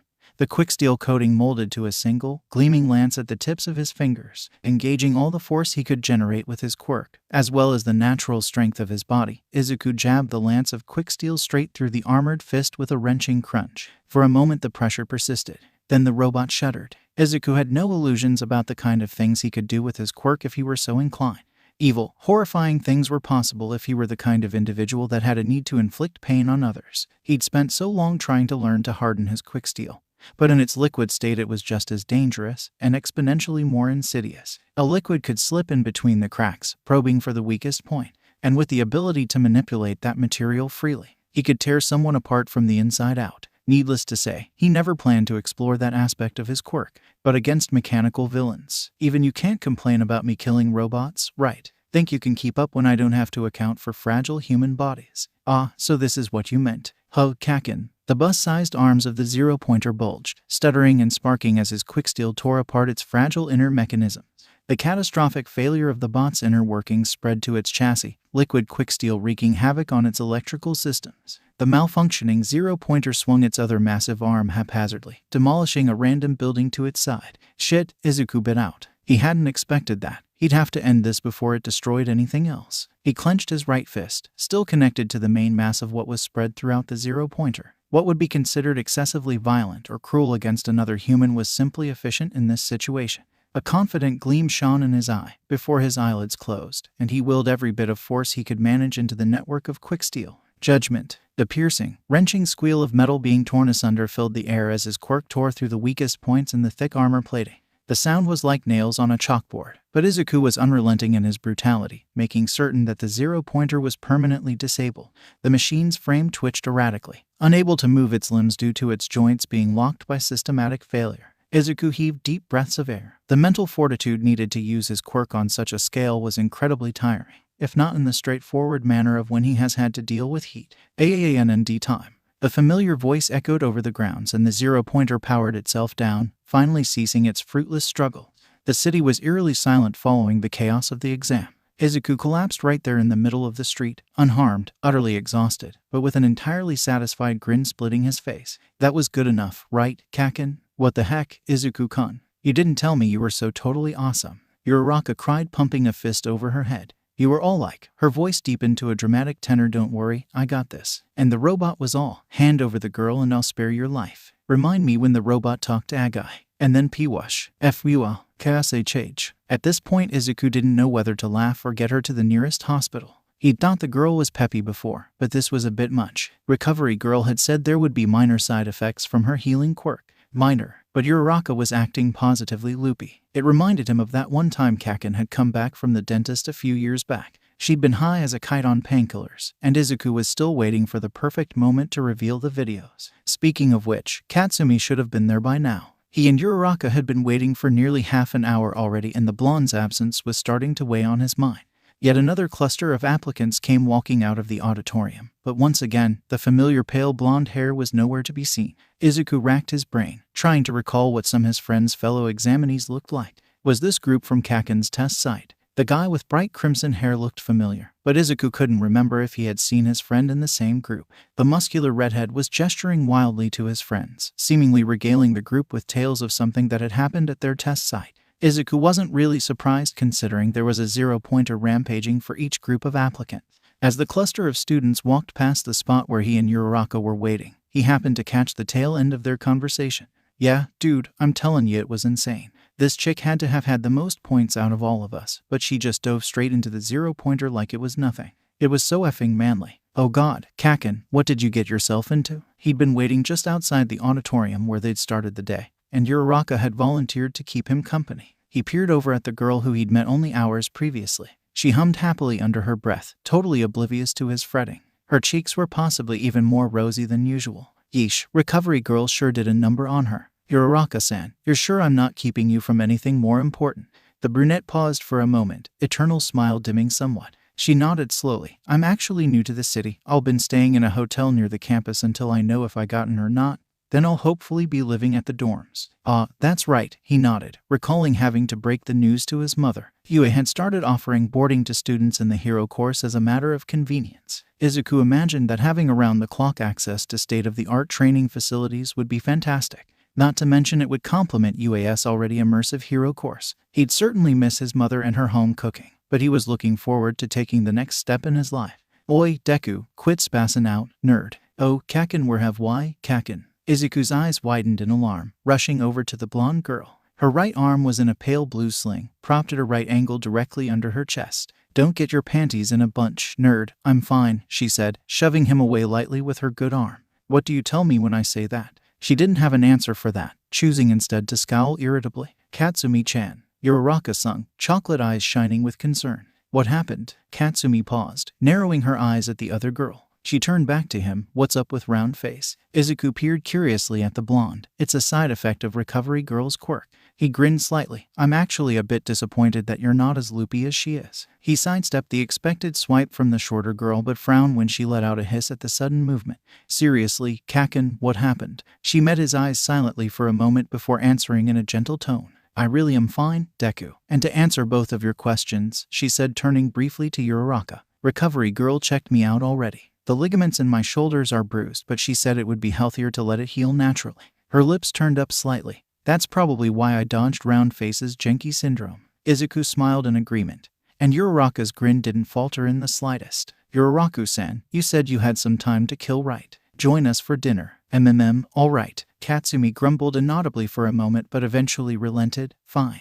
Round face can come, but I'm picking the place. Even with Kaken claiming full control of the restaurant selection, she was indeed a benevolent dictator, taking suggestions for places from both Izuku and their new companion. After wandering the area, they'd settled on Tatsumaki Ramen, a small, family-owned noodle shop located reasonably close to Uraraka's hotel. He left his quick steel floating off to the side of the entrance, the tiny room feeling cramped enough without his quirk, now the size of a medium-sized beach ball, taking up even more space. Luckily, not needing a bike lock was one benefit of traveling by skyboard. The decor was traditional and welcoming, as was the server that greeted them at the door. She had straight, black hair pulled into a messy bun and looked just a few years older than Izuku himself, maybe around mid-20s. The shop's logo, a swirling vortex of noodles surrounding the characters in the name, was printed in a bright red over the woman's apron. Hello, sir. She started with a bright smile. Welcome to Tatsumaki Ramen. The fact that the woman only addressed Izuku while ignoring the two other girls was odd, but the server led them all to the bar regardless. Have you two been here before? Uraraka said curiously. She peered around the small shop with a small smile. Izuku shook his head. Kaken and I live on the east side of town.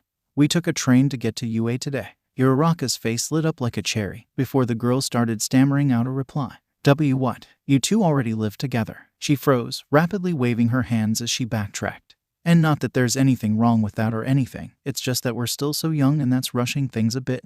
Round face, quit your damn rambling. Katsumi cut in harshly. I swear you're effing worse than this nerd used to be. I wasn't that Yes, you were, she snapped. Half our effing class used to copy your answers in first grade 'cause you couldn't stop muttering like a psycho during tests.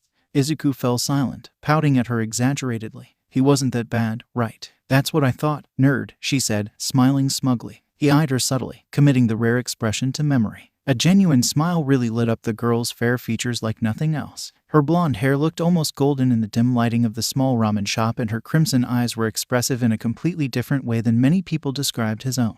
Intense. That was a word that came to mind when he thought of his friend's ability to convey her thoughts through a simple stare. Why would you think I lived with Deku, anyway? Uraraka glanced away with a light flush. Well, aren't you two like? She held up an index finger from each hand and brought them flush with each other, together. Katsumi spat out the large gulp of water she had just taken, sputtering incomprehensibly. Me and Deku. Get effing real, round face. Ouch. Uraraka looked genuinely surprised. large chocolate brown eyes widened to even more extreme proportions. What? Was I wrong? You two play off each other like some sort of quirked power couple. There's no why you aren't together. Wow, she was really worked up about this. It was nice to have someone rooting for him, even if she didn't really know it. But did he and Katsumi really act like Uraraka had said? We've been friends for years, round face. Friends, got it. Izuku sighed. He understood the need to set Uraraka straight. He really did. But, friend, that word just seemed so inadequate to describe what he felt for Katsumi. They'd known each other long enough to practically be siblings. His love for her was layered and complex, a familial bond just a small part.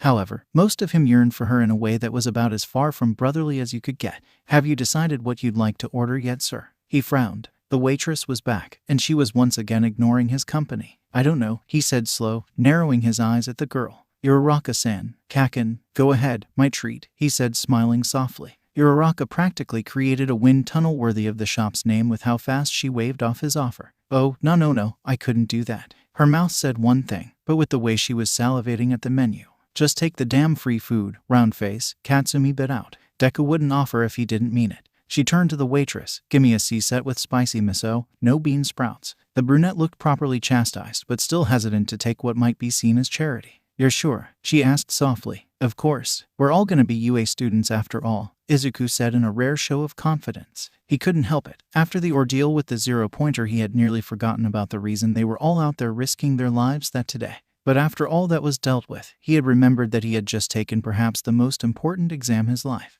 Not only that, but he had killed it, just like he'd promised the blonde in front of him. He peered at the girl, noting the familiar way her brow pinched as she traded barbs with their new acquaintance. Maybe Katsumi would finally have a girlfriend of her own to rely on. As close as they were, there were probably experiences she was missing having him as her only friend. His eyes trailed down to the sling that she'd stubbornly flung to the floor after a mere 2 minutes of trying to use chopsticks with her left hand.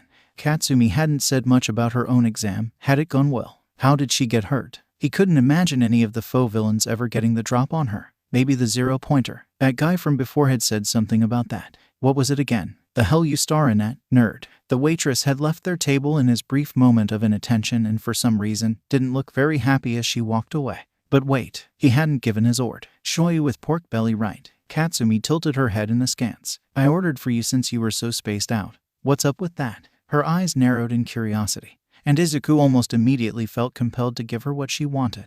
Luckily, indulging his own curiosity was what he craved in the first place. How'd your exam go? She twitched, and Izuku latched onto the tell like a seasoned card shark. More importantly, how did you get hurt? Don't worry about it, nerd, she said, inspecting a print that hung on the closest wall with particular intensity. What? Couldn't handle the 3-pointers, huh? Izuku said, nodding sagely. He could barely contain his laughter at the sheer indignation that came over Katsumi's features. The hell do you think you're talking to, Deku? Huh, you wanna die? Her voice dropped an octave lower and gained a bit of a growl. Uraraka shrunk in her seat, practically shivering at the blonde's glare, but Izuku remained unfazed. He'd known her his whole life and could tell when she was really pissed. This was just another Sunday to him. Then what happened? He shrugged. I'll tell you what effin' happened. I showed that sheedy zero-pointer who was boss, she said, leaning aggressively over the tabletop, daring him to disagree. Oh, you too, Uraraka said innocently. A pause. The hell do you mean you too? What the F? Katsumi's gaze snapped between he and the brunette so quickly that for a moment, he feared for her spine.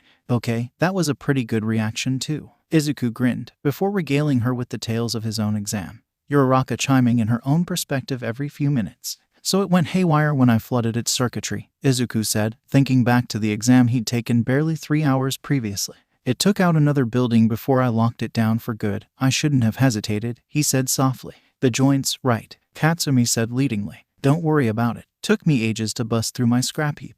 They used some kind of heat-resistant metal or some sheet. A grin exposed rows of white teeth, but it died eventually. He ignored the malice emanating from the girl, instead posing a question that had been on his mind all night. Death of inanimate objects aside, how many points do you think you got? He was genuinely curious how he'd compared to the girl. Wouldn't you like to know, nerd? Katsumi said with a sly look. Of course, she'd make him wait. She knew how much the tension of waiting got to him. So entranced was he with his conversation. Izuku never noticed Uraraka sitting with wide, attentive eyes, quietly slurping her noodles while the show unfolded before her. Iou achako ou. Uraraka hadn't known exactly what to expect when she had left her humble little Kansai town of Asahi for the big city. Her hometown was quite literally the smallest in terms of actual size in the Mai prefecture, and came in at an astounding population of just under 10,000 people. Adjusting to the literal millions of people who lived in Musutafu had certainly been a colossal undertaking for the bubbly girl, but she had to make her parents proud. The fact that someone from her modest community had even gotten a chance to take the UA entrance exams was cause for celebration.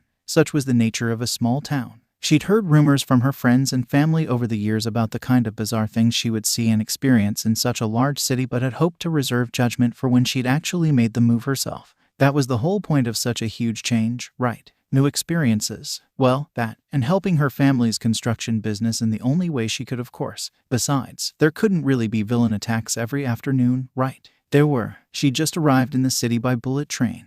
And in the short time between the train and her hotel, the entire block was held up by an actual bus-jacking orchestrated by a villain in a full-body wrestler's costume, mask and all. A real-life luchador. Achako couldn't believe her eyes. It was too bad the guy was evil and all. The costume was really cool. But just as the novelty of the situation began to wear off and Achako began to genuinely worry for the safety of those involved, an actual pro arrived on the scene.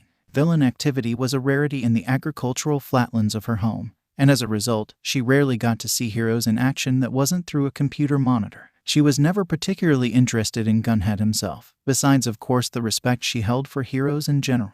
But seeing him stop the runaway bus single-handedly was totally inspiring. And the man's adorable demeanor in his interview after the incident had been resolved. He was so freaking cute. What the heck? But it wasn't until the day of the exam that Musutafu really revealed what it had in store for her. She had nearly made herself sick that morning with all the worrying. Would her preparation be enough? Would they hold her less than stellar test scores against her? The what-ifs of the exam were overwhelming, overriding any logical or clear thought in her mind. That is, until she'd tried to help a stranger, and instead met two people who were just strange. Izuku and Katsumi were the most amazing, dysfunctional, talented, absurd pair she had ever had the opportunity to meet. They were nearly polar opposites in terms of personality. From what she could tell in the little time she had known him, Izuku was as kind as he was honest, while Katsumi was standoffish in her best moments and downright terrifying at her worst. But it was obvious to Achako, and anyone with half a brain really, that they adored each other, even if the green-haired boy showed it more overtly than his counterpart. They were the coupliest not couple that she'd ever met, and Uraraka wasn't sure if she should laugh or cry as they danced around the subject, all while casually discussing how they'd taken on their 0-pointers, like it was freaking normal. But if there was one thing she learned today, it was that Izuku was strong. Like, really strong. Just from the first couple minutes of the exam, she'd realized he was stronger than anyone she'd ever met before, and from the way the two spoke to each other, Katsumi was just as powerful, if not more so. The thought that she'd have to compete with people like this in her chosen career was a daunting prospect, but the fact that they would be her peers and not her enemy was a comforting consolation. This became even more apparent when Izuku had practically eviscerated the rampaging 0-pointer and saved her life in the process. She'd bet he'd still gotten the top score, even after taking the time to cover up for her screw-up. Hopefully Ida-kun hadn't lost too many points either. He'd been quite gentle when carrying her to safety. So here she sat, alone in a cheap hotel after her new friends had paid for her dinner and made sure she got to the door safely. For once, despite the uncertainty of it, she was quite looking forward to whatever the future had in store. Izuku. They'd dropped Uraraka off without any hassle before deciding to pay a visit to Katsumi's place before he headed home himself. It had been a while since Izuku had last seen the girl's parents, and he figured a visit was due. The Bakugo family residence was a modest-sized home, especially for the kind of salary Kaken's parents both raked in. Masaru worked as a fashion consultant for well-known TV personalities, and Mitsuki worked part-time as a model for the same company. Even now, as he strode through the entrance to the small, two-story home, Mitsuki glided down the staircase in a blood-red knee-length spaghetti-strapped cocktail dress and a pair of strappy high heels. Well, who's the hunk that followed you home, brat? The Bakugo mother drawled to her daughter as a broad grin stretched over perfect cupid bow lips. Kaken, he said, turning to the girl with feigned confusion. You didn't tell me you had a sister. Izuku of course felt the familiar stirrings of embarrassment but shoved them to the wayside after a brief moment to center himself. Ever since he'd reached a certain age, Auntie Mitsuki never missed an opportunity to playfully flirt with him. The first time she'd done it a few years back, he'd been out of commission for a good half hour. But putting up with all the shit Katsumi had given him after that had been a much more lasting punishment. Luckily, he'd gotten accustomed to the older woman's wiles with time. Mitsuki barked out a laugh while Katsumi simply scowled as she usually did whenever her mother laid on the charm particularly thick. He wasn't sure why. It was all in good fun after all. The Bakugo mother took long, sensual strides towards him before pulling the boy into a tight hug. Izuku had no illusions about how she intentionally pulled his face to her body's assets. "It's been too long, kid. Why don't you ever come around anymore? How'd the exam go? Meet any girls?" she teased, wiggling her eyebrows. "Okay, I'm outta here. You coming, nerd?" Katsumi cut into her mother's excited probing. Much to the older woman's obvious amusement, Katsumi yanked his arm out of her mother's grip and pulled him none too gently up the stairs. Izuku turned back to Mitsuki, all while being manhandled up the stairs. 1. I was here last weekend and you know it. 2. We killed it, probably. And 3. Yes, your Raka-san is quite nice, but His eyes flicked towards the girl behind him, and Mitsuki shot him a commiserating look in response. She'd probably known about Izuku's affection for her daughter even before he did. Yeah, well, the Bakugo mother actually looked sheepish for a moment. "I guess time's moving a bit fast since the brat here will be leaving the roost pretty soon.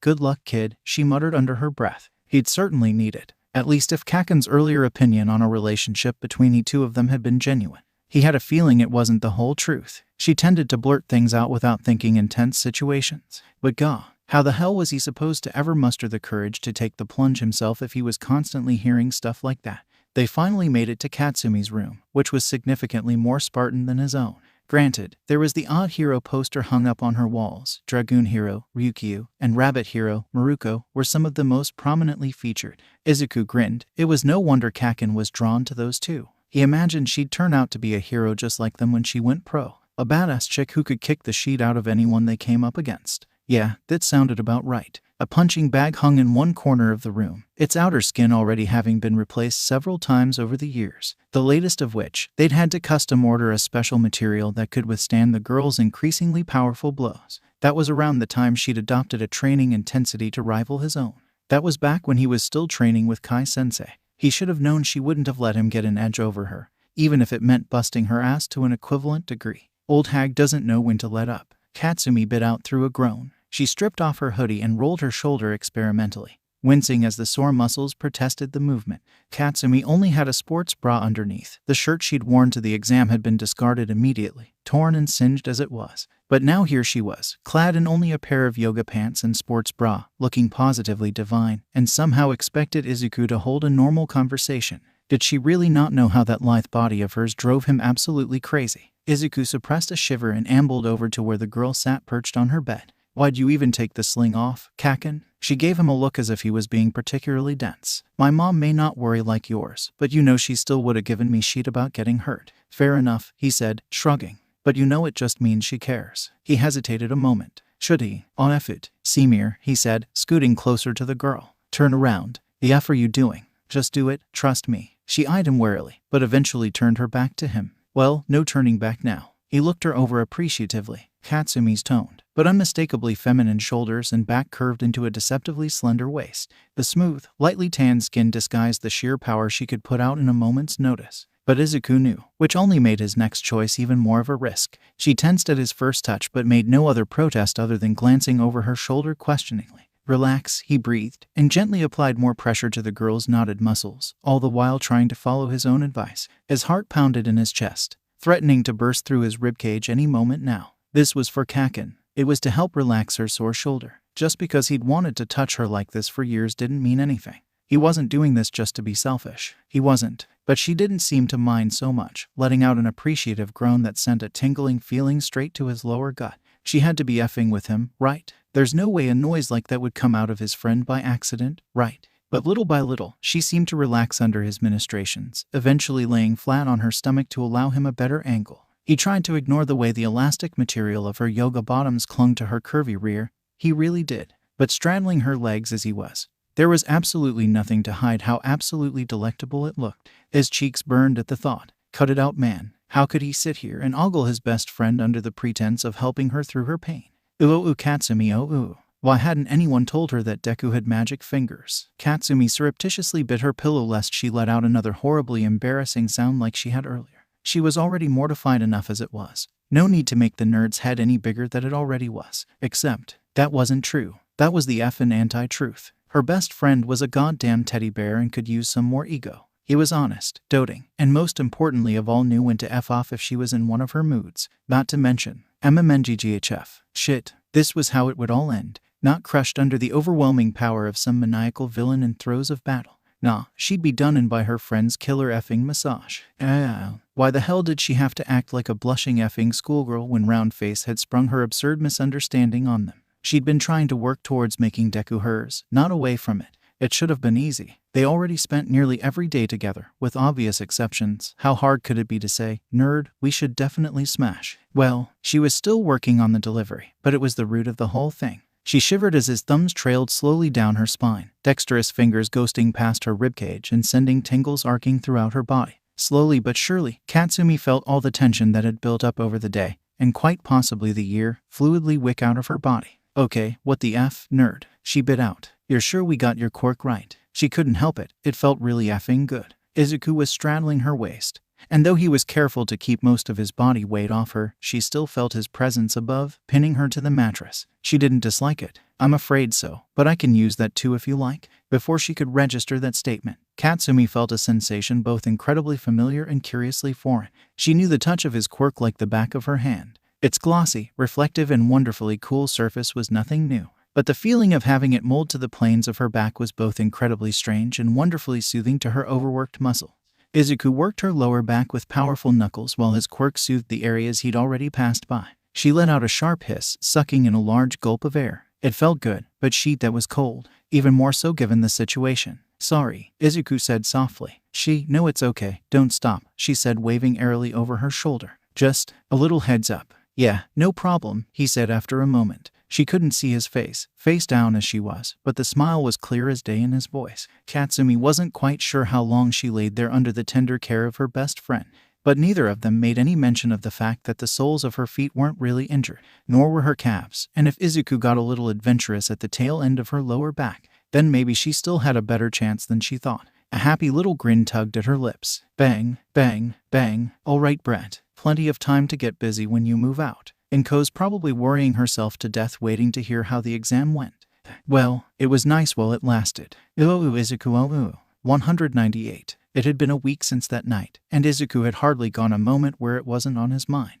199. He'd taken to training even more than his usual absurd regiment lest he start daydreaming again. The more exhausted he was, the less opportunity he had to think about Kaken's piercing gaze, those athletic thighs, and that 200, he bit out with a bit more force. He flipped down from his single quivering arm, and the world was right side up once more. His training wasn't all distraction, of course. That was just a convenient side effect. Izuku was not happy about being knocked off his board during the exam and was working to remedy the oversight immediately. The spill had been caused by being unable to stay focused while taking damage. While he was already quite practiced at fighting and gliding simultaneously, having to split his focus in a chaotic situation like the exam had proven too much, at least while being jolted by electricity. So he was doing his usual sets of one-armed handstand push-ups, only this time balancing on a plate of quick steel. He was also using a smaller amount, separated from the main mass which drifted nearby. Hopefully doing so would strengthen his economy, and stop him from thinking about smooth skin.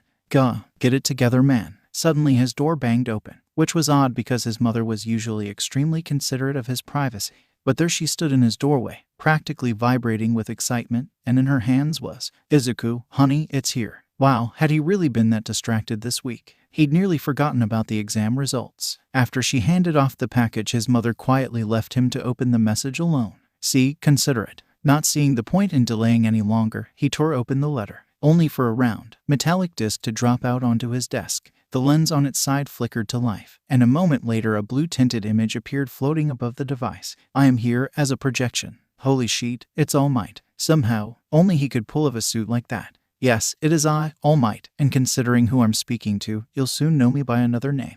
The man paused dramatically. "Sensei, no ... wait ... This was huge. Learning from the symbol of peace himself, All Might spread his arms grandly, his wingspan leaving the sides of the floating frame. "Now, you're probably wondering about your exam results, Midoriya Shonen. I can say with utmost certainty that you will be a credit to this fine institution. You passed the written exam in the top 20, but most importantly performed most prodigiously in the practical aspect of the exam. In fact, it would have been a record-breaking performance if it wasn't for a young woman who you're probably quite familiar with. Behold, 1. Bakugo Katsumi 123. 2. Midoriya Izuku 109. 3. Ida Tenya 75. 4. Yosuwa Waste 71. 5. Tetsu 69. 6. Takoyami Fumikage 67. 7. Kirishima Ijiro 59. 8. Shizaki Ibara 56. 9. Uraraka Achako 48. 10. Kendo Itsuka 45. 109. That wasn't too bad. A slow smile came over his face. Kaken finally got her number 1. She deserved it. But wait, that's not all. All Might's smiling head peeked over the floating numbers. There's more. Indeed. This exam, you see, we weren't just watching for villain-based points. It was a relief, actually. The thought that such a prestigious institution would test its applicants with such a one-dimensional exam was alarming, to say the least. Think we are mere celebrities, only prancing around for the cameras. Think again. In this job, you risk your life and put your money where your mouth is. Izuku knew that better than most. He'd had it beaten into him at a young age by his only friend's misguided actions, but that was all in the past. A hero course that rejects those who do the right thing ... is no hero course at all. The addition of rescue points causes a significant shift in the standings, you see. The symbol of peace swept a hand dramatically through the air, and the floating names and scores blurred briefly before they rearranged themselves accordingly. Congratulations, Midoriya Shonen. This is your Hero Academia. 1. Bakugo Katsumi 153. 2. Midoriya Izuku 153. 3. Ida Tenya 110. 4. Kendo Itsuka 99. 5. Kirishima Ijiro 92. 6. Tetsu 92. 7. Takoyami Fumikage 89. 8. Shizaki Ibara 81. 9. Yosuke 75. 10. Uraraka Achako 71. Izuku sat in stunned silence, barely registering his own hand as it reached for the phone buzzing in his pocket. Kaken 11:23 am. This changes nothing, nerd. Kaken 11:24 am. You can keep your effing Deus Ex Machina points. We'll settle this at UA. He huffed out a breathy laugh before typing a short response. You 11:24 am. Never change, Kaken. PFFFT. You guys even matched scores. I can't be the only one that sees this. Shut the F up, round face. No one asked you. Izuku was beginning to revise his opinion of Uraraka. The girl could be downright devious when it came to delivering beatdowns with an innocent smile. Or maybe this was a special case. She seemed to know how to push all of Kaken's buttons, all while rolling off his friend's normally off-putting attitude. He didn't know quite what to make of it. The three strolled down the massive hallways of UA for the second time in their lives. But unlike the day of the exam, Izuku could actually take the time to admire the prestigious school this time around. His prestigious school. The thought made him giddy with anticipation. Analyzing the average person's quirk had a certain appeal, and Izuku loved trying to puzzle out uses for supposedly mediocre abilities that people had written off as useless. But these were the elite, students handpicked by practicing pros that were judged to not only have the physical abilities of potential heroes, but also the drive and passion to follow that dream. He'd said it before, but the career of a pro hero was probably the most sought-after position in existence. There was no shortage of people who aspired to be one of those rare symbols of justice. These were the cream of the crop, those who had actually succeeded where so many others had failed. What would his class be like? There were probably some amazing quirks. Hopefully he could hold his own. Oi, Deku. Katsumi had stopped in the middle of the hall, turning to face him eye to eye. Despite having to look down, Izuku still felt overwhelmed by her presence. He imagined that she cut an intimidating figure to most. But Kaken had always held a certain sway over him. Izuku sighed. He was doomed. He met her eyes, tilting his head in question. You were probably thinking some sheet like, these guys are gonna be amazing, right? No, don't answer, I could see it on your face. Her crimson eyes flickered away briefly before locking back onto his own. How many points did you score? She said, poking him harshly in the chest. I thought you sigh. How many points? 153, he bit out. And if a bit of petulance seeped into his tone, then no one mentioned it. Right, and how many did second place have? She asked leadingly. 150 thr. You know what the F I meant, Deku. Okay, that one may have been on purpose, but who could blame him? 110, and you've made your point. And she really had. Without realizing it, he'd fallen back to old habits in this unfamiliar environment, and that simply would not do. Damn straight I have, she said, clapping him on the shoulder. We're the sheet, got it. We're record-breaking prodigies that finally made it out of that sheethole public school. And we're gonna go crush some weak-ass 110s like bugs. He had to pick around the profanity and narcissism a little, but at the heart of it all, it really was a pretty good pep talk. Ada-kun was actually pretty nice, so can we avoid crushing him, please? Uraraka said from where she had stood observing their heated conversation. Also, that was super cute, Bakugo-chan. Izuku could see what little dignity Kaken felt she had left die inside. Before she scoffed and stomped off towards their classroom. Was it something I said? Uraraka questioned with an air of innocence. She somehow managed to make it look both practiced and completely natural. Scary. Izuku stepped through the abnormally large door into Class 1A. Uraraka trailed in behind him, but was a bit sidetracked by her distorted reflection in Izuku's quicksteel where it floated over his left shoulder. Well, it was better than being a nervous wreck like himself. He'd internalized his panic, of course. A better poker face was one thing that had come to him with age. Before him sat around 20 or so students of widely differing appearances, but each unique and distinguishable in their own way. For some, like the guy with rounded tape dispensers for elbows sitting closest to the door, that was due to an obvious mutation from their quirk. But others, for example the muscular, crimson-haired guy he recognized from the exam, seemed to stand out without needing any kind of ability. The guy with the head of a raven in the back of the class had a particularly striking appearance, and Izuku was already salivating at the thought of puzzling out the logistics behind the invisible girl in the front row. At least that's what he assumed was the explanation behind the floating skirt and blazer. Holy shit, it was like a class full of main characters. Was this what it meant to attend UA? To be one of the very best in the country? Please remove your feet from this desk. It is indeed disrespectful to both the prestigious alumni that came before us as well as the carpenter that so meticulously crafted said desk. Wait, that lecturing tone was familiar. Only one person he had met before could deliver such a robotic reprimand, but who had been lucky enough to earn his attention this time? Not to mention it is quite unladylike. Are you trying to show everyone your undergarments? A muscular forearm chopped through the air to level an accusing finger at. Oh, come on, it was only the first day. Hiya. You trying to sneak a peek, engines? Katsumi lounged back into her seat like a cat, shifting her legs slightly. Izuku's eyes were immediately drawn to the movement, and he sent a silent thank you to whoever had turned the girl onto thigh highs. At least if Kaken got into a fight and got them both kicked out on the first day, he'd have this memory as a consolation prize. A wicked grin split across her face as Ida sputtered incoherently. Izuku had approached the scene before he'd even realized. Even though he knew she was just riling up the poor guy, something about the situation left a bad taste in his mouth. The simplest solution he could come up with was to plant himself directly next to the girl. Perhaps he stood a bit closer than necessary, but nobody made any mention of it. His quicksteel vibrated with agitation, earning some curious looks from his nearby classmates, but there was something more important to deal with right now. He sighed. Kaken was on a roll. Unladylike, huh? She spit out, and Izuku could hear a bit of true irritation there behind all the bravado. You're from one of those fancy sheet prep schools, right? Her blood-red eyes narrowed dangerously at the taller student.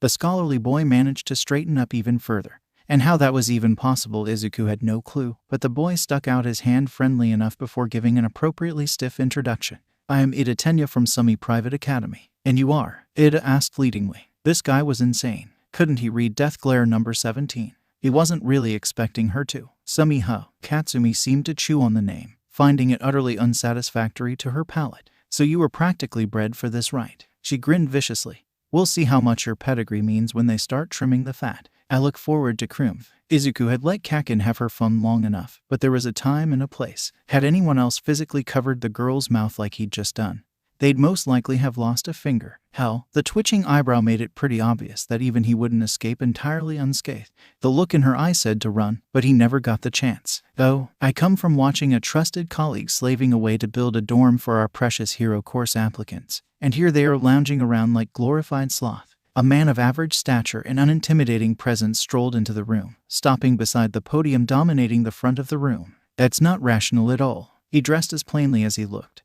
wearing only a black long-sleeve shirt and baggy trousers to match. Perhaps his most defining trait was a sturdy-looking, gunmetal gray scarf that coiled like a constrictor around his neck. He stood with a relaxed posture, not hunched over like Kai Sensei, more laid back, innocent. But it was a ruse. Izuku instantly recognized the pro-hero Eraserhead, an underground hero that even he'd struggled to find much info on. He'd only ever seen the man in person a single time, and it had been by pure chance, catching the tail end of the hero stopping a robbery in progress. There wasn't much to say about the occasion as he'd disabled the villain faster than Izuku could track at the time and disappeared even faster. As for the hero's combat skills, Izuku could only guess. He was infamous for his hit-and-run tactics meant to efficiently disable the threat as rapidly and with as little risk as possible. The pro's entire method apparently hinged on his incredibly niche quirk, erasure. But that couldn't be all right. Rumors on the internet were hardly something someone to base a hero page on. Would someone really develop a reputation as some demonic underground hero if they didn't have a couple tricks up their sleeve? The name's Aizawa Shota, and I'll be Class 1A's homeroom teacher, the man drawled, twisting a pinky in one ear. But more importantly, I'll be overseeing your progress throughout your time in the UA Hero course. For as long, or short as that may be. A wave of muttering swept throughout the classroom, until one brave soul raised her hand. It was a girl with a particularly unique rose skin tone and horns curling subtly away from her forehead. The black sclere sitting behind luminescent yellow irises were perhaps even more striking. But the permanent laugh lines took away any factor of intimidation she may have had otherwise. She was curious, to say the least, and Izuku had to physically restrain himself from asking if her appearance was her quirk or simply a side effect of it. To get into UA it must have been something impressive. Yes, what is it? Aizawa trailed off, clearly expecting a name. Ashido Mina, Aizawa Sensei. She called, high and clear. You called us hero course applicants just a second ago. What's up with that? We already passed the exams. That's why we're here, right? A ripple of hesitant agreement rumbled throughout the room. Izuku had caught that phrasing as well but had initially written it off as a slip of the tongue. He was beginning to reconsider being so dismissive. From what little experience he'd had so far with the man, Aizawa didn't seem to be someone to use anything carelessly, let alone something as powerful as words. Izuku really didn't like that smile that slowly stretched over their sensei's face. Right, about that. Put these on, he said, waving dismissively to a pile of matching navy blue uniforms. Several students craned their necks to get a better look. Hero class already, chimed the invisible girl. Whoa, these are the real deal, huh? Said the red-headed boy Izuku recognized from the exam. Yeah, totally. It finally seems like it's real now, huh? Another answered. Izuku couldn't help but feel the same. Anyone who had watched the UA Sports Festival in the previous several decades could recognize the iconic blue and white design. Every single pro hero that had ever passed through these halls had worn a variation of it at some point. But a moment later their sensei cut through the mounting excitement once more. Yes, you'll all have a wonderful story to tell your families, came the already familiar drawl. You wore the prestigious UA uniform for all of 2 hours. A heavy silence filled the room, no one daring to move a muscle, before Aizawa started, as if remembering something that had eluded him. Oh, that's right, Ashido-san, calling you hero students. Why bother when half of you will be gone by the end of the day anyway? Would that not be the height of absurdity? His grin turned manic and a chill ran down Izuku's spine. What? He couldn't be serious, right? Half the class. Talk about absurd. Meet me at the entrance to Field C in 10 minutes, the man said as if he hadn't just dropped the mother of all ultimatums. Aizawa paused at the door. Oh, and welcome to the UA Hero course. The word field gave off the impression of an ordinary school track field. The enormous clearing they had found following Ida's directions was probably as far from ordinary as you could get. Even from the nondescript gated entrance, the sheer size of the space was imposing enough. But after they'd trailed in through the gate one by one, the true scale of UA was here before their very eyes.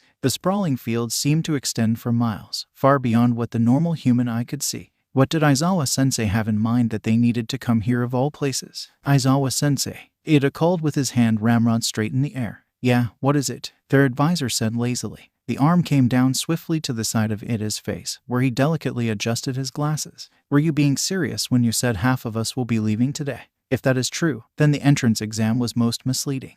We were told that succeeding in said exam would guarantee a spot in UA's most prestigious hero program, were we not? Chops with a flattened hand accompanied his proclamations. Izuku wondered if it was a good thing that he was almost used to it by this point. Shit, I thought you were joking about this clown, Deku. Katsumi hissed in his ear. SHH, he's a nice guy, you know, he pouted slightly. You didn't have to tease him like that. A vaguely surprised look came over her features before the expression turned devious. Why? Jealous? He was about to answer when a flash of dark gray flickered in his peripherals. In the blink of an eye, Izuku's left arm shot up to seize the writhing length of cloth centimeters from his face. The material had a curious texture, hovering somewhere between pliable and sturdy, but with an organic quality that Izuku couldn't really place. Several jaws dropped, but whether that was due to his reaction speed or their teacher trying to beach slap him with a scarf, Izuku did not know. Who? So you were paying attention. Aizawa hadn't moved from his slouched position at the head of the group, but as Izuku released his hold on the man's scarf, a slight tug and it almost immediately returned to coil around his neck, deceptively inert.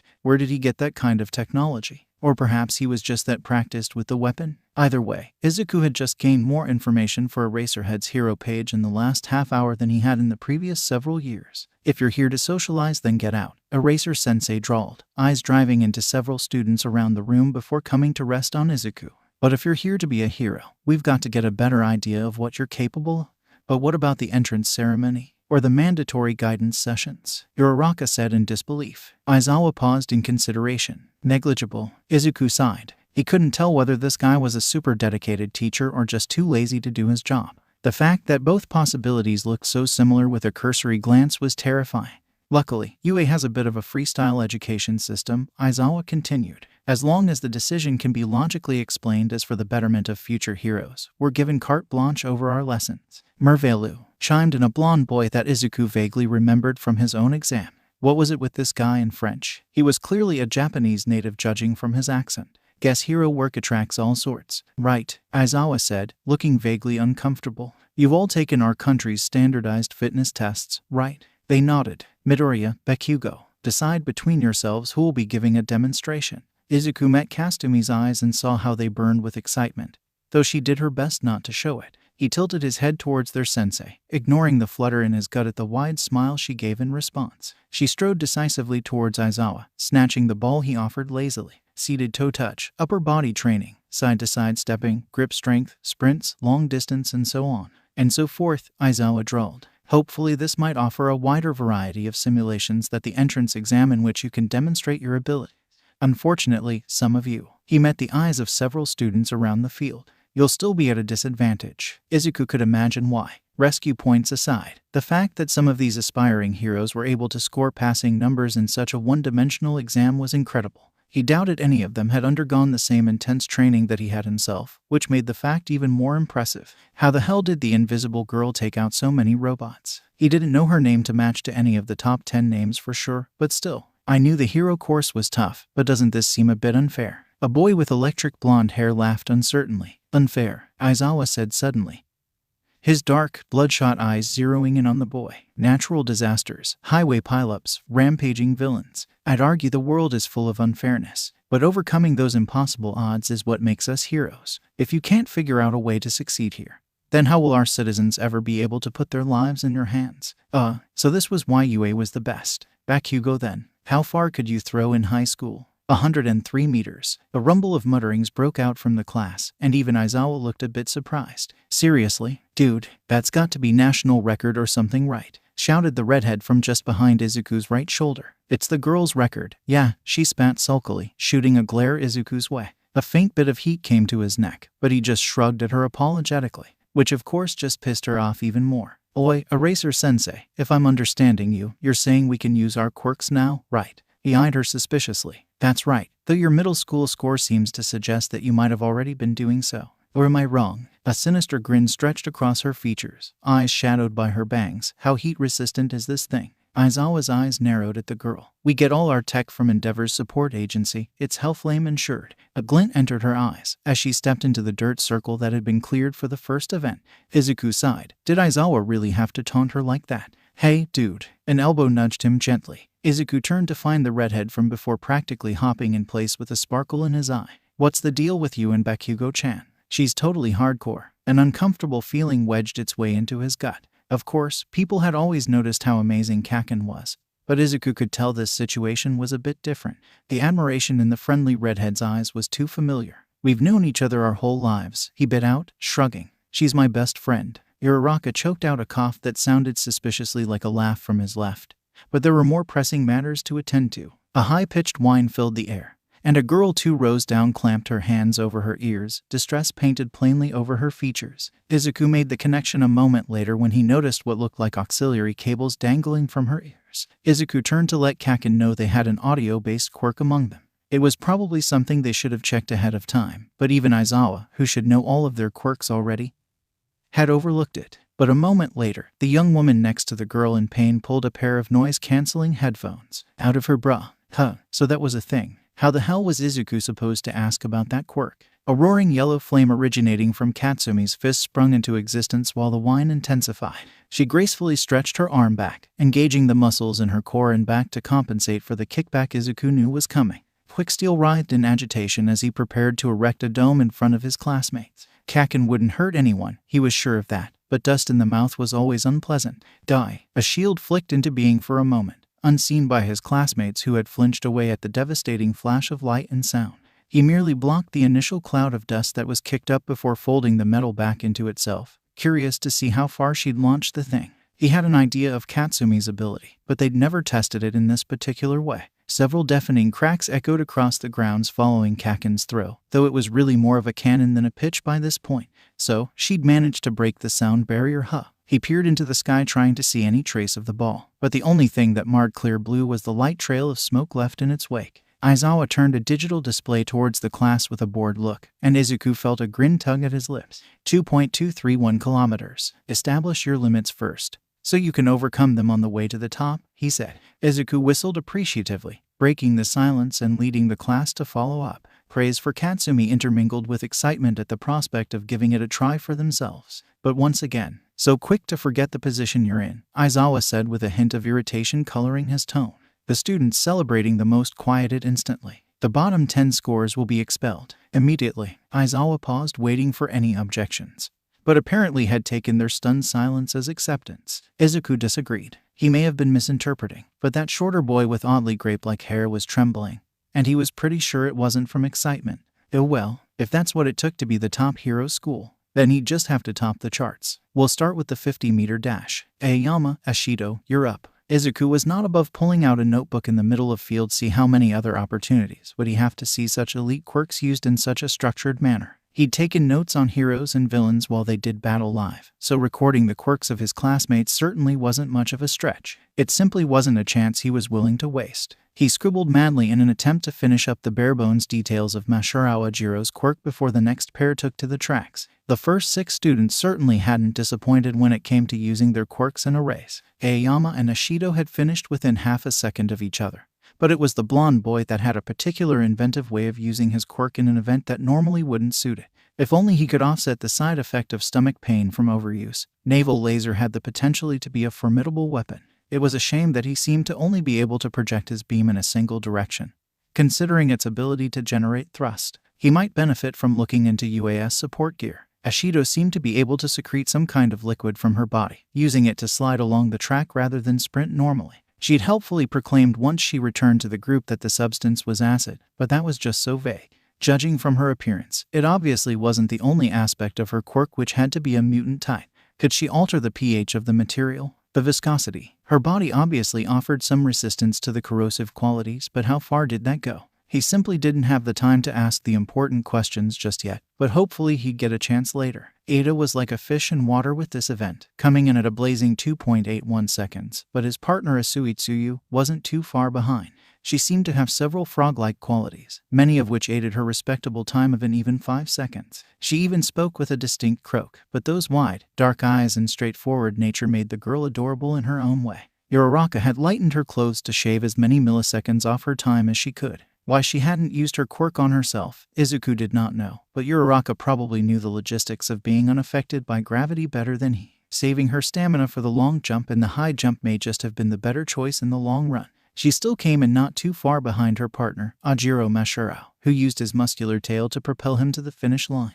They clocked in at 6.53 seconds and 5.91 seconds respectively. Those scores began to seem more promising once the next several pairs had gone. Either they didn't have quirks that suited speed-based events like the duo of Kirishima Ijiro and Kaminari Denki, or in the case of the pair that followed, directly hindered them. Kota Koji and Sato Rikito were both built like brick walls, but while the former seemed to be quietly reserved, the latter had a personality to match his appearance. They'd probably do better in the strength events. Deku, Kaken said, nudging him lightly. He picked his eyes off the pages of his notebook and met her eyes curiously. She remained silent, but nodded towards the track. The first thing he noticed was the floating PE uniform doing stretches at the starting line.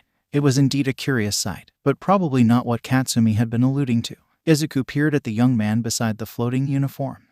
So that's what she meant. It was the young man standing next to Hagakure that had drawn the blonde's attention. The boy had refined, aristocratic features, which juxtaposed strikingly with the angry red scar that stretched over his left eye. His hair was as heterochromatic as his eyes, splitting evenly down his forehead and falling in straight white and red locks over his face. Izuku had never pried into pro heroes' home lives out of respect for their privacy, and even if he did have any inclination to.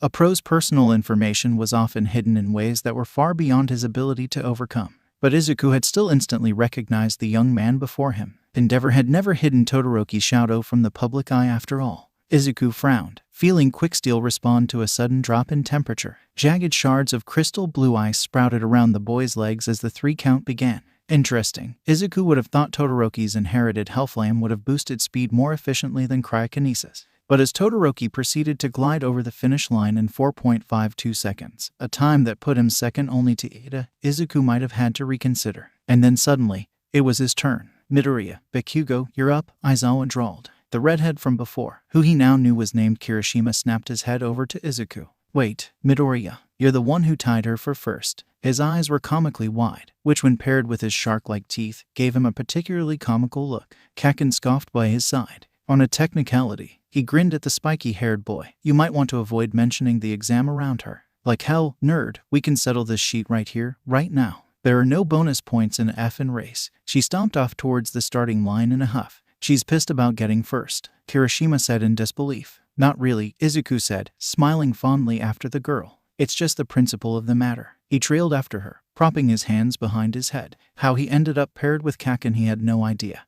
Their family names weren't even close to each other. Izuku left his quick steel back with the group of students, grinning lightly as he caught several of them circling the floating sphere curiously. He could use it, of course, but at a shorter distance event like the 50-meter dash, his skyboard's slow acceleration would probably hinder him more than help. Besides, flying the running event, something about that just didn't sit right with him. Izuku was as proud of his body's power as he was of his quirk, if not more so. What was the point if he didn't use it? Katsumi, having no complaint at his leaving Quicksteel behind, only reinforced his decision. He stretched out his hamstrings, eyeing Kaken at his side as she slipped out of her black and orange trainers. She hopped from foot to foot, small pops and puffs of dust kicked up by the short bursts of her quirk. It seemed she was taking this as seriously as he was. "Good." Izuku let out a hissed breath through barely parted lips, crouching down into a sprinter's stance. Kaken did the same beside him, her fingertips sparking in the dust. The mechanical beep signaling the start of their block cut through the air, followed a millisecond later by the first crack of Kaken's quirk. Izuku sprung forward, every muscle and ligament in his body coiling like a spring before unleashing in an unrestrained show of power. He parted the air like a blade, covering ground with a lithe, refined grace. But where his speed was formidable, it still wasn't quite enough to overcome Kaken's explosion-aided acceleration. She led him by maybe a meter or so, blasting her way ahead with powerful, loping strides, taking one for every three of his own. And just like that, it was over. 3.57 seconds. 3.79 seconds, the automated camera announced. Izuku didn't even need to look, know the grin she was giving him. "Laugh it up, Kaken. There's plenty more events. Don't get your hopes up, Deku. You sure you can keep up?" She stalked back to the group with a vicious smile. Izuku could have sworn she put a little extra sway in her hips there. At least it served to eliminate the slight irritation he felt when Kirishima began singing Katsumi's praises. He knew she was amazing first, damn it. Midoriya, that was totally manly, dude. Alright, maybe Kirishima wasn't that bad. The next test was grip strength, and as he'd guessed, Sato had secured a much more impressive ranking than he had in the 50-meter dash. There was something to be said about a simple strength enhancer quirk. The dude was already massive, so depending on how the multiplier worked, he had the potential to rival Death Arms given some time. The hulking young man held the top score with an impressive 445 kilograms, at least until Izuku managed to edge him out with a 460 kilograms. He still hadn't used his quirk but was honestly content with how things were playing out. Going all out with his natural strength would provide a much better baseline than mindlessly cruising through the events on the back of his quicksteel-enhanced strength.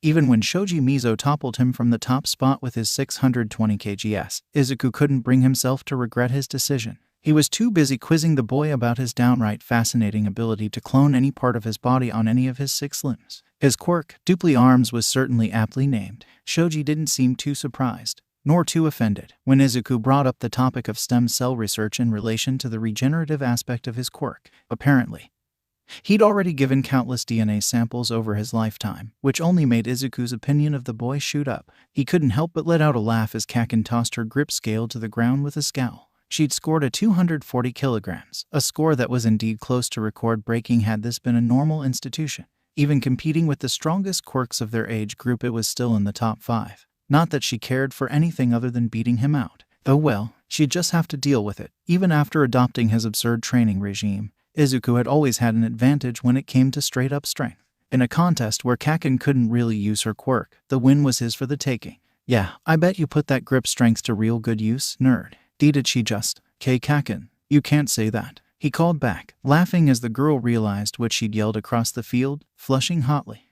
Shut up. You're so freaking cute, Bakugo-chan. F off, round face. They were all silenced handily a moment later when Yaoyorozu Momo, a black-haired beauty that stood nearly as tall as Izuku did himself, snatched the top score. She'd somehow pulled a miniature hydraulic press out of her stomach and nearly crushed the scale into scrap metal. Izuku had pointedly ignored the flashes of pale flesh as the girl rebuttoned her top, a courtesy that unfortunately wasn't granted by all. The grape-haired boy from earlier was particularly enthusiastic with his lecherous commentary, some of which really didn't sit well with Izuku. He was an admirer of the female form as much as the next guy, though the subject of his fantasies probably didn't vary as much as some. But this guy, Minta, if he remembered correctly, was just downright disrespectful. Hopefully he was acting out with all the stress of the first day, but Izuku had a bad feeling this wasn't the case. Might be best to keep him away from Katsumi just to be safe. Yaoyorozu's score remained unchallenged to the very end, a fact that Ishido was particularly happy about. Woohoo, way to take one home for the girls, Yamomo,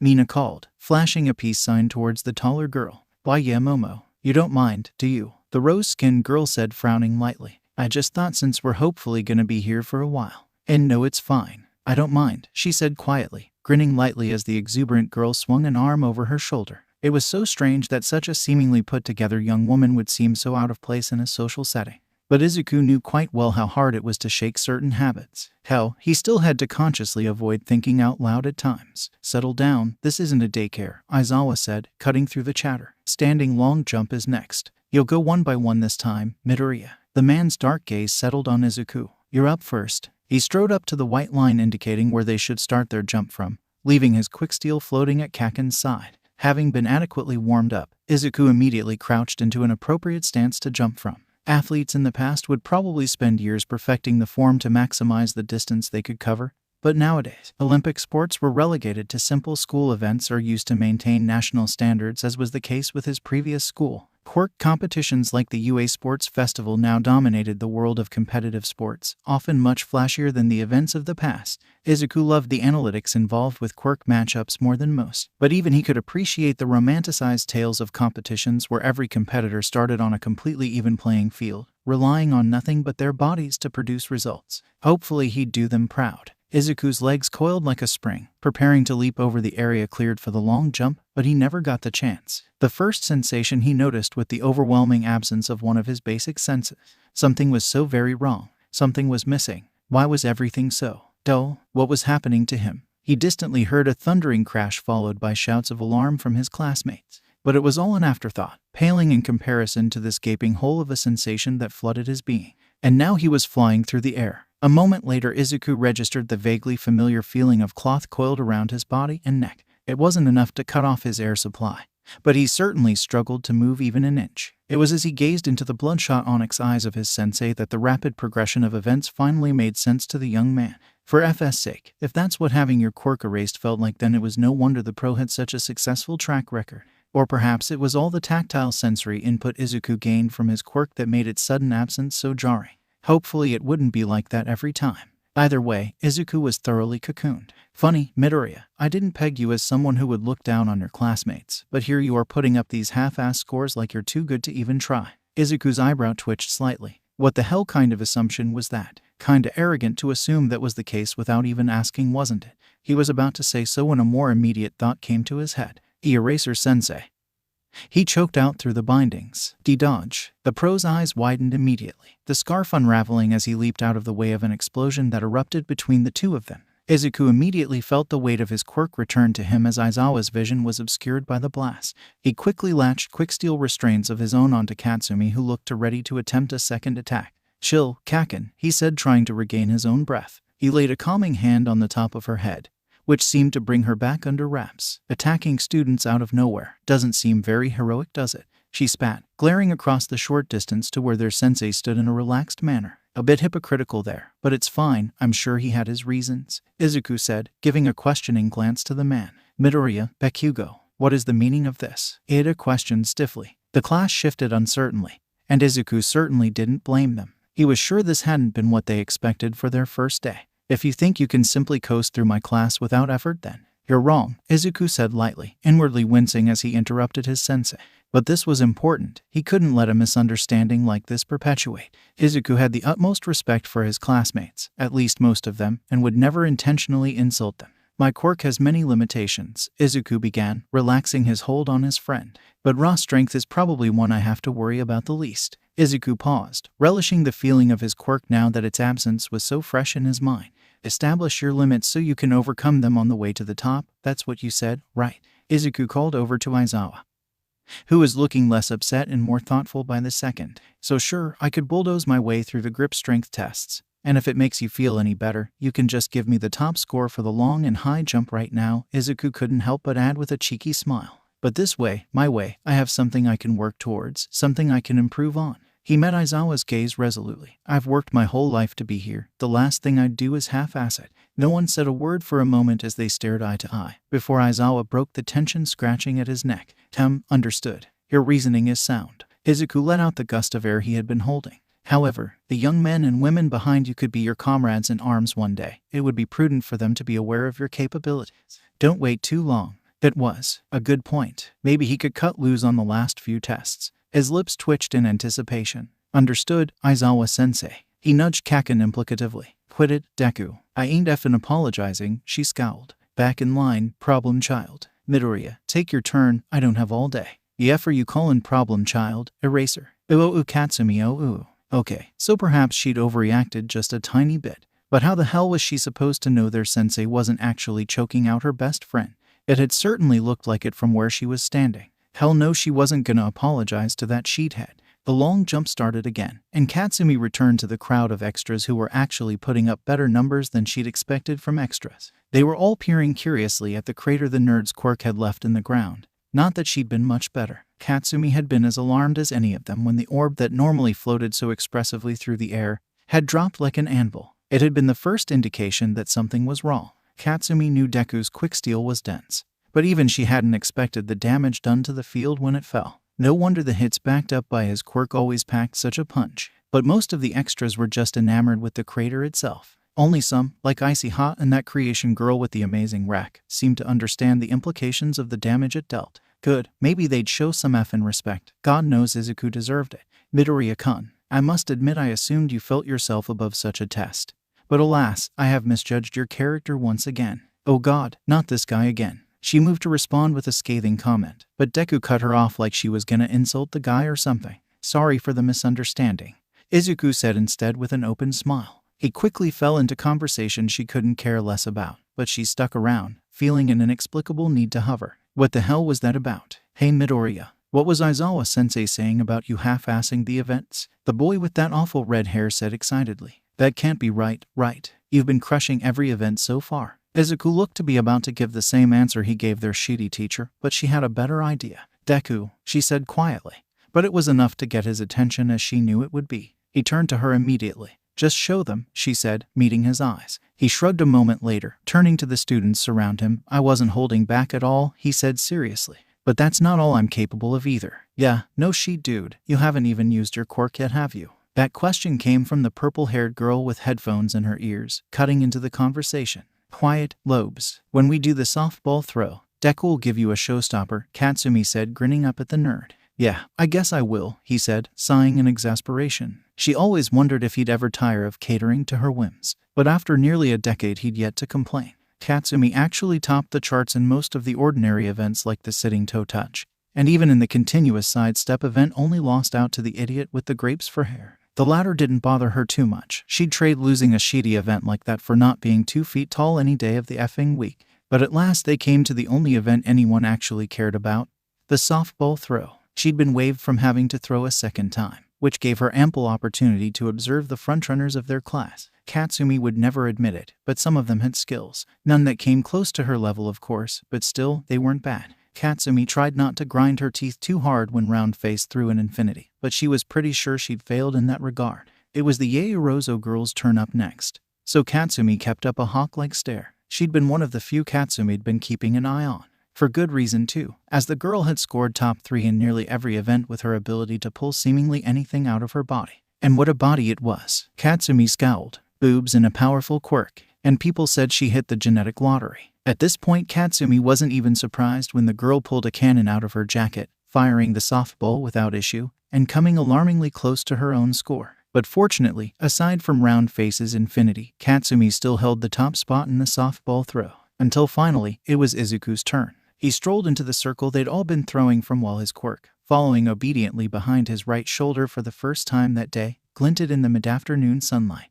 Katsumi sighed as Izuku shucked off his PE jacket, the sleeveless undershirt doing nothing to hide her friend's shredded musculature. But when quicksteel started oozing over the contours of his arms and upper torso, even the other girls in their class started to take notice. Holy shit, Midoriya really takes abs of steel to a whole new level, huh? Do you see those arms? I'd let him save me any day. Sparks danced at Katsumi's fingertips with every new comment. She was torn between enjoying the show herself or pounding Pinky and Invisalign into dust. Her eyebrows twitched as the girls devolved into obnoxious giggles, some of the others chiming in as well. Midoriya, the grape-haired harassment case waiting to happen, growled in sullen rage. I'm so freaking jealous. Not even 2 hours into the first day and he's already hogging all the girls to himself. Katsumi worried for her sanity when she agreed with this perv of all people, but the nerd really was getting too much attention for her tastes. She let off a weak explosion, enough to draw the eye of the spectators but not strong enough to distract Izuku himself. Izuku was distracting enough for her though. He really was beautiful when he used his quirk like this. His lithe build alone was attractive to the girl, add in reflective metallic sheen. She'd almost missed his throw. The tips of Izuku's fingers writhed with power, latching onto the innocuous ball with an unbreakable grip. There was something unsettling about watching a metal move in such an organic fashion.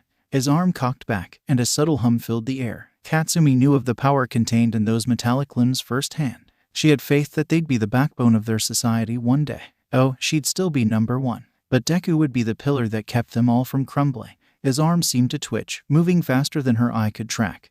And the next thing Katsumi knew, she was hunched over in an attempt to not be flattened by the shockwave that followed. What the hell is that Quirk? It's totally manly, Katsumi managed to hear over the rushing wind. Well, he wasn't wrong. She blinked through the clouds of dust, picking out Deku standing like a Greek effing god in a crater of his own making. He heaved deep, lungfuls of air, but still had that annoyingly charismatic grin plastered across his stupid, adorable face. Was that enough of a showstopper, Kakin? Oh god, she was effing blushing. Shut up, nerd, you still got second place. Aizawa held up the digital tracker, confirming her statement to be true. 6.431 kilometers. Finished at last. Aizawa sighed, giving no indication of the spectacle that had just occurred. Here are the rankings, he said dismissively. He tapped on his screen and a holographic display appeared with all their names and average ranking. Katsumi immediately picked out her own towards the top of the list but frowned at the number 2 next to her name. She'd beaten Deku in third, but then who was? Momo. Tacking it home for the girls. Pinky's shriek cut through the air. Fan-effing-tastic. As if she didn't have enough to deal with. She barely spared a glace for Grapehead, who sat wailing on the ground pitifully. Though looking around his wasn't the only negative reaction to the results. Right, Eraser did say he was expelling the bottom half, but such a punishment simply wasn't relevant to someone like her.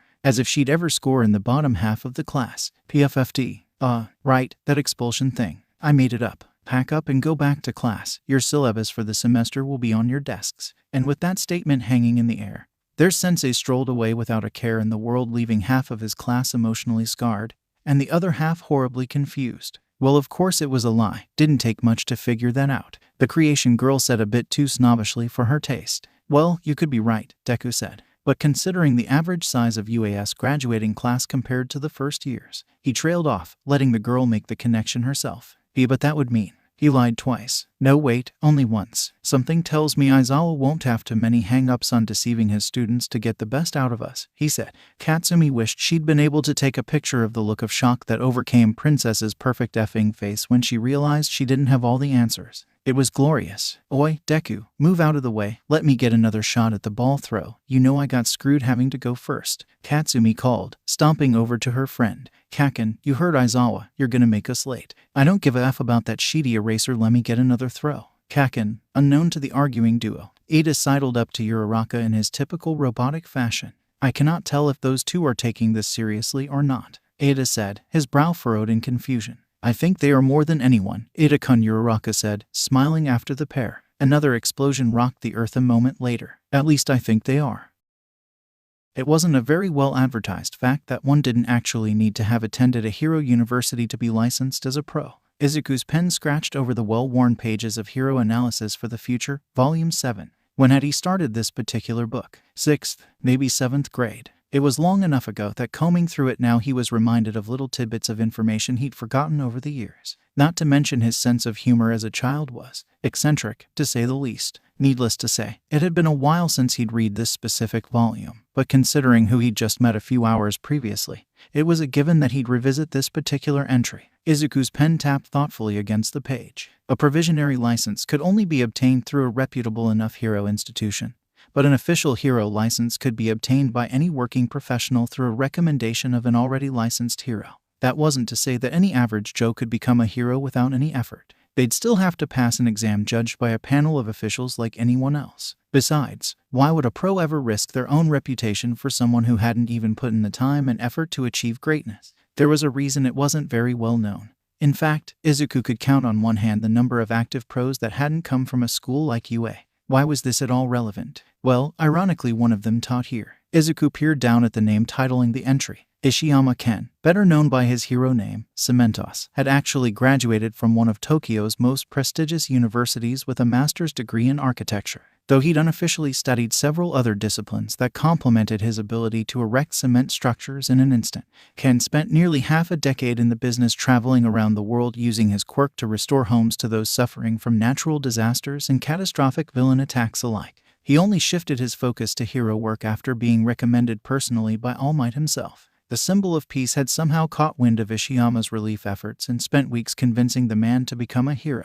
A few years later, and Cementos cracked his way into the top 100 with a passionate and unyieldingly loyal fanbase, one that was well-deserved in Izuku's opinion. Even with Ishiyama shifting his focus to teaching in the most recent years, he still tried to devote a few months of the year to his original passion. But knowing about Cementos' skill was one thing. Seeing the results for his own eyes, though, this felt like Izuku's own bet. He glanced to the walls. Yep, those were his hero photos, and he'd recognize the diagrams of his own creation anywhere. They were even arranged in the same way he was used to. The same wooden computer desk sat flush with the wall to the left of his bed, exactly where it was located back home. And yet, this building hadn't even existed this morning. Izuku knew that for a fact. He'd rolled by the clearing on the way to class himself, and there was no way he would have missed the massive building that was the UA dorms for the hero course. Considering how they'd been instructed to drop off all their belongings the previous morning, Cementos must have created the building around all their furnishings. There was no other way they could have finished in a single day. Izuku didn't even want to think of the logistics involved with creating a building with fully working plumbing and electricity already installed.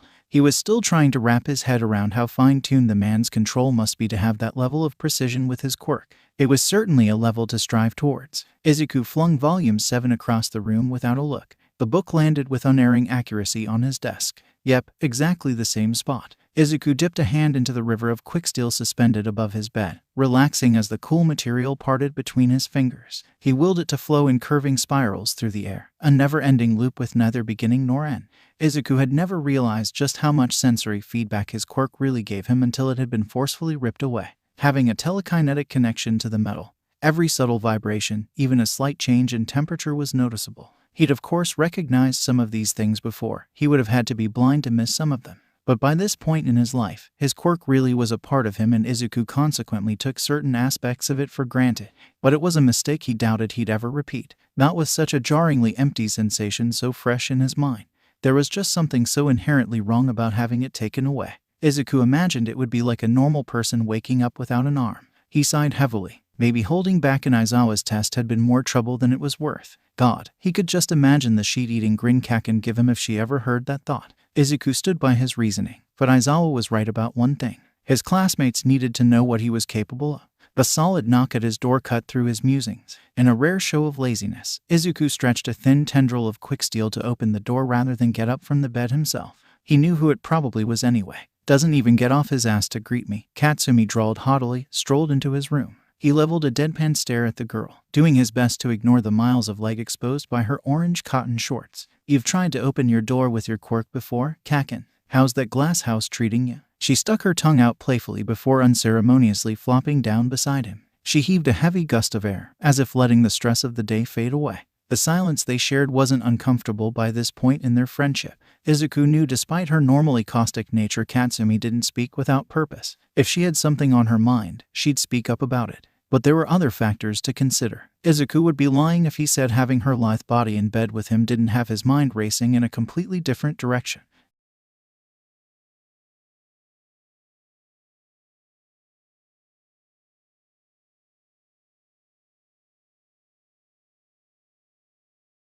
What was going on in that unpredictable mind of hers? What do you think of our new classmates, Kaken? The question had heavy implications. They'd both had their differences of some kind with most of the kids in their previous schools. He was practically the school whipping boy until he'd gotten a handle on how to deal with bullies. And Kaken was either blindly praised or challenged for prestige for most of her upper grade years. It had left them both isolated, albeit in completely different ways. Izuku grinned to himself. It had to be fate that they ended up lying side by side all these years later, with a couple hiccups along the way, of course. He swirled his fingers through the streams of quicksteel, expanding them into a latticework of interconnecting strands reaching to the edges of his room, never ceasing their gentle flow. It really served no actual purpose besides possibly improving his control, but more than anything else, he'd liken it to a nervous tick. Despite being completely inanimate, quicksteel always gave off a sense of liveliness, at least in his opinion.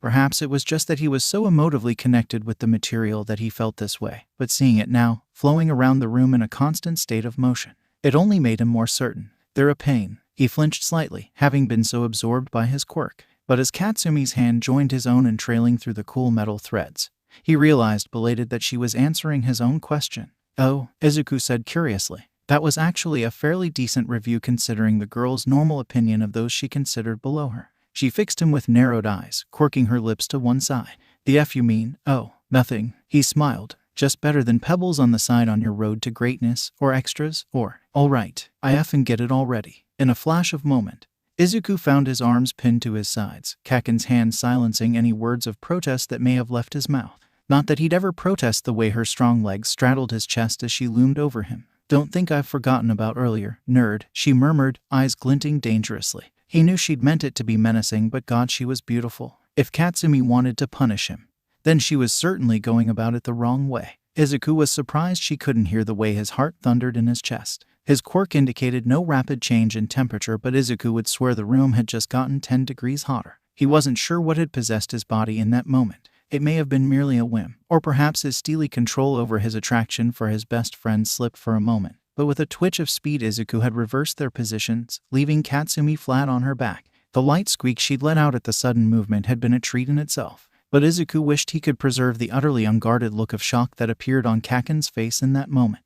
His own arms caged her torso, leaving just enough room for her to squirm comfortably. Not that she tried to, stunned as she was. Katsumi peered up at him. Ash blonde hair flattened around her head in a halo with disbelief written so plainly in her eyes. But alongside that emotion were others, pride being heavily featured. But alongside it was also an honest fondness and even desire. There was nothing, however, that said she didn't welcome the action itself. He wanted to kiss her. It obviously hadn't been the first time he'd had the urge, or the 100th. But in that moment, with his best friend and her lethal weapon of a body so absolutely vulnerable before him, how could she expect him to hide his affections through all of that? He was only a man. So for once in his life, Izuku ignored the possibility of ruining his one true friendship, ignored the threat of being rejected by the only girl he'd ever loved, and finally embraced the undeniable fact that he couldn't live with the uncertainty anymore. So he kissed her. For a moment, Izuku feared her shock had left her unresponsive, and the kiss may have been even more one-sided than he'd feared. But after a moment that dragged on like nothing before, Katsumi slowly responded, her lips joining his own in a gentle dance. How something so soft could spew such profanity at times Izuku didn't know nor care. But as he finally claimed the lips of his best friend and crush after so many years, his heart soared in triumph. It was clumsy. Neither had any sort of experience with the opposite sex, and figuring out through trial and error the ideal angle to meet each other was undeniably awkward at first. But it was undeniably wonderful for Izuku, and judging from the appreciative little gasps Katsumi let out, she probably didn't have many complaints either. They'd spent nearly their entire lives together. A little embarrassment between the two was nothing new. And as Katsumi lightly parted her lips with a gasp a moment later, they found that a little embarrassment could make things a lot more interesting as well. Izuku slipped his tongue past her lips, probing tentatively around her mouth before teasing at her own a moment later. He ghosted his fingers up the exposed skin of her leg, creeping closer the soft fabric of her sleep shorts. She shivered delightfully against his body. Katsumi deepened the kiss, fisting a hand in his hair as she seemingly grew more and more confident. It wasn't surprising, really. She was always a quick study, especially with something so instinctual. Izuku pulled away slightly, peppering kisses down her jaw, then her neck. He nuzzled at her affectionately, biting lightly at her collarbone. She squirmed at the sensation, seeming to enjoy the teasing gesture, but a moment later, her eyes flew wide open and she scrambled away, practically launching off the bed. It took a moment for his mind to catch up by Kaken's sudden departure. Had he done something wrong? Had he read too much into her response? He thought she was as into it as he was, but maybe he'd been mistaken. His heart sank at the thought. Katsumi shot up, lips still enticingly swollen from their earlier embrace.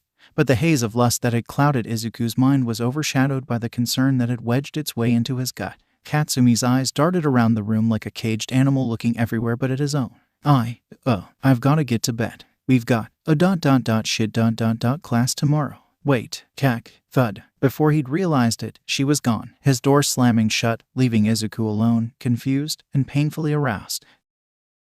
Katsumi, Sumi, hey, Katsumi-chan. Against her better judgment, Katsumi paused, waiting for Round Face to catch up, but she wasted not time in setting off nearly immediately once the brunette had done so. Hey, Katsumi-chan, I'm super excited for class 2, but don't you think we should wait for Izuku-kun? Katsumi tensed, inwardly cursing at hot flush that came to her cheeks. Gravity Girl had only mentioned his effing name and she was already losing it. How the hell was she supposed to focus on her first real day at UA when all she could think about was the gentle caress of his lips or the hot tickle of his breath on her neck? Explosive touches?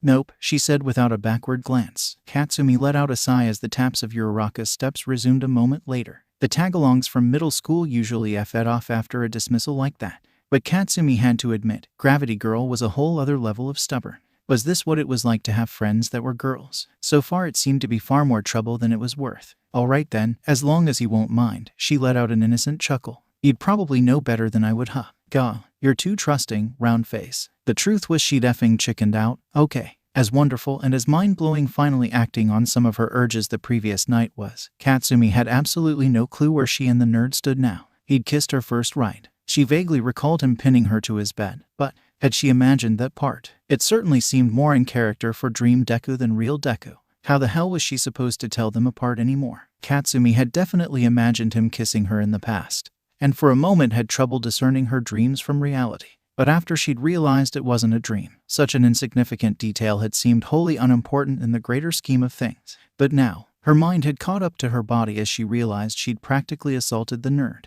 Katsumi flushed at the thought of her full-blown panic attack. They'd only gotten to second base before she'd bolted, citing an urgent need for sleep of all things. What a effing joke. But once she'd gotten back to her own room, Katsumi had lied awake for hours pondering just what might have happened if she'd stayed. Katsumi cringed, thinking back on her sudden departure. What the hell did Deku think of her now? Bailing on him like that she'd be surprised if he even wanted a repeat performance. She cursed under her breath, chewing the tip of her thumb irritably. For nearly a decade the nerd had remained unquestioningly by her side. But they'd been best friends, and it had been simple, and most of the time, effortless. As exhilarating as this change was, it was also so distinctly new, carrying with it an air of uncertainty. Katsumi didn't do well with uncertainty, at least in this respect. Gosh, you're totally out of it this morning, huh, Katsumi-chan? Is everything okay? She sighed, waving off the brunette's worries. As guilty as she felt about leaving for class early to avoid talking to Deku so soon, she really did need the extra time to get her effing head on straight. Today they were supposed to be taught by All Might after all. Izuku,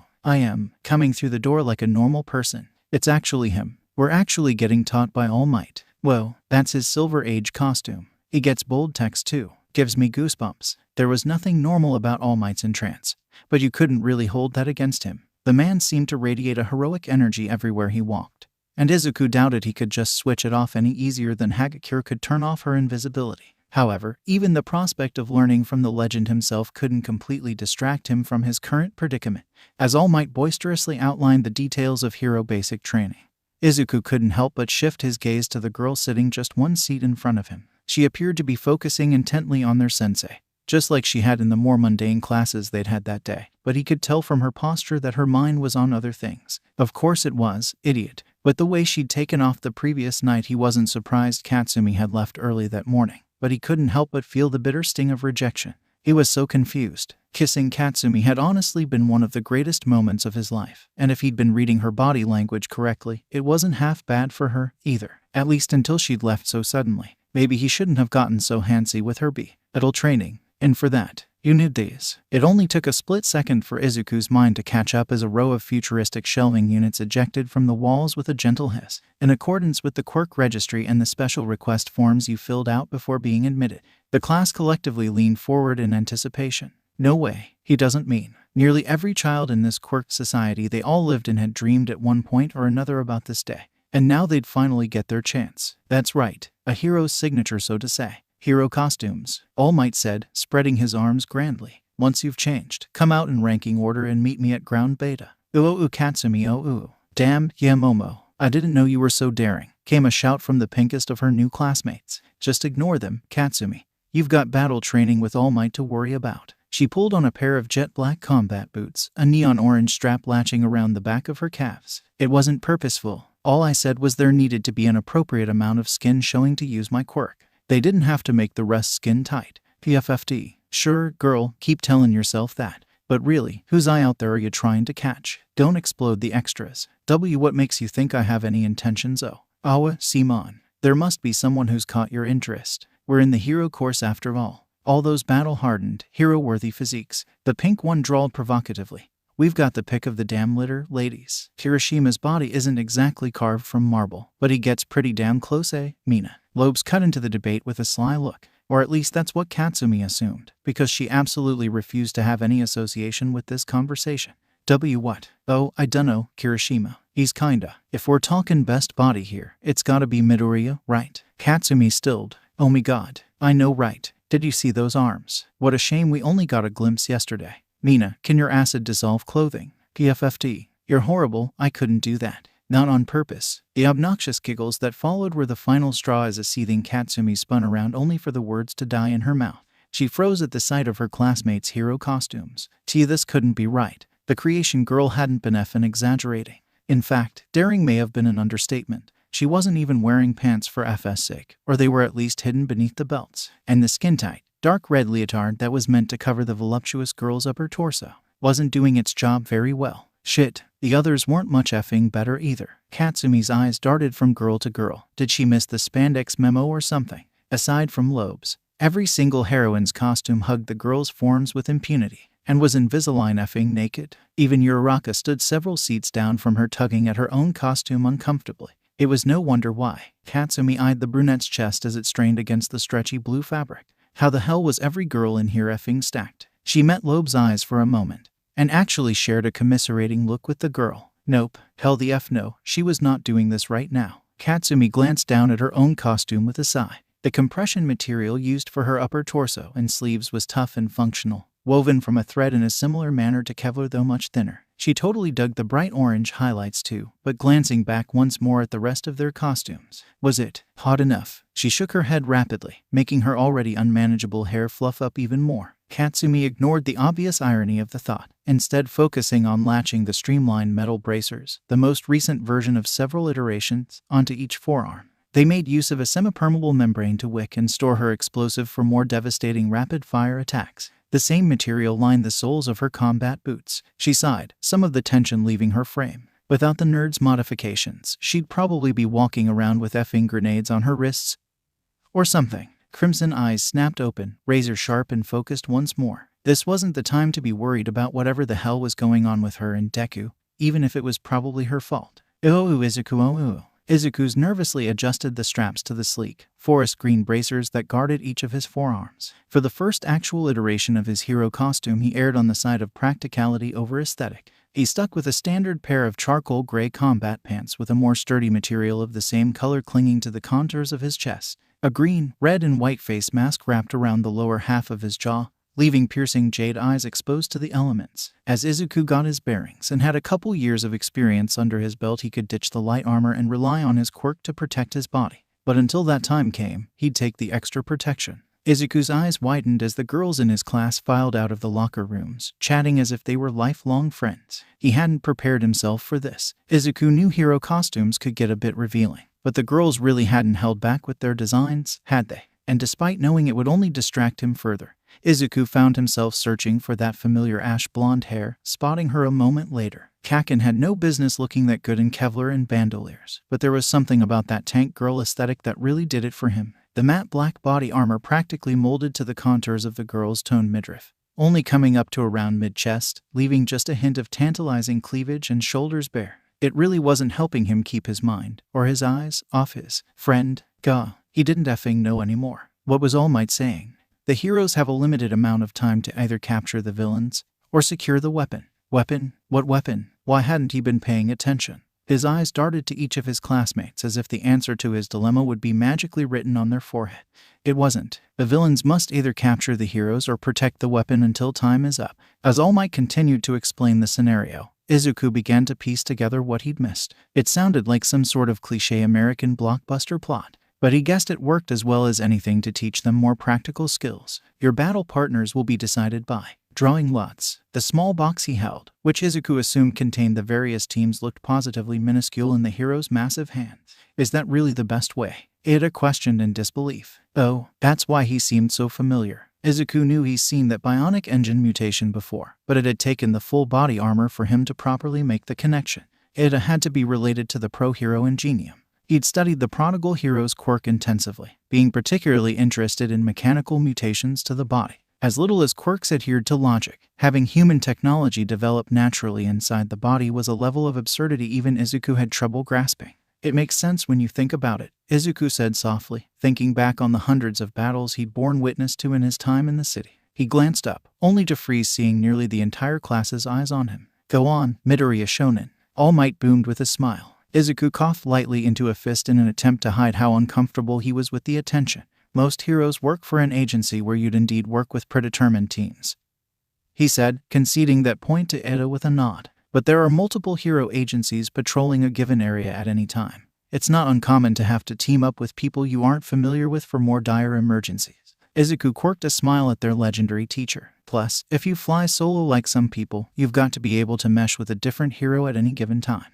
The class was silent for a moment. What the hell? No one told me Midoriya was smart too. I'm so freaking jealous. That really does make sense when you think about it, Yaoyorozu chimed in. I apologize for getting ahead of myself. Please continue. Indeed. Well said, young man. Let's get to it. Each student drew a lot, with matching letters indicating pairs. Peering around, Izuku searched for whoever in their class had the C to match his own paper tag. It seemed fate had its benevolent eye on him after all, as he met a familiar pair of crimson eyes. A crumpled paper tag was clutched in her gloved grip, the curved end of what he knew had to be a C peeking out. And as All Might called up the team, a combo of Yaoyorozu and Takoyami, to act as the villains, Izuku had no doubt that his own team would be called up to match. The fact both terrified him and filled him with relief. At least Kaken would have to talk to him. Right. Ooh, Katsumi, ooh. Just a little bit of time was all she had asked for. Was that really so hard? Was wanting just another goddamn moment to herself being too greedy? But of course, she'd been paired with Deku of all people, and of course they were called up to bat the first effing chance they'd got.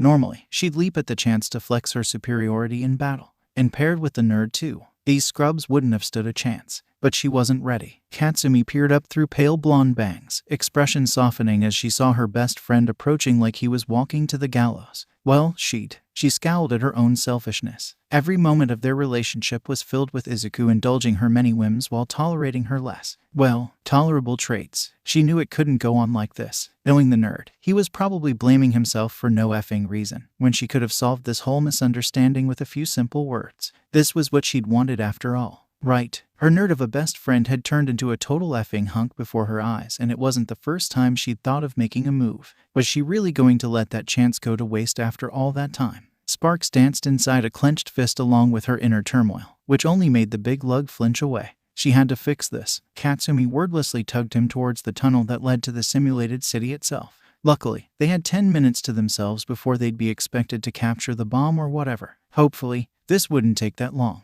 Katsumi slowed to a stop just inside the exit of the tunnel. Clear daylight speckled the ground just a couple meters away, the entrance to the mock city bright and welcoming. She turned to Izuku, finally taking a moment to take in the intimidating figure he cut in his own hero costume. Katsumi knew it was cliché to swoon over a hero in uniform, but with his sleeveless body armor, made of a similar material to her own, and those combat pants that hugged his ass like a effing snack, she found herself for a moment lost for words. Katsumi reached out a sparking palm, latching her fingers onto the collar of his suit. Kaken, I'm sorry. She wasn't sure what possessed her to silence his lips with her own in that moment, but her body had seemingly closed the distance between them of its own accord, pulling his hinged face mask away to uncover the real prize. It only took a second for her mind to catch up to her body. Effing sheet, had she just kissed him? Was she still kissing him? Oh, he should do that thing with his tongue again. Wait, no. She was supposed to be setting things straight, not getting lost in the way his muscular arm curved around her waist ever so gently, or the way their tongues clashed in a passionate dance that was possibly the furthest thing from gentle Katsumi could imagine.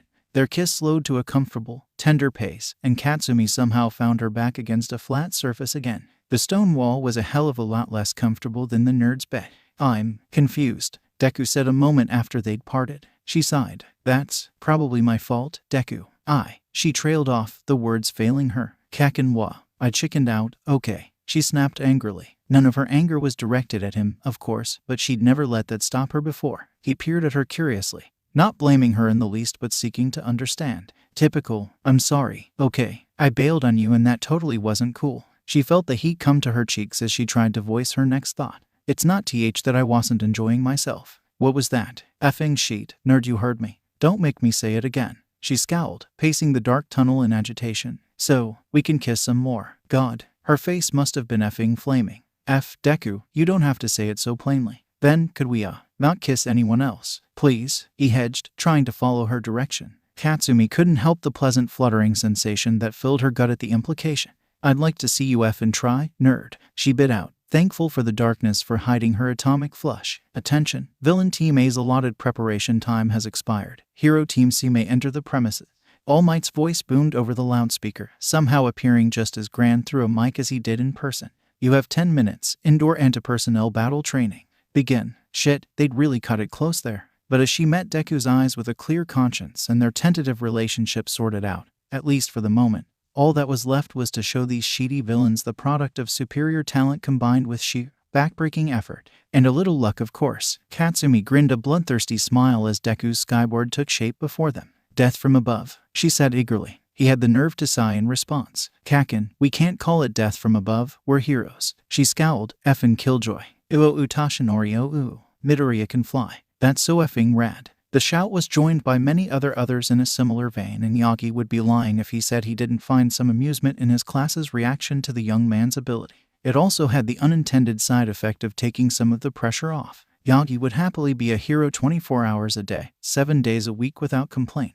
In fact, it was one of his greatest wishes, now that he was actually limited to less than 3 hours a day. But in the brief time he'd had to impart his wisdom on these impressionable youths, he was already exhausted. If this was the kind of pressure teaching put on his body, then he might have to rethink how much time a day he truly had to spare. Day by day, the time grew closer to when Yagi would no longer have the luxury of choosing his own successor, and his legendary ability would have to pass to young Mirio by default. There was nothing wrong with the boy. Quite the opposite, in fact. On paper, Mirio was the perfect vessel for one for all in mind, body, and spirit. But it just seemed so clinical, especially when compared to the bond he had with his own sensei. As painful as his memories of Nana were, he cherished the time they'd had together all the same.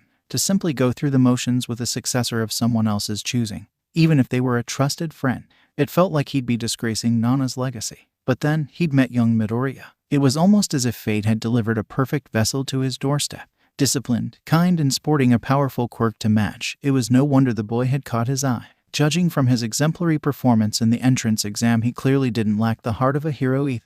But there was still something holding him back, something preventing him from approaching the young man this very day. A spark was missing, and for the life of him, Yagi Tashinori simply didn't know what it was. But he knew he'd know it when he saw it, as little sense as that made. Yagi turned his shadowed eyes back to the screen. Perhaps Midoriya would know better than he. Isuku. The streamlined pair of combat boots Izuku had designed for his hero costume were working just as he'd intended. From the outside, they looked to be a variation of the stylish red sneakers he wore on a day-to-day basis. These, however, were constructed from battle-grade materials and refined to look and act a bit more streamlined. But the true genius was in the inner and outer sole of the shoe. Namely, there was no sole. That particular component had been omitted completely, allowing direct skin contact to his skyboard without losing the protective advantage of the boots themselves. A minuscule amount of quicksteel served as the soles whenever he wasn't flying. The wind ruffled his hair as Izuku made a quick sweep of the perimeter of the building for a bit of early recon. There was no need to rush and guns blazing in this situation. There hadn't been any indication from the outside as to which floor the villain team had set up on.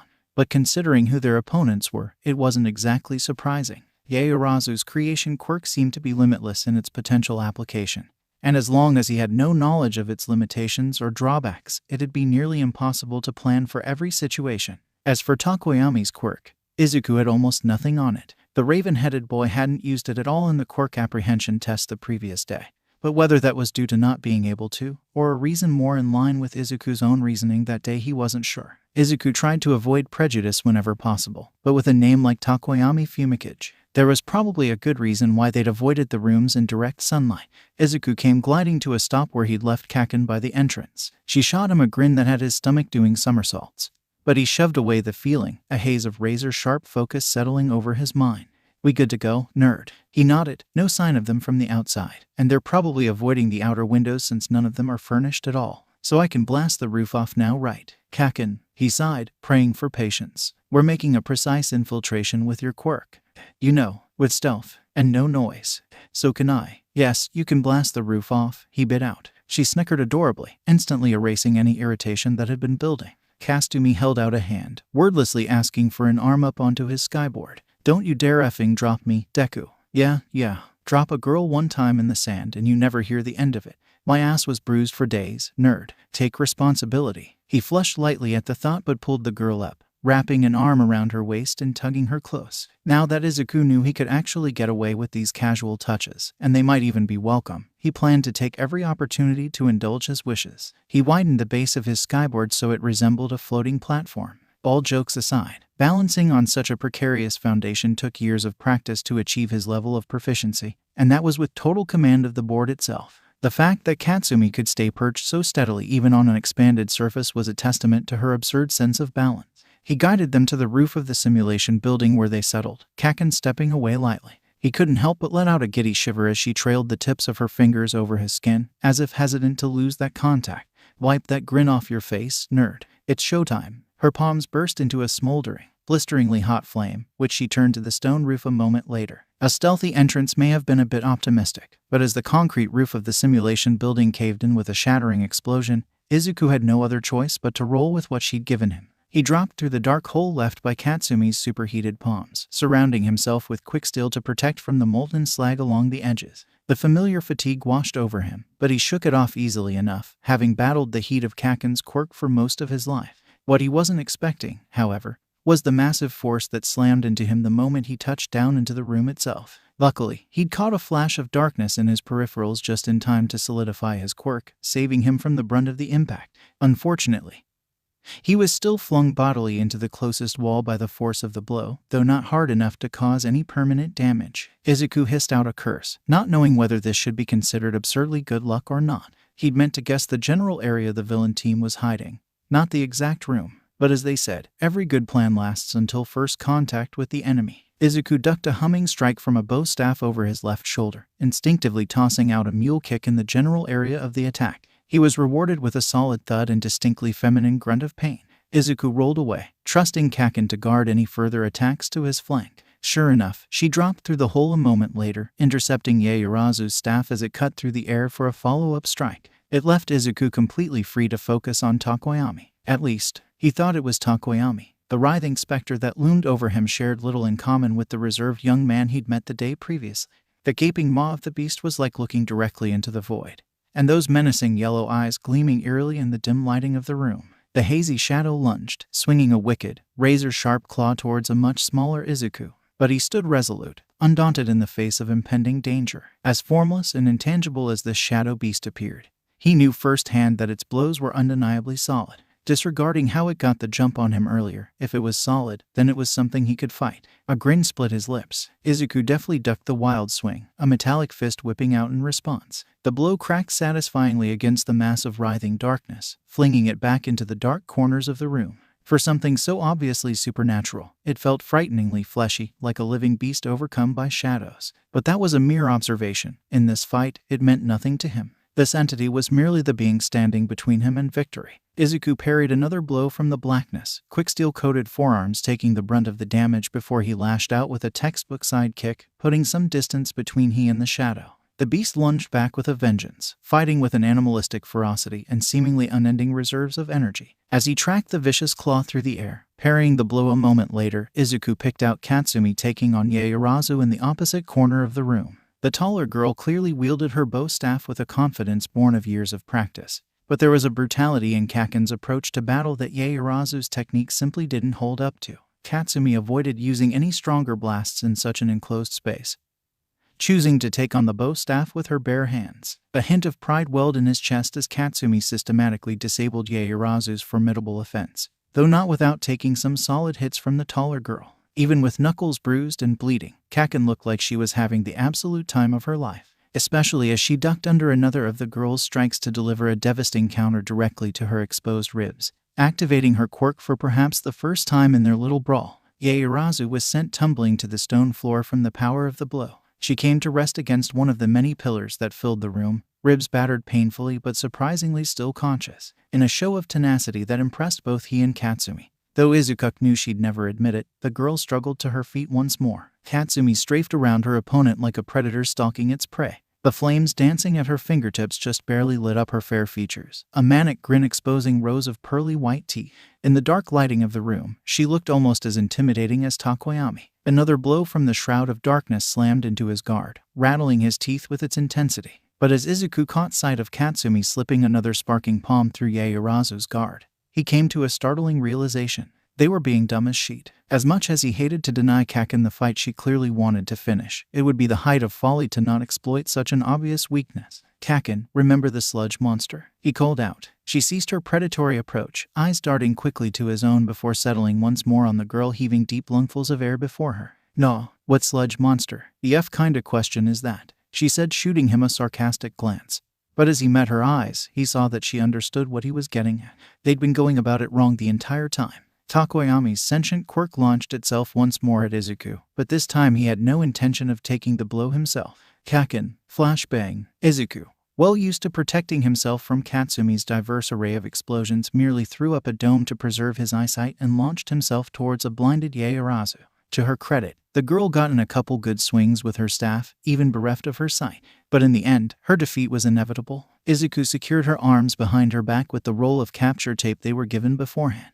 His head snapped towards where he last saw Takoyami's beast, only to double-take at the sight of Kaken standing over the boy himself, pinning him in place with a booted foot. Her palm flickered with the embers of an explosion waiting to detonate as a diminutive version of the once colossal shadow cringed against its host's chest. Izuku breathed a heavy sigh of relief. Takoyami was down for the count.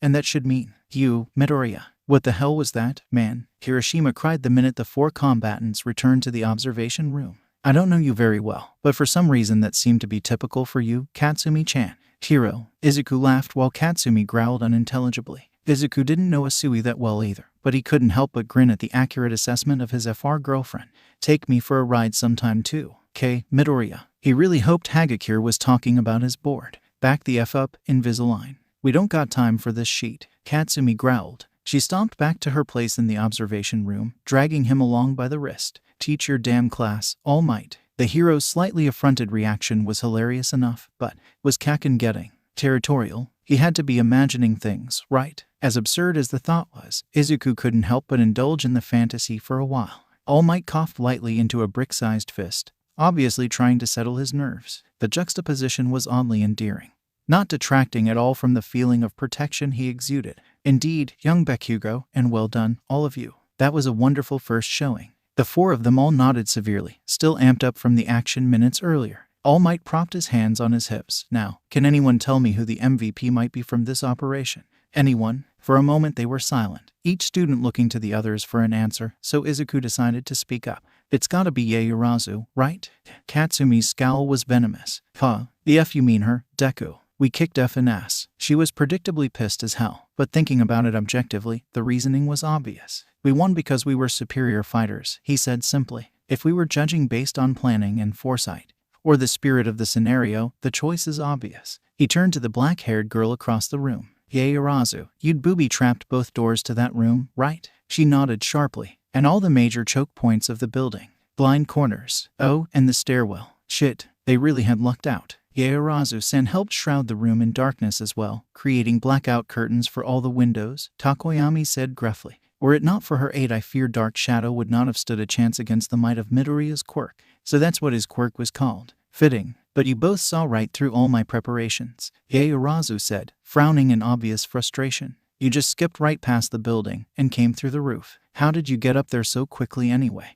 Girl, Midoriya can surf on his quirk and it's kinda rad, Gyro said. The rocker chick gave him a sidelong glance, twirling one of her earphone jacks slowly around a finger. Izuku really hoped that wasn't the sound of Kaken's teeth cracking to his right. As much as he usually tried to avoid incidents where Katsumi committed mass murder, he had to admit the attention was incredibly flattering. Don't get him wrong, Izuku doubted his feelings for his best friend would ever change. But such open admiration from his peers was an entirely new experience for him. He couldn't help but enjoy having his ego stroked a bit. It felt his grin widen involuntarily as Katsumi shifted ever so slightly closer to him, just enough to brush their forearms together. Oh my god, it's finally happened, Uraraka hissed suddenly, those closest to the girl turning to her curiously. But her eyes were locked firmly on him. Or more specifically, he and Kaken. Maybe they could have been a little more subtle. Luckily, the girl had enough tact to wave off the inquiries as to what she'd meant, limiting herself to bobbing in place happily. Izuku had to remember to thank her later. It wasn't that he was ashamed of the recent changes. In fact, a part of him wanted to shout it from the rooftops. But another, more rational part really wanted to take things slowly and get this right the first time around.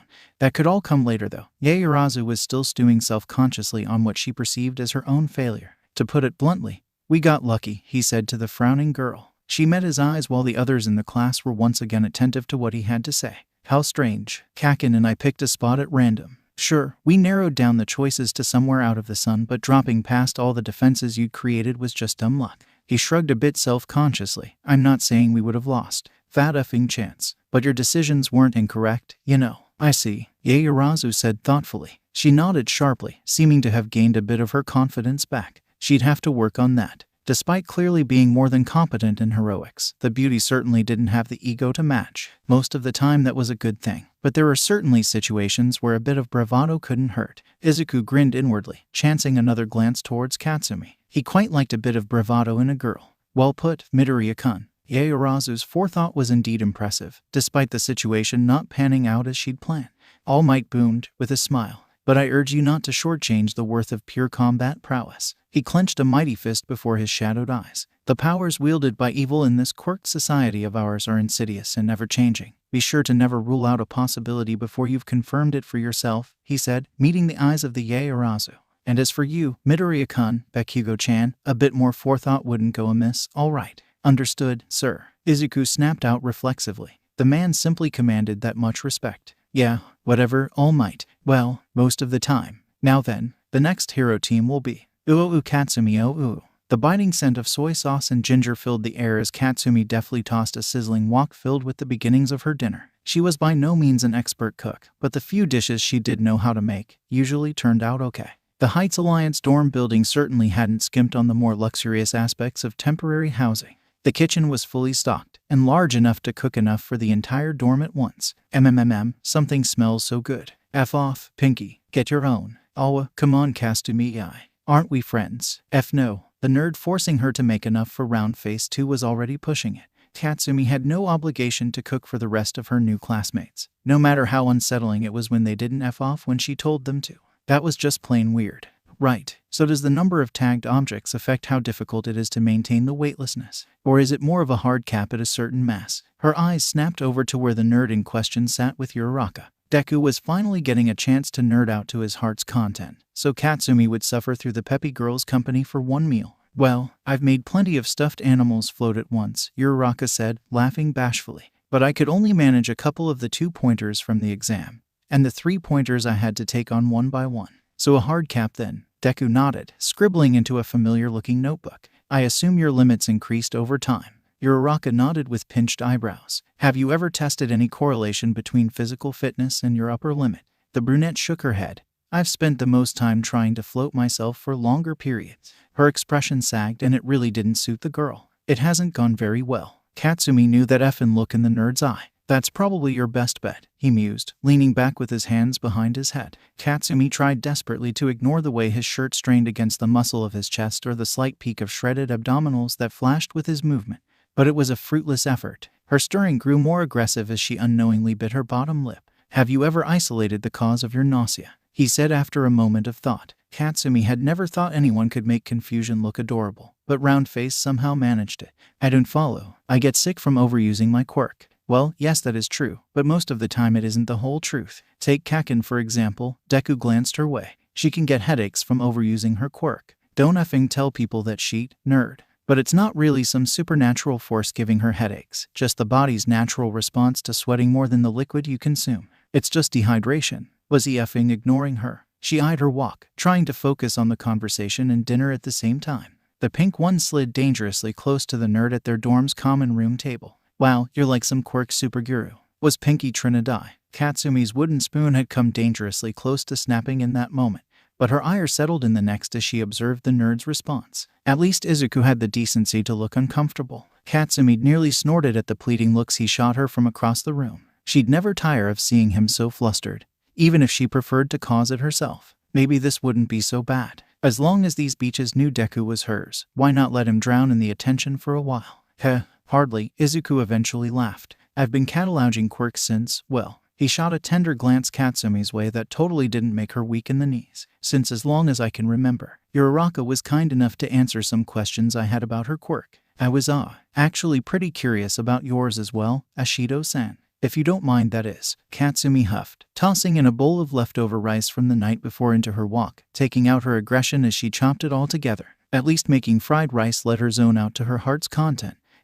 The girl hesitated for a moment, and Katsumi recognized a flash of a familiar emotion in her startling yellow eyes. Katsumi wasn't quite sure what possessed her to speak up, but she felt a need to clarify his request. Deku will have asked our entire class about their quirks by the end of the week. Pinky, he's not singling you out or anything. The horned girl seemed startled by Katsumi's words, but regained some of her pep a moment later. Right, so, what do you want to know? She said, grinning mischievously. Izuku mused, tapping a pencil against the tabletop. Might want to start with some basic information. I got a good look at everyone's quirks during All Might's battle training today, but it'd probably be best to make sure I wasn't off on anything. Alrighty then. The name's Ashido Mina, and my 3 sizes are. About that info, Pinky. Hey, just kidding. Oh, are we doing introductions? Me next.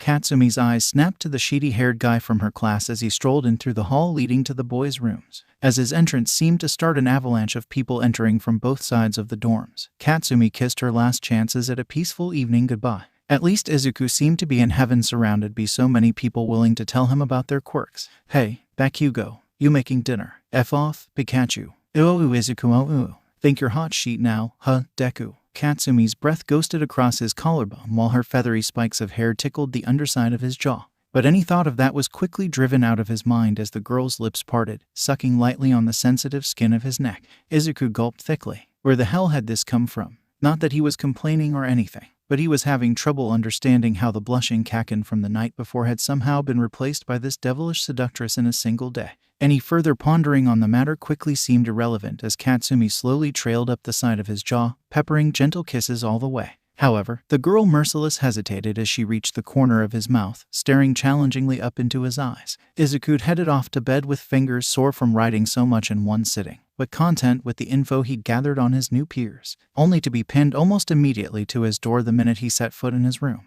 The fiery blonde had wasted no time in her lustful assault. Izuku pushed the last of those thoughts out of his head, instead choosing to close the final few centimeters between them, claiming her lips for the 3rd time in 2 days. But there was something noticeably different about this particular encounter. A mutual understanding had been reached. It gave way to a fervor between them in that moment that was distinctly absent from before. Gone were the lingering thoughts of miscommunication. Absent was the fear of ruined friendships. And this time he was sure it wasn't simply a dream manifesting his deepest desires. It all left Izuku free to enjoy the simple softness of Kaken's pale lips dancing with his own, or the feminine curves of her toned figure lying deliciously flush with the hard planes of his chest. Izuku caressed the curve of her spine, slipping his fingertips under the loosened blouse of her UA uniform, ghosting over the prominent swell of her rear. His jaw nearly dropped open at the spine-tingling whimper that Kaken let out into his mouth. He'd never heard her make that noise before, but he was certain of one thing. He definitely wanted to hear it again. But all thought of going on the offensive went out the window as Katsumi aggressively ground her pelvis against his own.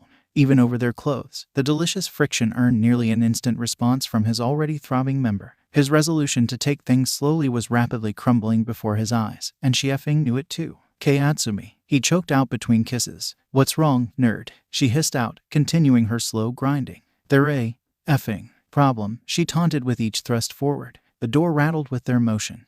The animalistic dry humping they'd devolved to reaching a fever pitch. Izuku finally caved, grabbing 2 handfuls of the ass he'd been tempted by for years, and aided her desperate rutting. Katsumi clamped her powerful legs around his hips, increasing the pace even further while still tangling their tongues madly. A familiar feeling built at the base of his groin, but with an intensity he'd never managed to reach himself. It was no wonder, considering his absolute seductress of a best friend was the cause rather than his own hand.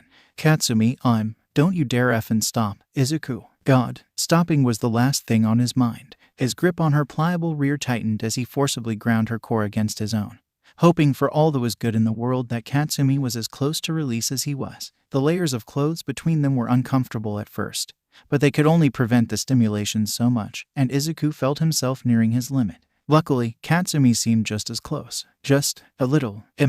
Her whole body tensed, powerful legs nearly crushing his waist as she vibrated at the intensity of what he hoped was her own release. Izuku barely got a chance to appreciate the image of Katsumi's head thrown back in the midst of a powerful orgasm as he too plummeted over the edge. Pulsating waves of purely physical euphoria washed over him as his member erupted. It was, frankly, the most intense feeling he'd ever experienced, and that was over their clothes. It could have been minutes or hours that Izuku was immersed in the throes of pleasure, and understandably, found himself lost for words. He trailed off, language coming up lacking to describe what had just occurred. Katsumi panted heavily, breath tickling his neck where she'd buried her face throughout her release. In fact, she hadn't moved at all since then, legs seemingly permanently locked around his waist, and his hands still supporting her bottom. For a moment they didn't move, basking in the afterglow of finally releasing at least a drop of years of sexual tension. But even coming off the back of such an act, Izuku could already feel the stirrings of renewed lust for this succubus before him. The way she started wiggling her hips around in his hands wasn't helping matters, but her next words served to break his spell. "Those pants are F-ed. PFFT. The dam broke and Katsumi and he both collapsed into gales of laughter. Izuku slid down the door, keeping the smaller girl clutched in his arms. The uncomfortable, sticky feeling from his groin only served to set him off again, wheezing as he tried to catch his breath. "Shit," Katsumi cursed quietly. "What is it?" She could only avoid his gaze so well, straddling his lap as she was. "I burnt your shirt." His eyes widened in surprise, glancing over his shoulder to where she'd been clutching his back moments earlier. He'd felt the sting in the back of his mind, but had just thought she'd gotten a bit aggressive with her grip. Sure enough, the white material of his uniform shirt was blackened and charred through in 2 distinctly palm-sized patches. To think that he'd driven her to the point of losing control of her quirk. He couldn't help the warm rush of pride at that. "Wipe that effing smirk off your face, nerd," she bit out. But the brilliant flush that lit up her face ruined any intimidation factor she may have had going for her. His grin widened. "I've reviewed the footage from battle training yesterday," Aizawa drawled. "Your overall performances were acceptable." The class let out a collective sigh of relief. At least they wouldn't put some absurd test based on the results. However, they tensed up once more. "You'll need to come to a consensus on a class president." "That's a totally normal school activity," cried some of the more outspoken students. "I want to be president. Let me do it," Hiroshima said, jumping excitedly. "The position was made for me." Aoyama twinkled. "I'd like to do it too. I want to be a leader. In my administration, girls will have to show at least 30 centimeters of thigh." Izuku's eyebrow twitched in annoyance. His comments were questionable before, but it was a bit more personal now that he was actually involved with one of the women the miniature hero student spoke of so carelessly. There were several prime choices for class president in Izuku's opinion. Ada was practically built for the role, and with a bit more confidence, Yaoyorozu would probably succeed as well. But as long as Minda wasn't elected, he could probably live with whoever was. Leading the many is a task of heavy responsibility, but simply wanting the role is not enough. The class quieted down as Ida lectured them all, but Izuku grinned seeing the boy's hand remaining ramrod straight in the air. He must really want the role. "Dude, what are you talking about?" Kaminari snickered. Ida adjusted his glasses severely with his other hand. "If this is to be a democracy, then I put forward the motion that our true leader must be chosen by election." Izuku nodded thoughtfully. "There's merit to the idea. But won't everyone just vote for themselves?" Mina asked curiously. "For someone to receive more than a single vote from their peers simply means that they were that deserving of the role. Sensei, will you allow it?" Ida snapped a flattened arm towards Aizawa. "Do what you want, just make it quick." Kaken turned to stare him down from her seat, one ahead of his. "No, he's the best for the job." "Deku, do you even want to be the class rep?" "I ain't gonna be subservient to engines," she said, tone dripping with disdain. Like the job comes with that kind of authority, Izuku laughed. Look, if you don't want Ada to be class rep, then you can always use your vote on someone else. The look she gave him was particularly unamused, and yet still managed to set his heart racing. The downright aggressive way she'd come on to him the previous night was still fresh on his mind. He had no idea what had gotten into Kaken, but it certainly wasn't an unwelcome change. Oi, nerd. Izuku broke out of his thoughts with a flush, meeting Kaken's narrowed gaze. She held out a strip of paper that he was meant to vote on. Quit spassing out, she said softly. She glanced away in an attempt to remain aloof, but Izuku caught the hint of a flush dusting her cheeks as well. Use your vote for someone else. The F did I listen to such sheedy advice, Katsumi grumbled, stabbing her lunch aggressively. How was I supposed to know so many people would vote for me? Izuku asked rhetorically. I didn't even vote for me. Somehow, Izuku had been voted class president, with Yaoyorozu his deputy, much to the obvious ire of his girlfriend. God, that was such a weird way to think of Kaken. It was technically accurate, but just seemed so flat. A title that represented merely the tip of the iceberg that was their relationship. Did an added sexual attraction really invalidate nearly a decade of genuine friendship? That didn't sound right to Izuku. Katsumi-chan's just jealous. Kiro, go to hell, Kermit. Asui remained impressively unflinching in the face of Katsumi's retort. I only say what's on my mind. They'd decided to eat in the dining hall that day, giving Izuku the first look at the full-scope UAS attendees. Since only the 2 classes dedicated to the hero course were housed in dorms, they'd never spent any significant time with the rest of the first years. The various classes tended to stick together to different degrees. The business students sat packed tightly together into the 4 tables in the corner closest to the exits, while support and general ed were interspersed throughout the center of the room. Izuku and Katsumi had claimed the table closest to the kitchen, where he could properly observe pro-hero lunch rush work his magic. Kaken sat with mild exasperation as he scribbled notes on the pro. But Izuku had a feeling he could watch the man for years and never truly understand his culinary genius. The way he almost single-handedly served 5-star meals to hundreds of students without even breaking a sweat was almost like magic. They'd been joined by Uraraka, Asui, and Ida a couple minutes later. I, for one, think you will be a wonderful class president, Midoriya-kun. I knew that the minute you rushed in without hesitation to take on that monstrosity in the entrance exam. Sounds effing familiar. I agree, Midoriya-kun, Asui croaked. Your performance in All Might's battle training was a show for sure. Oh, you mean in the pair battles? Kaken cut in once more. Besides, Katsumi-chan probably has no problem with Izuku being president. Uraraka added with a devious smile. I think it's the vice pres that she's worried about. She giggled, dodging Kaken's retaliatory swipe like a pro. I'm surprised you voted for someone else so easily, Ida-kun, Asui said, touching a single finger to her mouth in thought. Didn't you want the job yourself? Kiro, yeah, you've got the glasses and everything. Uraraka said earnestly. The F does that have to do with anything? Ada straightened up, primly wiping his mouth with a napkin. I humbly made the choice I felt was correct. Izuku nodded in understanding, acknowledging the show of trust from the taller boy. But taller boy's formal manner of speech reminded Izuku of something he'd been curious about.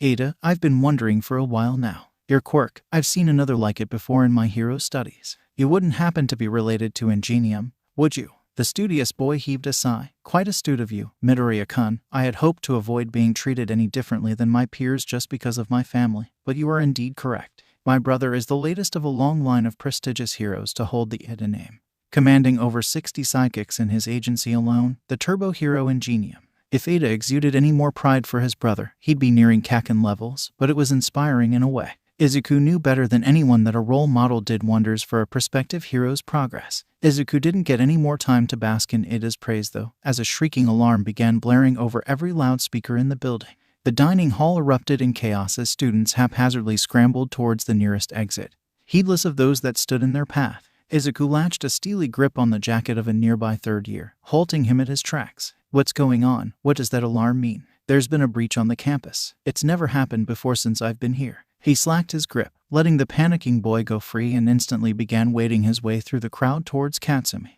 To his surprise, the girl was bodying her way through the crowd with Uraraka tucked safely to her side. Apparently, she'd grown more fond of the brunette than he'd thought. The F is going on, nerd, she growled. Someone breached the security system, he shouted over the alarms still blaring in their ears. She elbowed a second year out of the way after the poor guy bumped into her. Prestigious university, my ass. They ever hear of a effing fire drill? He couldn't help but agree. Even now he saw some of the smaller students nearly be trampled under the panicking crowd. His eyes darted around, looking for something, anything, that could help calm the mob of students. Midoriya-kun. His eyes snapped to Ida, who had somehow ended up flattened against the glass of the nearest window. It's the press. There is no danger. Oh, well, that made things a bit easier. Without pausing to consider the consequences, he quickly scooped Kaken up into a bridal carry before using his quirk to glide them above the crowd. Put me the F down, Deku. She raged through an adorable flush, pounding a fist against his chest. He'd have to do this more often if that's the reaction he got. Can you draw their attention? He asked, ignoring her indignant shout. She immediately grasped what he was getting at. After giving him a moment to plug his ears with a tiny amount of quicksteel, she let loose a deafening blast that immediately silenced the surging crowd. Eyes raised to his position as people quickly located the source of the noise. You're acting like a bunch of children, Izuku said simply, his voice carrying to the very back of the room despite his conversational tone. Multiple sets of eyes widened as they took in the sight of Izuku levitating so casually above their heads. He also picked out Class 1 specifically, whose reactions carried a bit more levity for some reason. The reaction confused him for a moment before he realized he was still carrying Kaken like a bride on her wedding night. Oh well, at least it wasn't really a misunderstanding this time. Having her draped in his arms like this wasn't exactly unpleasant. Izuku cleared his throat trying to regain his composure. There's no danger, he stated, nodding towards the window where Ida still stood, stiffly gesturing outside like some sort of traffic control officer. It's just the press trying to get in again. I suggest you continue to your homeroom, teachers, in an orderly fashion. No need to crush your classmates. Luckily, as with most things in life, once the problem itself was identified, it could be addressed with a calm head. Order soon returned and the students proceeded through the marked exits without the stampeded mentality of moments earlier. Deku, came an ominous growl from the girl in his hands. Oops, well, at least she'd have to wait for him to put her down before she could kick his ass. He took his sweet time gliding them back to the ground, and it was totally worth it. Ooh, Katsumi, ooh. Oh my god, it was like suo romantic. Invisalign and Pinky hadn't shut up about it since the previous day. And to add insult to injury, Katsumi had been stuck doing Present Mike's sheety English essay all night. That meant she'd had no real opportunity to punish the nerd for pulling that sheet yesterday.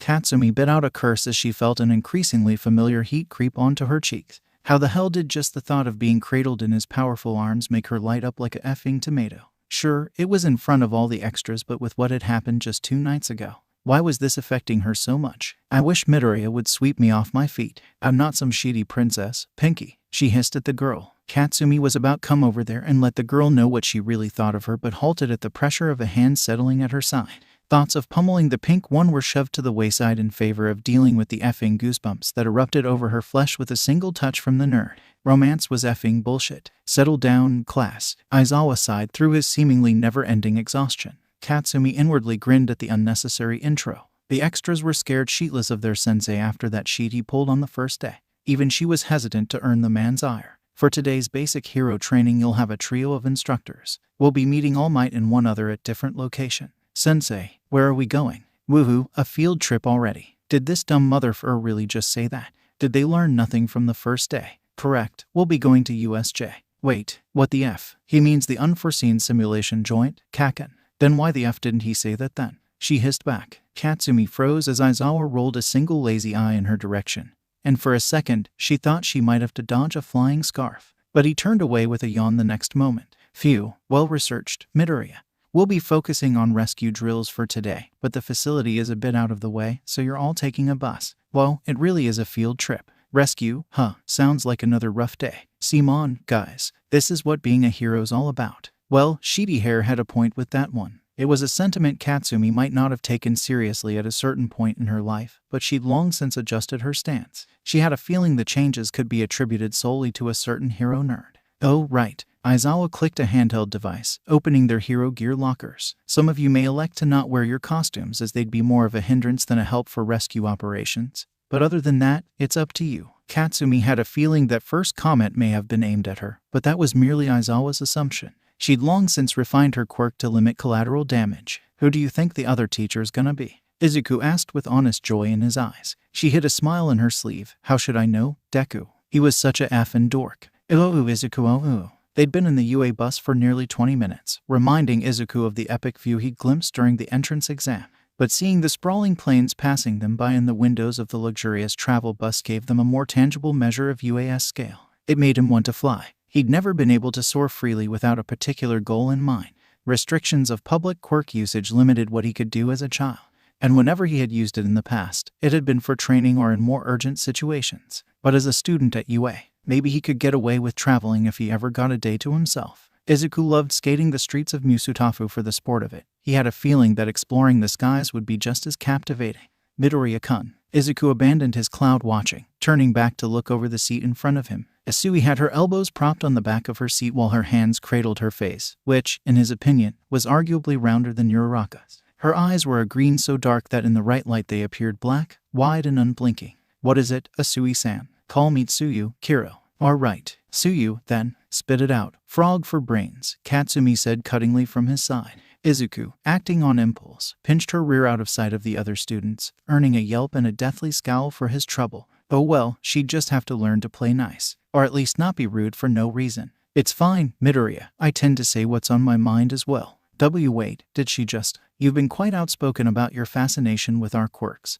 But we know next to nothing about yours," Tsuyu said, touching a finger to her lips in thought. "Yeah, I've been totally curious too." Kirishima cut in as he zipped over from his spot on the bench seats. "We've seen you toss a softball into the next prefecture, keep pace with the kid with engines in his calves. Oh, and that's right, fly. You can fly, Midoriya. Not to mention you held up against Takoyami's dark shadow quite effortlessly." Yaoyorozu said from the seat behind him. "Our backup strategy heavily relied on its power in such a favorable environment. But it seems we underestimated you after all, Midoriya-kun." "I too admit myself curious to the source of Midoriya's power," Takoyami added from across the aisle. Izuku was slightly overwhelmed at all the sudden attention. Was this what Kaken had dealt with for all those years? Judging from the tiny smirk he caught out of the side of his vision, she was enjoying the swapped roles immensely. "I've been meaning to ask," Uraraka said from her seat beside Yaoyorozu, peering around the bus curiously. "Where is it?" There was a brief pause before. "Oh, you're right," said Hagakir's disembodied voice. "Your quirk's gone, Midoriya. Can you make it disappear too?" "It's hardly that convenient," Izuku laughed. He pointed a single finger towards the roof of the bus. "It's above us." "What? Seriously?" Gyro said lightly, clearly eavesdropping on the conversation. Izuku shrugged. "It's more for convenience than anything. When I was a kid, Quicksteel was around the size of a grapefruit. Awa, it must have been so cute." He was about to mention to Uraraka that it was an inanimate mass of metal but changed his mind a second later. In the early days of his youth, Quicksteel indeed seemed to have a mind of its own, whizzing around every which way without any conscious decision on his part. "Well, I'm not sure, but nowadays, I try to be considerate on the rare occasion I do take public transportation." Izuku willed his quirk down to where it was visible through the windows of the bus. It effortlessly kept up with the speed of the vehicle, humming through the air like a silver comet trailed by a double helix tail. Those closest to the windows peered out in awe while others craned their necks to get a better view. "Show off," Katsumi whispered by his side, but she was grinning even more widely by this point. "Kua, I'm so freaking jealous, Midoriya," Kirishima cried. "That sort of flashy quirk is awesome. You can totally do a bunch of cool stuff with it." He stuck out his arm, which grew jagged and noticeably rock-like, but curiously still retained the same healthy skin tone. "My hardening's good in a fight, but it's so boring," he said realistically. "That's right. Don't forget that heroes also have to worry about popular appeal," Aoyama said grandly. "My naval laser is both strong and cool, perfect for a pro. As long as you don't blow up your own stomach," Ashido said, immediately crushing his bravado. "Midoriya's a given, but if you want showy, it'd have to be Bakugo-chan or Todoroki." "No," Tsuyu said frankly. Katsumi scowled at his side, but remarkably stayed silent. Izuku suppressed a grin. Did she think he would pinch her again? "I used to think the same way," Izuku said with a hint of melancholy. "But over the years I've found my opinion to have changed slightly." "Really? How so?" Yaoyorozu asked curiously. She seemed to hold a much higher opinion of him since they'd clashed briefly in battle training. Or maybe it was his supporting her in the briefing afterwards. "Some quirks are obviously flashier than others," he started, surreptitiously brushing his knuckles against Katsumi. "But I think a hero's personality means a lot more than their quirk. I can't help but believe that even someone with a quirk like Aizawa Sensei's could be a showboat given the right attitude. Though, whether they'd be able to manage the same level of subterfuge is a different matter." Izuku laughed lightly as Katsumi scoffed, knowing she actually disagreed with him on this point. They'd argued over it constantly as kids. Yaoyorozu was the first brave soul to question Katsumi's reaction. "You disagree, Bakugo-san?" Katsumi eyed the taller girl with a sidelong glance, arms folded tightly under her chest. The cleavage exposed by her black and orange armor was accentuated slightly by the pose. "Disagreeing is exaggerating a bit." She finally bit out. "I just think that sometimes life gives you a sheet hand, and you've got to work with what you got. A lot of the time, that leads to people resembling their quirks." Several heads around the bus nodded thoughtfully. Izuku grinned. So you'd be short-fused, Todoroki's confused, and what does that make me? A effing weirdo. The bus erupted in laughter, and for once it was not out of cruelty, but mutual respect. Enough with all the noise, Aizawa cut in abruptly. We're here, look alive. Welcome, young zygotes, All Might said as they trailed one by one into the absolute massive structure. To call it a building would be the mother of all understatements. The only reason the unforeseen simulation joint even qualified as a single building was the arching dome that covered the entire area. The complex was divided into several different zones, each clearly meant to represent a different type of natural or man-made disaster. I thought he was joking about the USJ thing. Ashido whispered. He could understand the sentiment. Even from the entrance, Izuku could pick out both an artificial body of water, as well as a destroyed hillside village he assumed was meant to simulate a landslide. The orange glow of what looked like a flame radiated off in the distance, but that couldn't be right. They wouldn't just set buildings on fire for the sake of a drill, would they? All Might stood grandly at the top step of the long staircase that led down into the main area of the simulation. But something seemed off about the legendary hero. His upward swooping bangs weren't as pristine as usual, and his already shadowed eyes appeared even more so. Was he overworked? Tired? Could All Might even get tired? Izuku shook off the idle thoughts. Now wasn't the time to be worrying about such a thing. Besides, his real focus was on the new. Well, not exactly face, but the presence of the Pro Hero 13 was certainly a welcome surprise. Oh my god, it's 13, whispered Uraraka. She practically vibrated in place with her excitement. I'm guessing you're a fan. Izuku smiled. Try the biggest fan. She enthused shamelessly. Welcome to the unforeseen simulation joint, All Might said once they'd all gathered around the three pros. As much pride as I have in my ability to help those in need. When it comes to evacuation and rescue, my most esteemed colleague here truly has no equal. I'm sure you'll treat him with the respect he deserves. All Might bowed out of the way, giving the space hero the floor. You flatter me, Senpai, 13 said, rubbing the back of his head in embarrassment. Aizawa Senpai has informed me that some of you already have an idea of what the USJ is, but for those of you that don't, I'll briefly explain. The class collectively sat attentively, captivated by the rescue hero's polite demeanor. There's the flood zone, the landslide zone, the conflagration zone, etc. Every disaster or accident you can imagine, and even some you might not. The USJ is a facility of my own design for the sole purpose of preparing the future generation of heroes for such catastrophes. And today you'll all get to experience it firsthand. They clapped uproariously once the spacesuit-clad hero had finished his explanation. Thank you, he said, holding his white-gloved hands up for silence and earning it immediately. But before we begin, I have 1 or 2 points to make. Well, maybe 3? No, 4. I've got lots of points. Izuku suppressed a snicker under his breath. For such a reliable hero, 13 was kind of an airhead when he wasn't in the zone. He couldn't help but make the comparison to the enthusiastic brunette standing to his left. Uraraka bounced on the balls of her feet as she stood enraptured by the space hero's speech. As I'm sure many of you are aware, my quirk is called Black Hole, and is capable of sucking in and destroying any material. Izuku repressed a shudder at the thought. Having the tether that granted him control of Quicksteel cut by Aizawa's erasure was an experience he never wished to repeat. But 13's quirk. Could the pro destroy Izuku's quirk altogether? Would there be any way to get it back? Why were his sensei so terrifying? You've used it to save thousands of people, Uraraka said, unable to contain her excitement. But it was cut down a moment later. That's correct. However, without restraint, my power could easily dwarf the damage caused by the disasters I work to prevent. I could kill, and it would be effortless. They all remained silent, processing the critical lesson. I see that some of you have realized that you're in a similar situation, if not quite on the scale of my own quirk. In our super-powered society, the use of quirks is heavily restricted and monitored. You got that effing right, Katsumi whispered. The system may seem like a stable one, but we must never forget that all it takes is one wrong move with an uncontrollable quirk for people to die. The hero paused, recollecting himself after broaching such a sensitive topic. In Aizawa Senpai's standardized fitness test you established your physical limits, while in All Might's battle training you gained experience using your quirk in a more practical combat situation. He spread his arms widely, the vast expanse of the USJ serving as a backdrop to the space hero's silhouette. This class, however, will show you a new perspective. You'll learn how to utilize your quirks to save lives. Your powers are not meant to inflict harm. And at the end of the day, being a hero is about helping others. I hope you leave here today with a better understanding of that fact. Thank you. He gave a short little bow, and the class erupted into applause, Izuku clapping alongside the rest of his peers. 13 certainly had a way with words. You really got a sense of the maturity he held, a quality that was practically mandatory with such a destructive quirk at his disposal. Wonderful. An excellent sentiment to live by, 13-kun.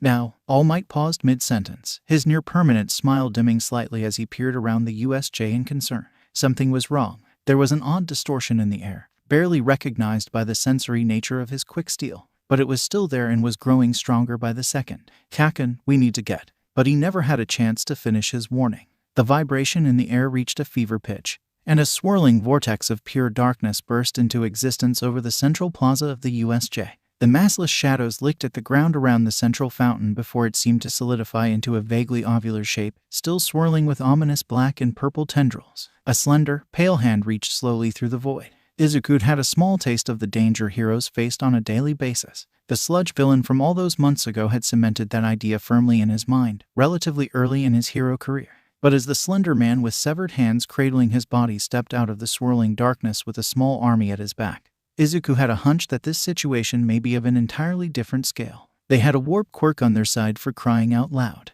What's going on? Kirishima asked, peering down at the swirling darkness. I thought we were doing rescue training today. Get back, Aizawa shouted, throwing a hand out to block the redhead from taking another step forward. This isn't an exercise. He pulled a pair of slotted goggles up from under his scarf, snapping them into place over bloodshot eyes, even having a vague idea of their sensei's abilities. Izuku was still somewhat astonished at the change that overcame the normally lethargic hero. Dark brows furrowed in concentration as the man assessed the threat to his students. The final villain stepped through the portal, a hulking monstrosity, standing several feet taller than its nearest companion. The contents of its grotesque, avian-like head were open to the elements. Even from the top of the stairs, its fleshy, unnaturally pink brain matter was visible. The swirling void shimmered, coalescing into a vaguely humanoid shape, though it still writhed around the edges, form shadowy and indistinct. Eraserhead, 13, and of course, the symbol of peace himself. It seems the information we secured was correct after all, Tamura-kun. The shadowy being's voice was deep and gravelly, though he spoke with an oddly cultured cadence that carried over the distance between the two groups. The other villain in charge, Tamura, if the warp quirk user's words were to be trusted, cracked a bone-chilling grin that was only partially obscured by the severed hand over his face. Hey ha ha ha. It's finally time, Kurogiri. He turned to where they all stood huddled at the top of the stairs. Congratulations, children. You're fortunate enough to witness a truly momentous occasion. The death of your beloved symbol of peace. What? He can't be serious, right? We've been had, Aizawa cursed, his scarf uncoiling ominously. The security breach. It makes sense, but to think it had all been an elaborate plot aimed at myself. But Sensei, Yaoyorozu said urgently, aren't there intruder sensors? They shouldn't have been able to get in without anyone knowing. To be fair, they could be attacking the main campus as well. Todoroki mused in his deep tenor. But if this is an isolated attack, then it's got to be one of their quirks. Kaminari, Izuku said to the electric blonde boy. Does her communicator have a signal? He shook his head with a frown after touching a hand to the device covering one ear. All Might sported more of a grimace than a smile by this point. Children, please follow every direction young 13 gives you. It seems you'll be the rescued rather than the rescuers today. Eraserhead. Yeah. I'll keep the fodder off your back. Wait up a second. Linta cried in fear. You can't just leave us. Didn't you effing hear him? Grape drink. They're doing the opposite, Katsumi hissed. Her eyes narrowed dangerously down onto the plaza. Izuku knew she wanted to stay and fight, and he couldn't help but feel the same way. Leaving the heroes, no matter who they were, to handle the situation alone left a bitter taste in his mouth. But whether they could hold their own against the villains or not, Izuku knew that their sensei would never let them endanger themselves, not so early into the school year. But still, Eraserhead, Izuku sighed heavily. I won't insult you by suggesting you couldn't handle these guys by yourself, but you have to know that they wouldn't come this far without a plan.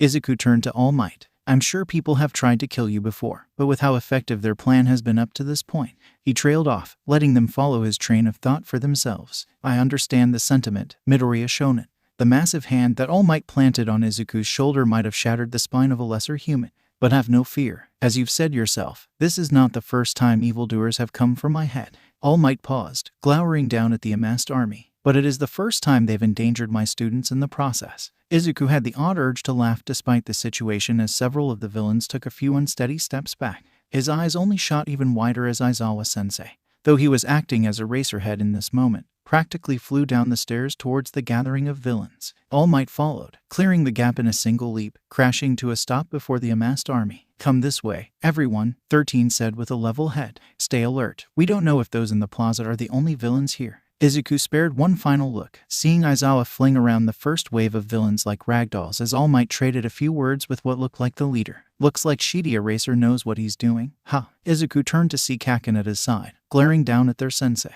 They may have been uncoordinated thugs, but seeing Aizawa single-handedly isolate and dismantle the assembled villains by ones and twos with his personal style of martial arts was certainly a sight to see. But those three villains in the back had Izuku hesitating to flee with his classmates. The hulking indigo-skinned monster in particular had his hair standing on end. The beastly villain stood so still Izuku might have mistaken for a statue were it not so grotesquely intimidating. "You, Midoriya, Bakugo. Let's go. Aizawa and All Might can handle it." Izuku turned to respond, only to narrow his eyes as that same distortion as before tingled his quirk. "Kirishima, get back." The swirling mass of darkness appeared nearly instantly before them. Two glowing yellow eyes came into being centered over a metallic collar-like chassis. Its form became vaguely humanoid once more. Izuku noted the speed at which the villain teleported this time. It was so much faster than when he'd transported the army below. Was it because he was only moving himself? Or maybe the distance? "Greetings," the being said conversationally in that same cultured tone. He loomed over their class and 13 ominously. "We are the League of Villains. Forgive our audacity, but today, we've come here to Yue, this bastion of heroism, to end the life of All Might, the symbol of peace." Katsumi had moved before he could tell her otherwise, blast jumping to the perfect angle where she could unleash a blazing roundhouse directly at the being's collar. Kirishima, seeing the girl's assault, had followed with a hardened right straight a moment later. Izuku bit out a curse. There was of course merit in a surprise attack,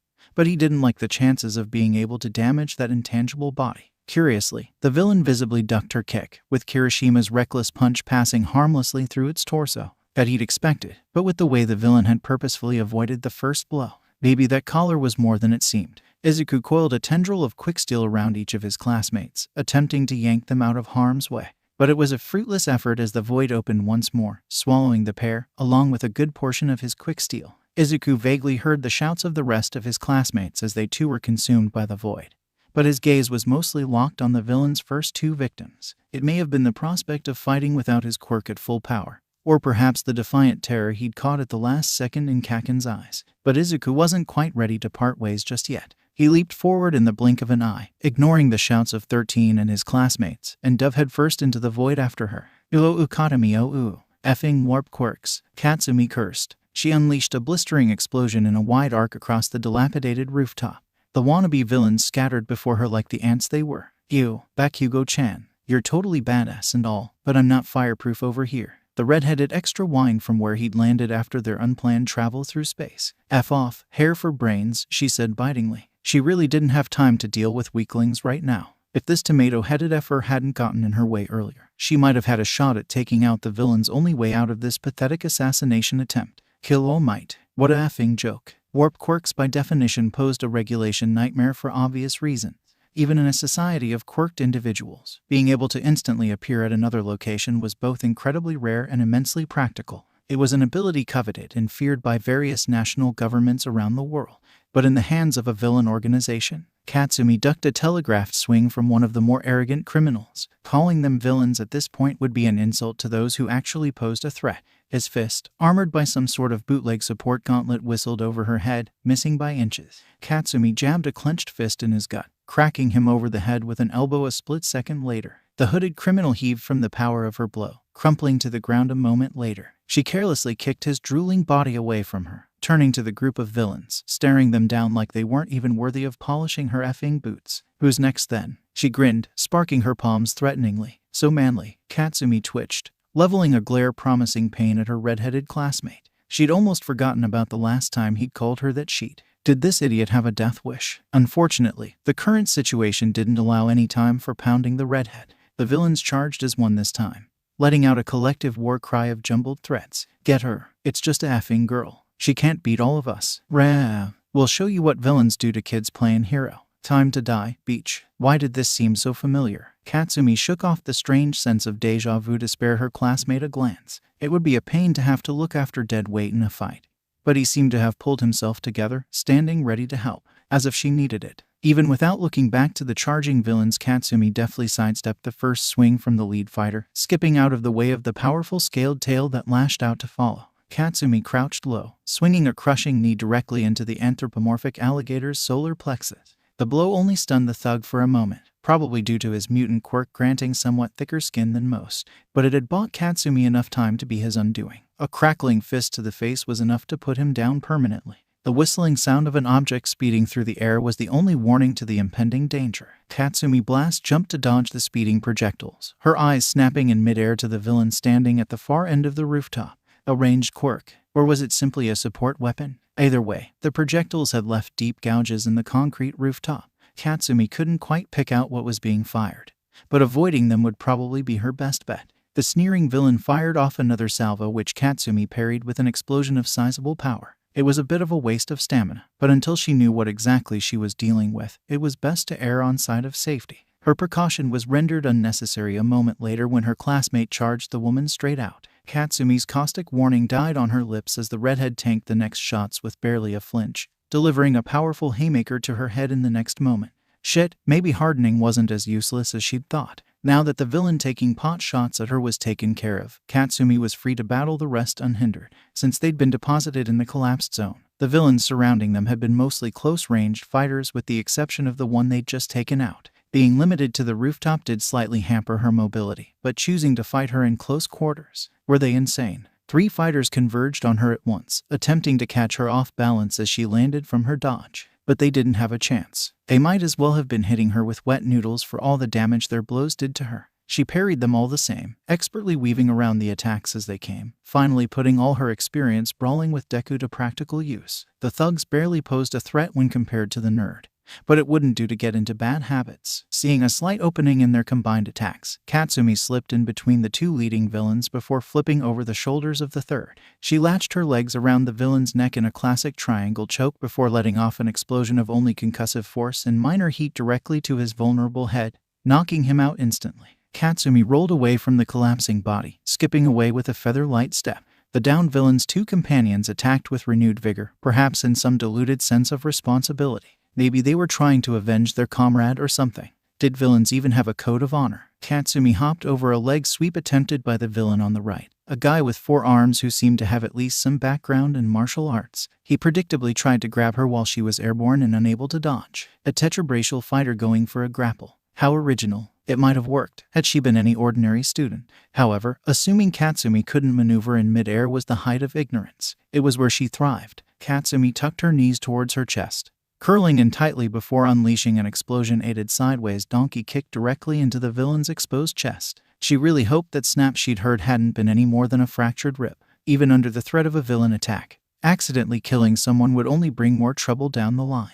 It wouldn't do to become known for excessive violence before she even got her effing license. The force of the blast carried her in the opposite direction of the villain she was fighting.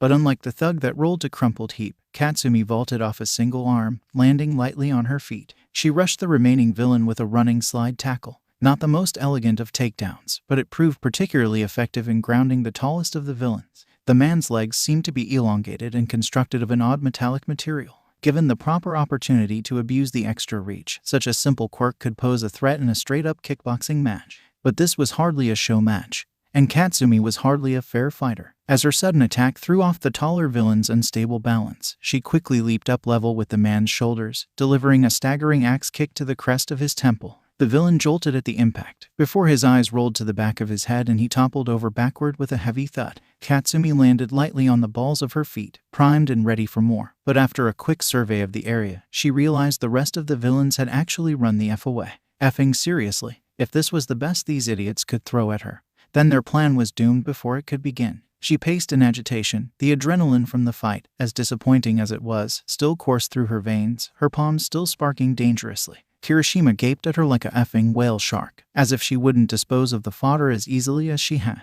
The hell did he think she was? Bakugo-chan, that was totally cool, but don't you think we should look for the others? If we're still in the USJ then that means they are too. I'm worried about the guys who can't really fight for themselves. He paused, glancing around as if searching for something. Aren't you worried about Midoriya? Didn't he jump in after us? Katsumi continued her pacing, stepping over the bodies of the unconscious villains without a second glance. Don't need to. He's up there, she said, jerking a thumb up to where she knew Izuku circled overhead. Kirishima followed the direction of her gesture, gazing up at the nerd as he grew closer to their specific rooftop. Shit, you're right. How'd you know he was up there? Wait, on second thought why didn't he come down and help us? He said, frowning slightly. The F did you just say 2 seconds ago? Hair for brains? The redhead paused briefly, eyes widening in realization just as Izuku dropped the last several meters to the roof, landing in a crouch. Katsumi shoved the idiotic feelings that rose to her chest at the mere sight of the nerd to the wayside, in favor of the more immediate danger their classmates were all in.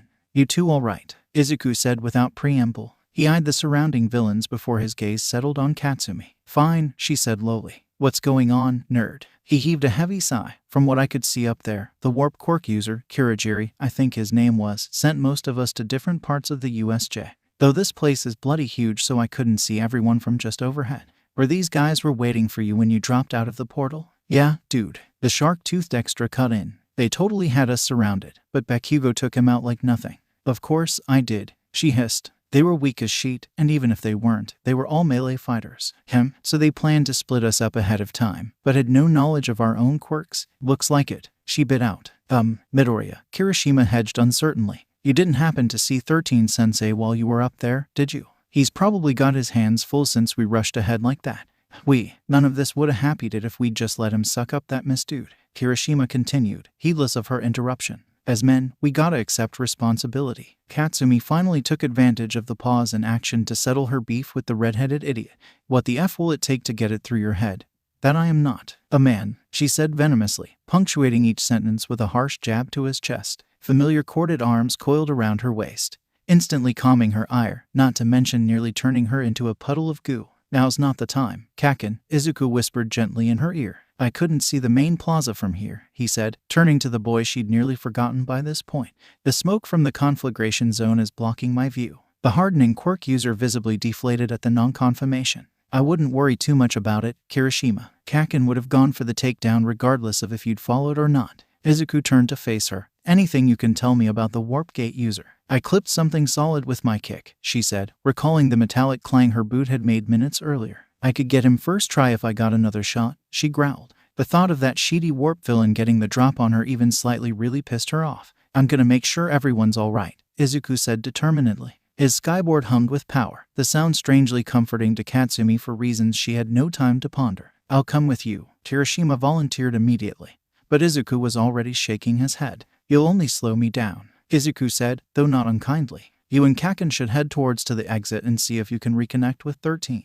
I'll send anyone I can find over there so you can all get out together. Katsumi met Izuku's piercing jade eyes for a single frozen moment before giving in to the urge that had been tugging at her since he dropped out of the sky. Heedless of the redhead watching curiously, Katsumi quickly closed the distance between her and Izuku, crushing her lips to his own. She grinned into his mouth as he rolled with her spur-of-the-moment decision, deepening the kiss shortly before breaking off just as abruptly. Katsumi flushed as she was left practically whimpering in need. Be safe, Kaken. With a gust of wind, he was gone, carried away in a split second by his quirk. The silence stretched on uncomfortably. Not a effing word. Hair for brains. Why yeah. Uo Utashinori o. All Might had never imagined he'd be fighting evildoers in the very building where his students were meant to save lives. But if there was one lesson he'd learned over his many years of heroing, it was to expect the unexpected. He should have followed his own advice. Yagi stared down the unnerving blue-haired young man, beginning to regret the hours he'd spent stopping petty crime that morning.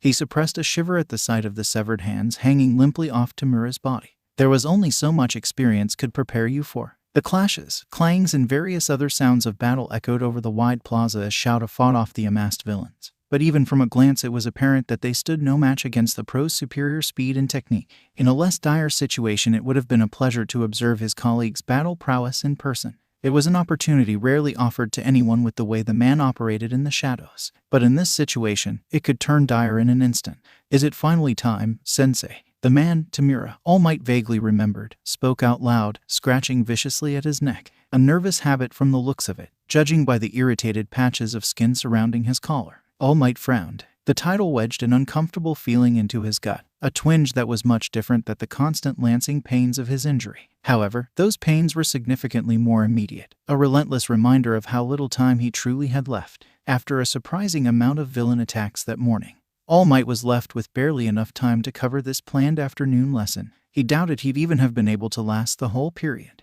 But, with a stubborn streak to match his strength, All Might had insisted on coming anyway, intending to duck out of class in the last half hour or so. But now, he inwardly cursed his inability to ignore a person in need. It was the basis of his career as a hero, but even Yagi had to admit it got him into some sticky situations.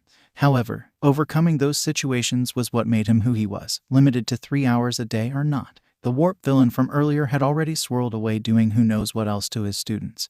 But he had to trust their safety to young 13 for the time being. They were all pros, and despite the overwhelming need he felt to protect his young protégés, they all had a job to do, and he was well aware of his. All Might leveled an appropriate glare at the apparent leader of this so-called assassination attempt. Tamura, is it? He boomed across the distance between them. As dire as your actions have been so far, you've yet to actually hurt anyone, young man. It is not too late to cease this pointless violence. The man let out a sinister chuckle, as if his words were particularly comical. Violence, huh? His voice rose to a hysterical pitch. Have a look over there, he shouted, slashing a hand, his own hand, through the air towards where Aizawa fought his minions. That looks pretty violent to me. No. This is the cruel world of heroes and villains. The only difference between us is that your violence is government-sponsored. The villain took off with an inhuman burst of speed. However, it was not Yagi he rushed, but Aizawa while he was occupied with a trio of villains with minor speed quirks. Eraserhead had just managed to subdue them, exploiting a speedster's obvious weakness to being restrained, limiting their boosted mobility. Tamura had timed the strike at a perfect moment of weakness, right as Erasure wore off and Aizawa was unable to use it for a few seconds. In another situation, all might have been impressed by the boy's deductive ability, breaking down the weakness in his colleague's quirk in seconds. But this wasn't class, and Tamura was not one of his students. If the villain thought he'd just stand by and let him blindside Aizawa so brazenly, then he truly didn't know who he was challenging. All Might flashed after the speeding villain, appearing before him in the blink of an eye. He reached out a single massive hand, ready to knock out the boy as humanely as possible. A simple super-powered chop the back of the neck should have been enough. He felt his shadowed eyes widen slightly as Tamura fluidly ducked around his attack. What impressive agility, and from what he could tell, there was no overt application of a quirk. What a waste of obvious talent. All Might tracked the boy's movement through the air, adjusting for this new show of speed. How unfortunate that the boy would likely be locked away for life after this day, never to display such talent to the world again. All Might swung a massive arm toward the dodging villain with a bit more applied speed than before, feeling the impact a moment later. Tamura was sent rocketing to the ground, spread eagle and back flattened against the unforgiving dirt. All Might quickly pinned the wheezing young man, primed to respond to any indication that he would make another threatening move. So this is your overwhelming strength, symbol of peace. Tamura coughed thickly, though the malice still bled through his labored breaths. I hate pro-heroes. Ordinary villains simply don't stand a chance. The malevolent crimson eyes peeked through scruffy bangs and grotesque hanging fingers, causing that same unnerving sensation to return. But you miscalculated, Tamura grinned up at him. And not the final boss. A hulking black mass blurred past where All Might had Tamura pinned. Moving with a speed something of that size shouldn't be capable. His head snapped to watch, unable to respond in time as the demonic being collided with an unsuspecting Aizawa and sent him hurling into the wall of the central fountain. The underground hero's frame crashed into the wall. Elegant concrete engravings pulverized from the force of impact. Jagged cracks expanded from the location, leaking trickles of water onto the shattered tiles of the plaza floor. A lance of fear shot through Yaga's chest to join the more visceral side effects of his injury. Arms weren't meant to bend that way. However, his attention was once again drawn to the young man before him, only this time by an agonizing burning sensation. Tamura had snaked a single splayed hand to just barely brush the now exposed skin of his lower thigh. The thin material of his hero suit had been disintegrated in an instant, his skin following soon after. All Might leaped away from whatever was rendering his skin to dust, righteous fury coursing through his veins. His brief moment of leniency had possibly cost Aizawa several broken bones, if not more. It was an oversight he went to immediately correct. The dark abomination stalked after Shouda, swinging another massive fist overhead, mercilessly eager to see if there were any bones left unbroken. The guillotine of a blow crunched redundantly into Aizawa's downed figure, but the monster clearly hadn't had enough, swinging back another arm to finish the job. A burst of one for all. And All Might rocketed across the plaza. Fortunately, he crashed into the muscular villain in time to prevent any hits as devastating as the first. But Aizawa was still in a less than stellar condition. He sat hunched against the stone wall of the fountain, battered, bleeding and incapable of moving. Unconsciousness might have been a blessing at this point. All Might stood locked fist to mighty fist with the villain who, by some terrifying means, had come upon a strength that rivaled his own. His muscles bulged as he actually struggled to overpower the monstrous being. All Might suppressed a hacking cough, feeling the familiar pangs that indicated overuse of his quirk, but soldiered on. Now was hardly the time to succumb to such a weakness. Not while his friends' lives were on the line. Not while his students were counting on him. He gently, ever so gently drew from the shrinking well of power that was one for all. Even having yet to choose a successor, his body's capacity to handle the power was gradually dwindling. By this point, his quirk was probably the only thing keeping his body functioning in the first place. But he couldn't afford to hold back here. All Might reared back a single trunk-like arm, the familiar power writhing merrily beneath the surface of his skin. All Might clenched his butt, torqued his core and back, and yelled with all his might. He swung a devastating fist directly into the abomination's stomach, bracing himself for the expected kickback. But it never came. The attack had connected, he was sure of it. But other than a slight grunt at the impact, the monster gave no indication that he had been hit. It was almost as if Yaga's strength had no effect. The monster swung an Inkai black fist into his crippling injury with an uncanny accuracy, immediately earning a grimace of pain and lung-racking cough for its efforts. Did this monstrosity know of his weakness? That attack was no accident. But how? All Might leaped away to reassess the situation, being sure to remain between the crumpled form of Eraserhead and the hulking villain.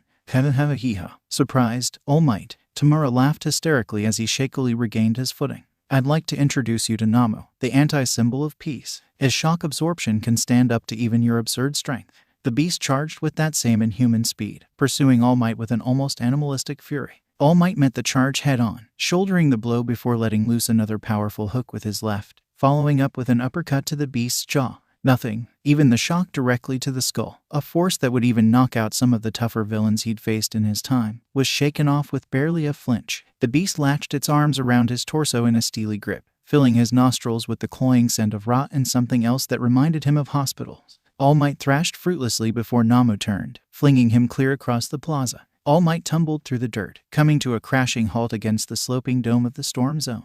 He'd admit that one actually hurt a bit. All Might visibly struggled to his feet, thankful that none of his students were here to see him in such a sorry state. He paused to cough painfully into a fist, wiping away the expected stain of scarlet without a thought. Nomu, All Might peered with narrowed eyes at the monstrous villain, noting the gaping, beak-like maw lined with rows of jagged teeth, and its brain matter so obviously displayed for the world's viewing pleasure. Its eyes were bulging and vacant, and All Might really couldn't see any sort of consciousness behind them. It was like some twisted science experiment gone wrong.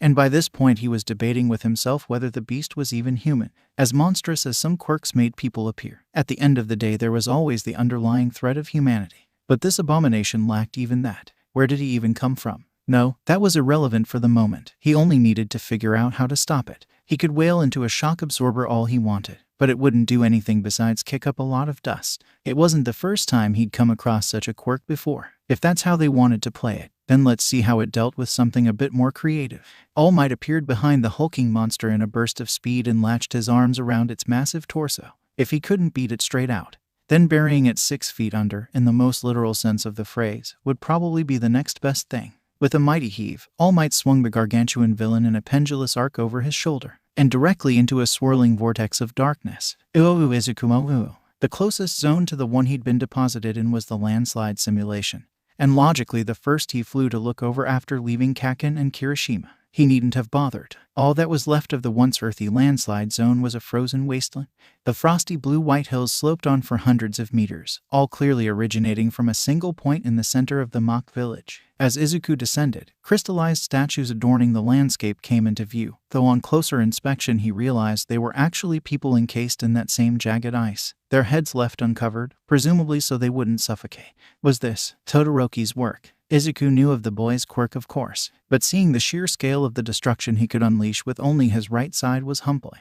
Izuku landed in a crouch, quicksteel revolving around his head, primed and ready to react to any sudden movements by the frozen villains. But they made no indication of aggression. In fact, those closest to where he'd touched down appeared downright terrified at his appearance. Hey man, we don't want any trouble. The closest of them shivered. Why yeah, we give up. This was a dumb idea anyway. Who the hell tries to take out All Might? Shit, whatever Todoroki had done had put the fear of God into these guys. Though being frozen alive probably wasn't the most pleasant way to go. Izuku willed a portion of quicksteel into a floating blade, leaving it humming against the man's jugular. The boy that was here earlier, what happened to him? Whoa, man, we said we give up, alright. What is it with you overpowered UA kids? The quicksteel blade inched closer. He took off towards the plaza maybe 2 minutes ago. I swear. Izuku let the blade converge back into the main mass of his quirk. Appreciate the info, he grinned. If you guys just chill here, I'm sure the police will find you eventually. Their responding groans may have not had anything to do with the ice. Izuku took to the sky once more. So, Todoroki was already on his way to the plaza. He squinted through the wind shear, actually having to look up at the next closest zone.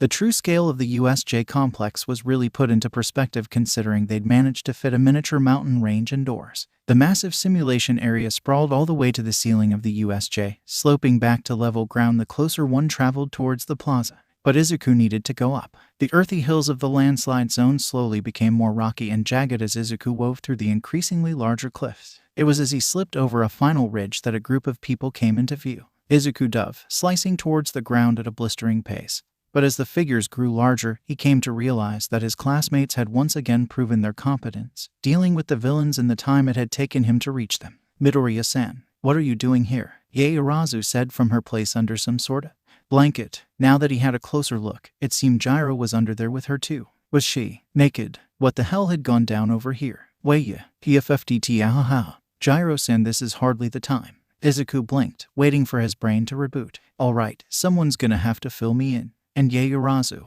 could you put some clothes on, please? Izuku said, averting his eyes. Oh, she gasped, flushing and pulling the cloth around her tightly. A fluorescent blue glow was visible briefly underneath before she removed the covering, revealing her entire hero outfit. Good as new. Handy, he commented frankly. Though to be fair, Momo's hero costume was hardly any less distracting. He may be firmly committed to Kaken, but he'd have to be blind to not notice how beautiful some of the girls in his class were. Yaoyorozu in particular was quite the developed woman, and the scarlet leotard certainly didn't hurt her appeal. Izuku smirked at the betrayed look Gyro shot him. It seems she was quite enjoying herself under there, but time was of the essence. I'm glad you guys are okay. Well, actually, are you okay? He said, eyeing Kaminari in particular as he roamed the rocky ground, shooting double thumbs up in random directions. He's FPFFD fine, Gyro said, barely containing her snickers as the blonde let out another. Wait, he goes all loopy when he lets loose with his quirk. Though now that I think about it, he never said how long this would last, she continued, fighting through her snickers. Izuku nodded thoughtfully. I can probably get to all the zones faster than most, so I'm just checking up on everyone I can find. I'd offer you a lift out, but I don't think I can take 3. It would probably be in our best interests for us 3 to stay together rather than risk slowing you down, Momo said, some of her embarrassment dying down. As you can see, we are no longer in danger. Besides, it seems Kaminari-san will need a supervisor for the near future. Sounds good, Izuku said, hopping onto his quick steel and hovering at eye level. I'll send anyone else I find to the entrance. We can meet up there. Hopefully the warp villain will be distracted enough to get out. But if not, we can figure it out then. Both girls stood curiously wide-eyed, but a moment later it clicked. Momo had never seen him fly before, and Gyro had probably only seen it through a monitor. Izuku didn't really put any stock in the way Katsumi had raved about how cool his quirk was in private, thinking it may have been her narcissism bleeding into her opinion of him. But judging from the girl's reactions, it may have had some merit to it. Stay safe, he shouted, zipping off. Any other time and Izuku would have been having the time of his life surfing through a effing canyon. But now, speed was all the matter. He leaned forward, near horizontal over his board as he carved a path down the mountainside and straight into the smoky skyline of the conflagration zone.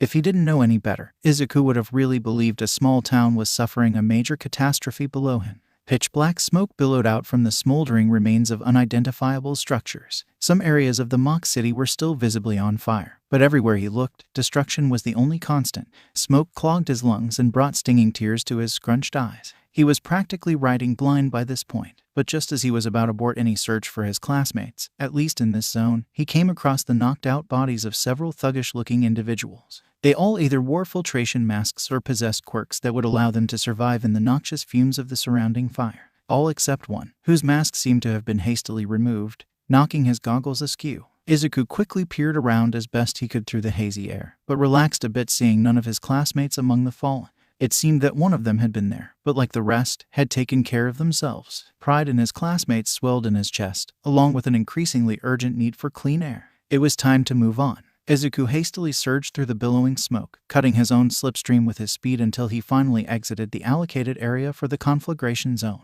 Incredibly, the air quality immediately improved. How the engineers that worked on the USJ had managed that, Izuku wasn't sure, but he had to give them props for authenticity. The burning in his lungs was certainly no illusion. Izuku surged through the air into the next zone, the overwhelming abundance of blue that suddenly filled his vision almost as startling as the lack of smoke. This was apparently what UAS engineers had come up with for the flood zone.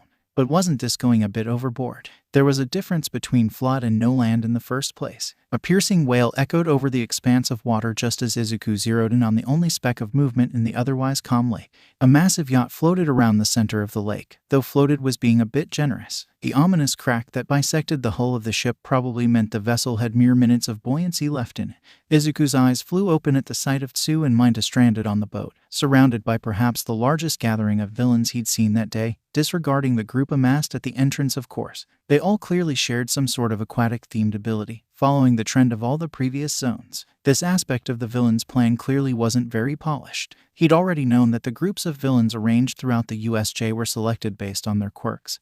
But now that he'd been to nearly every zone, it was clear they'd given zero thought to even the size of their groups. He swooped down, coming to a stop in front of his two classmates. "Need a lift?" Midoriya Minta wailed, his eyes bulging out of his skull. "Nice timing, Kiro," Tsuyu said with a composure that contradicted her situation. "I can carry you if you can't balance well, but..." "Yes, please." "Oh, I get it," Minta burst out. "I try to cop a little feel as my dying wish and I get flattened. But Midoriya over here just flexes stupid muscles and you just... egg." He trailed off. Izuku wasn't quite sure what to make of the sudden outburst. So shall we go?" "Yeah, sure, whatever." The diminutive boy sighed despondently. Tsuyu hopped onto his skyboard, which he widened appropriately, but the girl made almost zero use of the extra space, clinging tightly to his torso. Izuku did his best to ignore the way the frog girl's curves pressed up against his body as he scooped up a still pouting Minta, and then zipped off towards the closest bank. The villains below almost immediately responded to the attempted escape. A giant blade of rushing water sliced through his escape route, the slow-moving projectile proving more trouble than it normally would, burdened as he was by two extra bodies. He halted his escape, letting the attack fly past the nose of his board. How unfortunate that such a powerful hydrokinesis quirk was being abused by a villain. Izuku ducked the barrage of water bullets the villain fired after his first attack, materializing a shield of quick steel to block what he couldn't avoid. Even hindered as he was, the superior maneuverability of his flight allowed them to escape with only minor scratches. He slowed to a halt at the edge of the flood zone, turning to see if they'd been pursued. But once he and his fellow classmates had escaped past a certain distance, the villains had abandoned their chase. Perhaps they'd been given specific instructions to remain in their area. Either way, they were safe for the moment. It seems that luck was on their side as Takoyami and Kuda came dashing out of the downpour zone, soaked, scraped, and bruised to hell, but otherwise uninjured. "Midoriya," Takoyami called gravely, "I'm gladdened that you are unharmed, though I cannot say it comes as a surprise." "Same to you," Izuku said, coming to a stop in front of the pair. He let down Minta and Tsuyu, though the latter parted somewhat hesitantly. "You guys should take a longer way around to the entrance." "You say that like you aren't coming with us, Midoriya-kun." Tsuyu fixed him with a stare. "I haven't run into Hagakure, Aoyama, or Ojiro yet, and I can stay out of reach if things get hairy." Izuku's eyes snapped to the sounds of destruction coming with increasing frequency from the main plaza. Plus, something really doesn't feel right about this. He stared down at his classmates, steadfast in a time of danger. "I can't say leaving you behind feels correct either, Midoriya," Takoyami said regretfully. "But you're not wrong that of all of us, you'd have the best chance of remaining unharmed. Be careful, Jiro." Koda nodded wordlessly, but still managed to convey his support. Izuku took off towards the plaza without another word, covering ground as fast as possible. The fountain soon came into view, the once massive army of villains scattered about haphazardly. However, it was as Izuku's eyes came to rest on the unmoving form of Aizawa crumpled against the rocky ledge of the fountain that the true scope of their situation became apparent. Izuku's stomach leaped to his throat as he took in the sight of All Might himself in possibly one of the most precarious situations he'd ever faced. Though only the man himself could possibly know that for sure. All Might was stuck bowed nearly in half, having attempted some kind of wrestling toss on the hulking beast from earlier. But Kurogiri's warp gate had once again proven how troubling such a power could be in the wrong hands. He'd opened two adjacent portals to give the monster a torturous angle of attack on the symbol of peace. The monster had already latched its powerful arms around the hero's torso, its cruel, beak-like maw stretched into a grin as it dragged All Might into the depths of the void. Izuku could pick out a familiar scarlet color seeping through the material of All Might's costume. To think that the beast could make All Might bleed. Just how powerful was this thing? Izuku tucked low to his board, squeezing out as much speed as he could as he raced to his sensei's rescue. It seemed he wasn't the only one, however, as a frosty trail of ice raced towards where All Might had been restrained. The jagged shards of ice rapidly encased both halves of the monster, though the frost deliberate avoided touching the symbol of peace. Izuku seamlessly hopped off his board while molding it straight into a coating over his forearms. "Midoriya Shonen, you should not be here." By egg. The man hacked violently, a spray of crimson speckling the ice below. That couldn't be good. All Might had clearly seen better days. He was giving off so much heat he practically steamed. The sight was not particularly encouraging to Izuku. All Might may be even more injured than he'd first thought. You're hardly in any condition to be picky, Sensei, Izuku shouted. He did his best not to cringe away from the gaping maw of the villain. Even crystallized into a frozen statue, the thing was terrifying, unnatural in a way Izuku had never seen or felt before. Izuku molded a narrow blade of quick steel, slashing across the tendons of the monster's wrists, flinching away from the spray of inhumanly dark ichor that spurted from the cut. You don't understand, young. You can scold me later. With a great heave, Izuku tore All Might from the monster's weakened grip, propping him over his shoulder in a single, fluid motion. He winced at the grimace that contorted the hero's face as he let out more heaving coughs with alarming frequency. What kind of damage had the man taken to leave him in such a condition? Had the monster really done all this to him? Izuku leaped away, grunting slightly at the massive weight of the number 1 hero, but otherwise able to lift him out of the way. Another portal swirled into existence before him, the owner of the quirk materializing a moment later. Quite admirable, young hero. But do you really think we'd just let you waltz away with the guest of honor? You don't got a effing choice. Boom. Katsumi burst onto the scene with impeccable timing, flanking the warp villain with an explosive haymaker. Having adjusted her aim from her previous attempt, the blow struck true, rattling Kurogiri's metallic collar with the impact. Katsumi let the momentum of her swing carry her fully over the warp villain's clearly tangible body, pinning him to the floor with a palm full of fire. I effing knew it, you bastard. You actually tried to dodge before, right? Katsumi growled viciously. Her hand crackled threateningly at the slightest movement. If we couldn't hit you at all, you wouldn't have bothered. All that fog's just a cheap trick to hide your weak spot, huh? I thought we agreed to meet at the entrance, Kaken. Same to you, nerd, she said, not taking her eyes off her captive. Just couldn't keep your nose out of things, huh? I couldn't help myself, he grinned, propping All Might up against the main fountain, just a few meters away from where Aizawa lay unconscious. Is Kirishima okay? I left sheety hair with the rest of the extras, she said, grinding the villain's body brutally into the concrete as he flinched slightly. Izuku grinned. Guess you couldn't keep your nose out either. Somebody had to save your ass. Is this really the time? Todoroki said, strolling over to where they stood with their backs to the fountain. He held a casual air, but the razor focus was obvious in the glare he leveled at the remaining villain. Frost ghosted from his breath, an indication that he'd recently used his quirk, not that Izuku needed any more evidence than the frozen villain towering over the rest of them. Tamura's distinct wheezy drawl silenced them all. Not only have you disabled our transport, but you're all at full health. Kurogiri, you just had to go and get caught by the other team. He stood much too casually for the situation he was in. Even with All Might's mysterious ailment, the villain still stood alone, all major pieces in his twisted chess match put out of commission for the time being. So why was he so calm? A hysterical giggle slowly bubbled out of Tamura's throat. Today's kids really are something. Our league of villains should be ashamed. This guy's unhinged, Izuku said lightly. Don't effing move, Katsumi hissed at the warp villain. One twitch and I'll blow you to effing hell. Nomu, kill the explosive brat. We need our escape route back. The shattering of ice could be heard all throughout the plaza as the beastly villain, Nomu, tore itself out of its frigid prison. The monster thrashed about, heedless of how frostbitten flesh crumbled away from its torso, falling to the ground with hiss. A few horrifying seconds later and Nomu stood before them, the majority of its right arm and leg missing completely, until it started to heal. Writhing tendrils of muscle and skin knitted itself together at a blistering pace. The whole process really was grotesquely fascinating. Izuku'd never even heard of a regenerative quirk so powerful. And if the thing was strong enough to go toe-to-toe with All Might of all heroes, what exactly was this thing? What's this? I thought his quirk was shock absorption. All Might gasped, confirming Izuku's earlier fears. The symbol of peace struggled to regain his footing, burdened by wounds that clearly surpassed the cuts and bruises that were visible on the surface. I don't remember saying that's all he can do. Tamura giggled. This is hyper-regeneration. Nomu is a living sandbag, bioengineered to withstand everything you throw at it. Honestly, Izuku was more alarmed by its speed. Nomu rocketed towards Katsumi in a vicious charge, steadfastly following its master's homicidal command. All Might lurched by his side as if moving to block the blow, but was overcome by another round of coughs, falling to one knee. Luckily, Izuku had instinctively moved to protect her as well, barely appearing in time to tank the blow with a quick steel-coated cross-guard.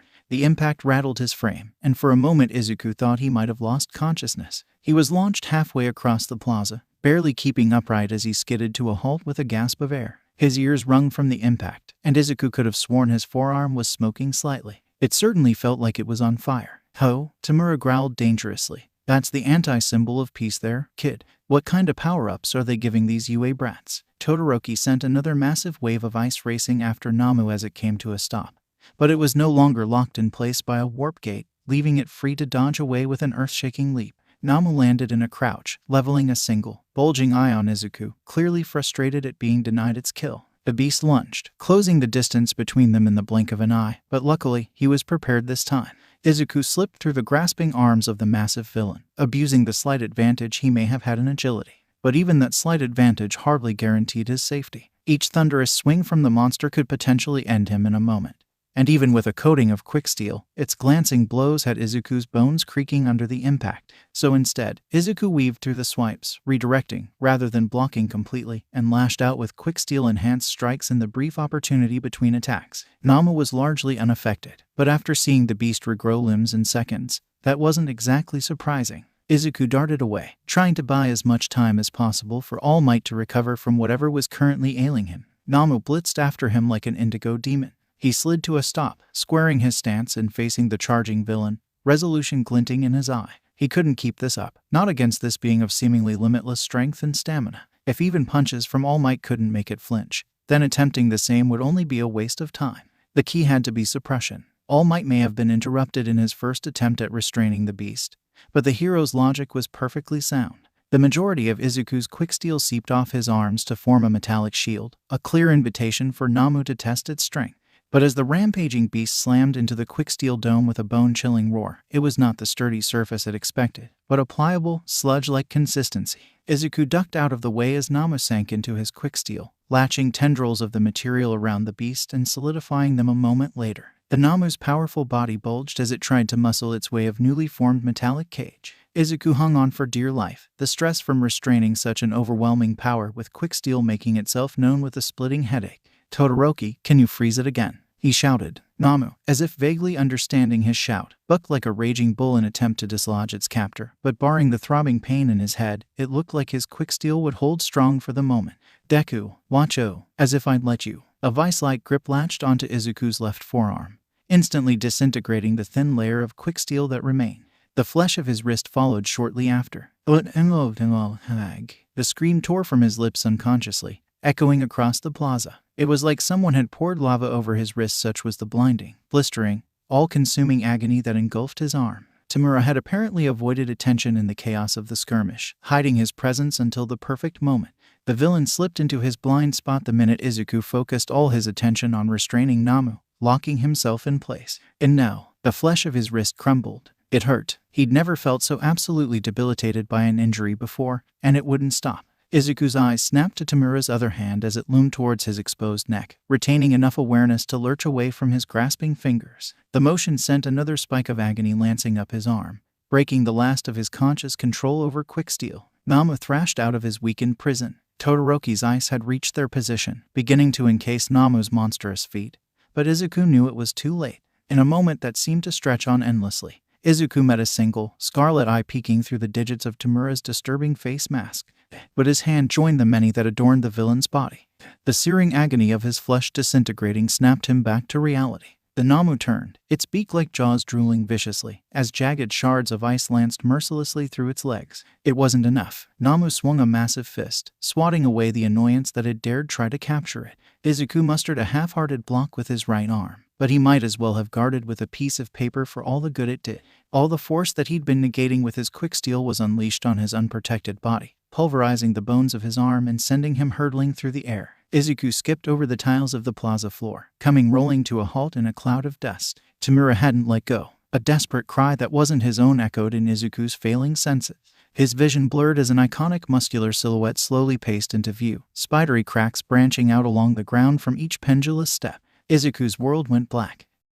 Okay, sadly the chapter is over, and if you enjoyed the video, just leave a like and subscribe with post notification, so when the next chapter is ready, you will be notified. Okay, see you in the next video. Bye.